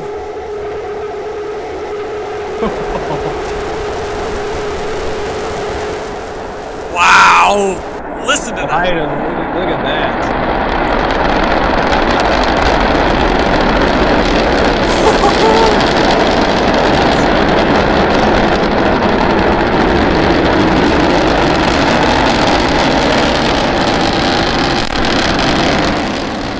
T plus 30 seconds. All 3 Raptor engines at power. Starship climbing to 10-kilometer altitude. View on the right shows 3 Raptor engines burning. Everything continues to look nominal right now for the stage and for propulsion.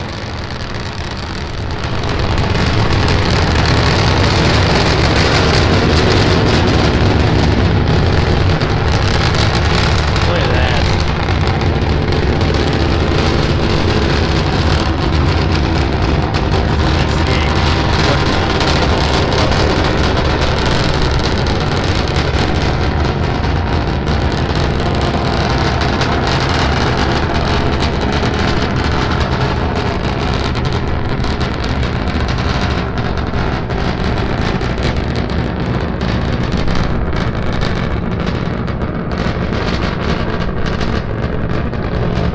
Plus 90 seconds into flight, everything continues to be nominal with Starship. We're just passing through 3-kilometer altitude. Next major event is shutdown of engine number 3. There it goes.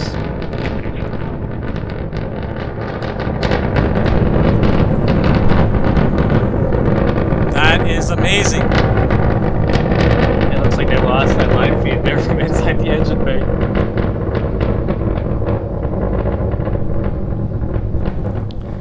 T plus 2 minutes. Flight continuing on Starship. As a reminder, this is a test flight to a 10-kilometer altitude. Engine number 3 shut down on time as planned. We're continuing to climb on 2 engines. Everything continues to go well with Starship. Good engine performance so far. I'm glad they told us about the engine shutting down this time. Yeah, we've got really good coverage now and feed for that. Wow. Oh, that's amazing. Oh, that's gorgeous. Look at that.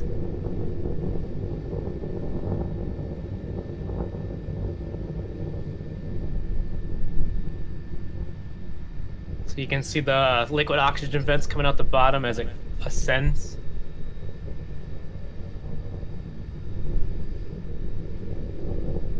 Running on 2 engines.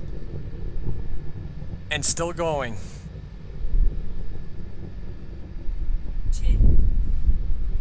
Oh, hear that rumble. Oh, those things scream. Those things scream. There goes T2 We shut got down. engine number 2. Engine Plus number 3 2. minutes, 20 So we're on seconds. We one shut engine. down engine 2 on time. You saw that on the screen just a few seconds ago. Yes, we certainly Starship did. now climbing on the power of engine number 1, So headed to the 10-kilometer altitude. there you see more liquid oxygen venting out the side, out the bottom. Yep. It looks like they actually did lose that camera inside the engine bay. I don't think they put it. Yeah, they didn't put one. Oh, they lost it. Yeah. Yeah. Yeah, It because looks like when engine 3 shut down, it did. Yeah. Oh. It's Look at still that. climbing. Okay, so Plus 4 minutes. Vehicle is at 10 kilometers. It is at apogee. We're continuing to throttle down engine number 1 to hold altitude. Oh, so it's it's practically holding. hovering. It's hovering right now. Preparing That's for what it's doing. handover on the propellant tank. Oh, they're switching to header tanks. Switching to the header tanks. This is where they lost pressure the last time. Yep. So this is the area 4.5 of minutes. We are heading corrections. off to the LOX Oh, tank. here we We're go. beginning to flip Here the we go. horizontal. Here we go. And the white cloud Going you were horizontal. seeing was intentional. Yes! That's liquid oxygen. Oh, We've now transitioned to horizontal. All right. We're beginning the subsonic We've made test it. We've portion made of it to the flight, belly flop. where we check out the aft and the forward flaps to hold the vehicle stability as we descend back to the landing pad. oh, that's All so right. amazing. Now it's just gotta stay stable and Yep. get through the flip maneuver. Now we have. Yeah, we can. Look, Belly flop is look holding. at that. Oh, that's gorgeous. Like, It is rock we've solid. got an external cam. We do have the Yeah. external cam. Awesome. That is looking down the stern of the Starship as well. Oh, they just cut that off. And they lost that one. Yeah, and they lost Plus that. 5.5 minutes. Starship continuing the subsonic descent. using the forward and aft flaps to control its attitude as we come back down to the landing pad. This is looking really Continuing good. to go well in this portion of flight.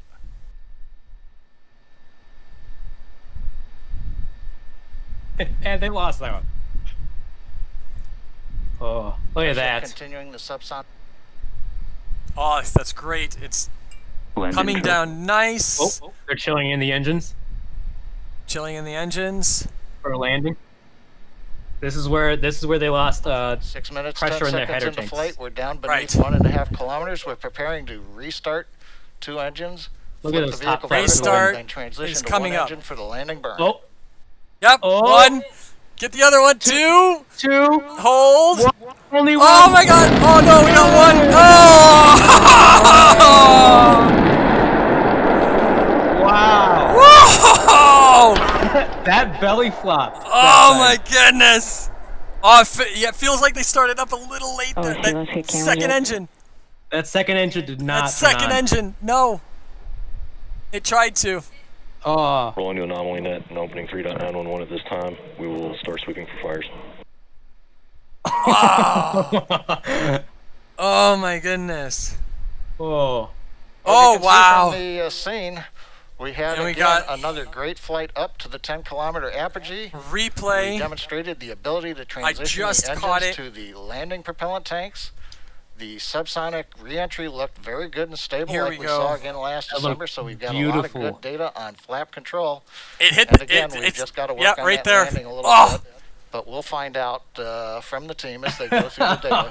We're in contact with telemetry all the way down. that's So the all landing. It hit the told, pad. Another great It hit the pad reminder. once again. This is a test flight. Second time we've flown Starship in this configuration.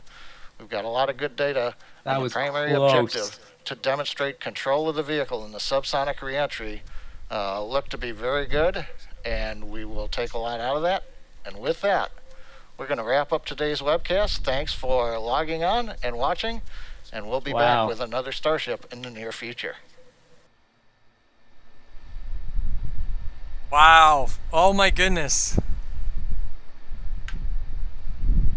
That was. Never gets old to watch that Let's happen. go to the widescreen shot here. Sorry, I switched back and forth. That was awesome. Oh my gosh. That was so fantastic.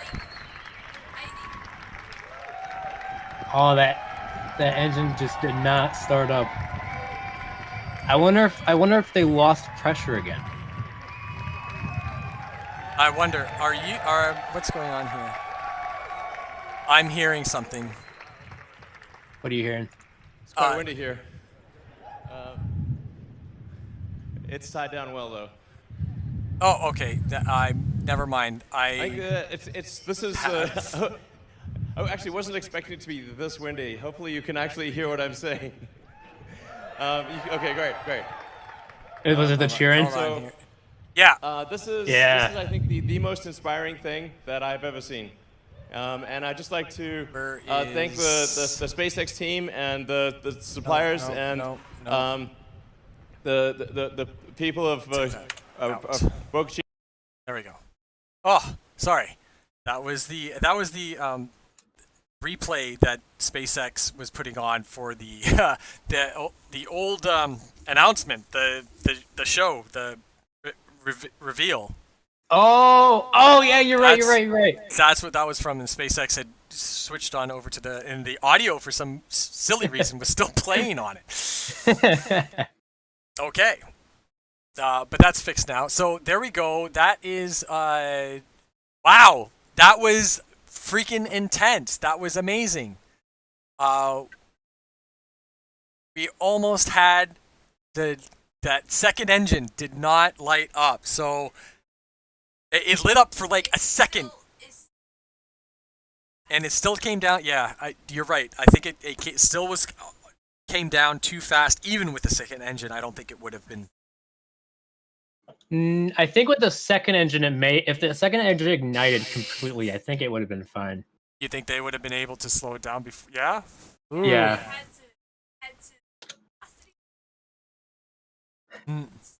It was. That was nuts. Did you see the way it hit the ground? Yeah, it was. Yeah, it was almost vertical. It was at an angle when it hit the ground. It was at an angle. I think this looks like it looks kind of like a 70 to 60-degree angle. It hits the ground and the top of it just flops down. Yeah, Oh, that was way too cool. that was awesome.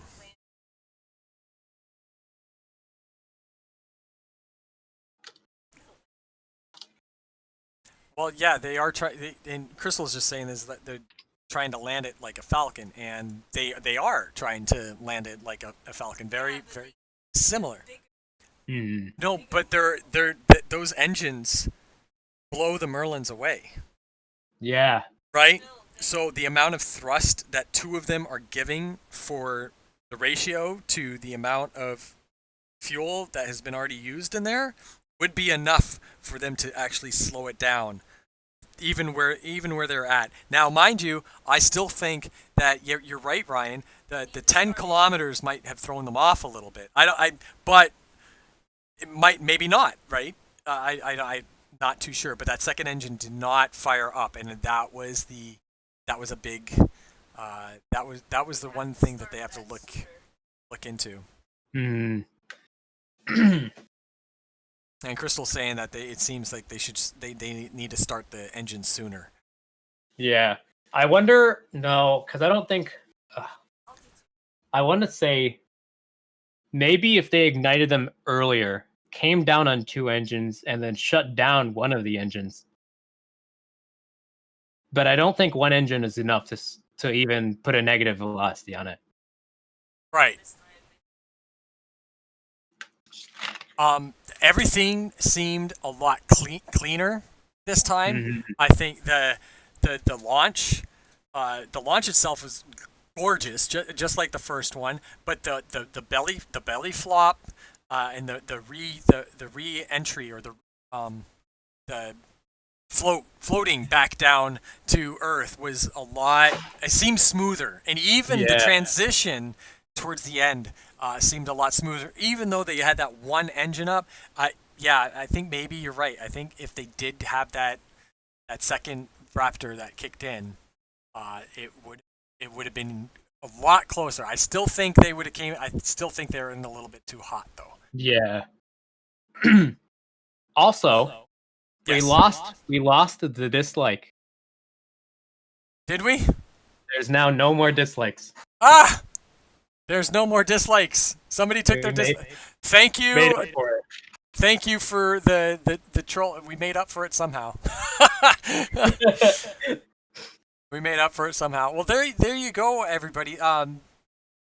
Like, share, comment, subscribe. I'll be saving this into the rocket suborbital categories.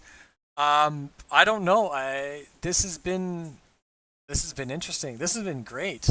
Oh, now somebody just put the dislike back on. Thank you very much. Thank you very much for the dislike. There is one dislike though. Thank you very much, Water Bro. I'm sure you're the one that did it too.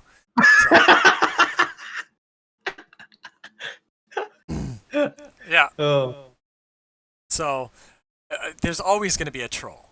There's always going to be a troll. I mean, you should see the amount of dislikes that some of the bigger YouTubers get. Like, it's freaking hilarious. Even SpaceX has 175. Even SpaceX has, yeah, they've got a buttload of dislikes too. You know, because horrible coverage. Well, hey, there's already a Starship out there for the next one. Yeah, exactly. We got an SN9 ready for tomorrow. Come on, hey, they're ready. Hey, TFRs are open till the 5th.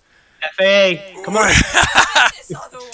Get I a don't even think static fire on SN10 tomorrow, and then, They do a stack. or they probably do it static fire today. No, they got to clean up. Do they have Raptors installed in SN10 already? I don't know. I don't know if Raptors are installed in SN10 yet. because there was talk about that, and then of course my work schedule pulled me away, and I never found out, and I didn't look back on it because Blue Shift was happening the other day. The announcement for Inspirational 4 was happening, but the Blue Shift thing was awesome. I like that. Speaking of which, everybody in stream, Blue Shift, they're the ones to watch out. They are a pure non-toxic fuel. Now, I'm not sure exactly how they do this, but they use no toxins and all the fuels you can do by farming. That's what their thing is. I don't know. They don't go into detail on it because I'm sure they're probably patenting it or something like that. But yeah, Blue Shift Aerospace are going to be ones to look out for in the future. They want to be, as stated by their web host, they've stated, SpaceX, ULA, Blue Origin, they are the freight train to launches, whereas like Rocket Lab is like the bus. They want to be the Uber. So they want to be basically the Uber delivery guys for nanosats and extremely small sats, basically, to orbit, cutting down costs by a bajillion, apparently. So anyway, check them out, Blue Shift Aerospace. They're a Maine company. First rocket launch in Maine ever just happened yesterday. Right. Yeah. Go Pats. Well, they're New England. They're New England. Yeah, it's New England area. So Just watching these replays on Twitter. the replays on Twitter? Yes. Oh, yeah. Can we talk about this amazing camera? Yeah, that camera angle is amazing. Yeah, they had one lit and then it went off. They had them both lit.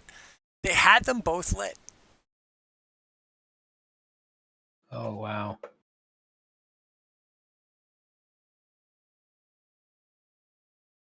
Cosmic Perspective had a pretty good shot of it. Yeah, they did. Even Crystal with her screenshots. I'm retweeting that. That's it. Done. Retweet. I'll take that. That was awesome.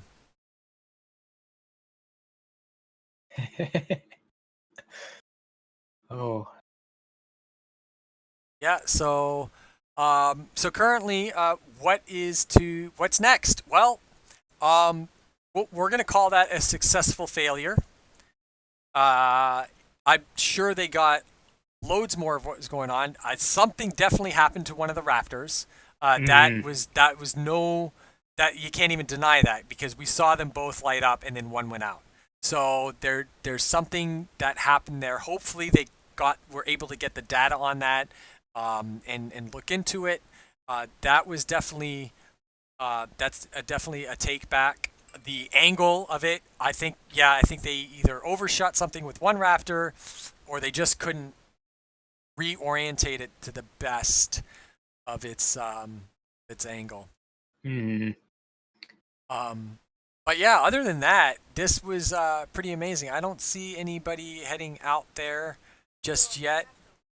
They're probably gonna have to wait a good hour or so for fires to. I'm sure they'll get fire people out there soon, but any type of cleanup or assessments is going to be a little bit. But I do see some fires out there. You can see the fires in the bottom left.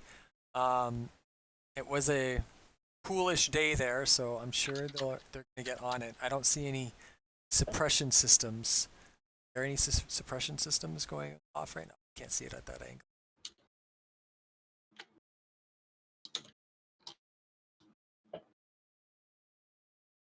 But yeah, I think we'll call it. Yeah. Good live stream. Who did the dislike? That was again, somebody else. Pretty good flight. Yep, it was all around. That was amazing, and I'm really happy that we got to see it and got to capture all the things. Let's see. Ryan, please take your time to do a shameless promo. Yes. I'm on Twitter at rbalephoto, and then I'm also on Twitch TV as rbale, which I'll put both in the chat. So special thank you very much, Ryan. It was kind of a late minute thing where I kind of asked in my Discord who wants to co-host with me. Ryan stepped up here, so Mr. Ryan Bale, thank you very much yet again for stepping up. We appreciate it, and it really does help make for better content in a stream. Yeah. That's It's for my sure. pleasure. My pleasure. So maybe we'll set up something again for SN10. Definitely. Yes. All right. Again, thank you for all the viewers. Special thanks to the viewers. Of course, you guys are all awesome. We do have super chats available. We are now partnered with YouTube, which we just hit less than a month ago, or about a month ago, when SN8 happened with our live stream from that, which was awesome. Thank you all for coming in. The links there from my lovely, lovely Nightbot Autobot guy that does its thing for my links. Please go follow us on Twitter. Twitter, we're shooting for number 1. Please go ahead. We can like us on Facebook and Instagram, as well as we do have a Patreon, which we are in the works of getting some more content out there. We do have a shop. It's in the description down below, gospacelaunched.com/shop, and we do have some apparel out on our Teespring store, which is also in the links below. And super special shout out to S Padre, Gene at S Padre. You are a beautiful man. Don't ever change. Keep doing what you're doing. Thank you for lending us the hosting of your streams from the S Padre. His YouTube channel is also in the links as well in the descriptions, and his website. SpaceX, thank you for that last minute nervous wreck live feed going at the last minute there so we can get it up for our viewers. Everybody, we do appreciate it. I know this is a long outro, but yeah, thank you again, everybody, for coming in. Have yourselves a beautiful day, evening, or night, wherever you are in the world. Bye-bye.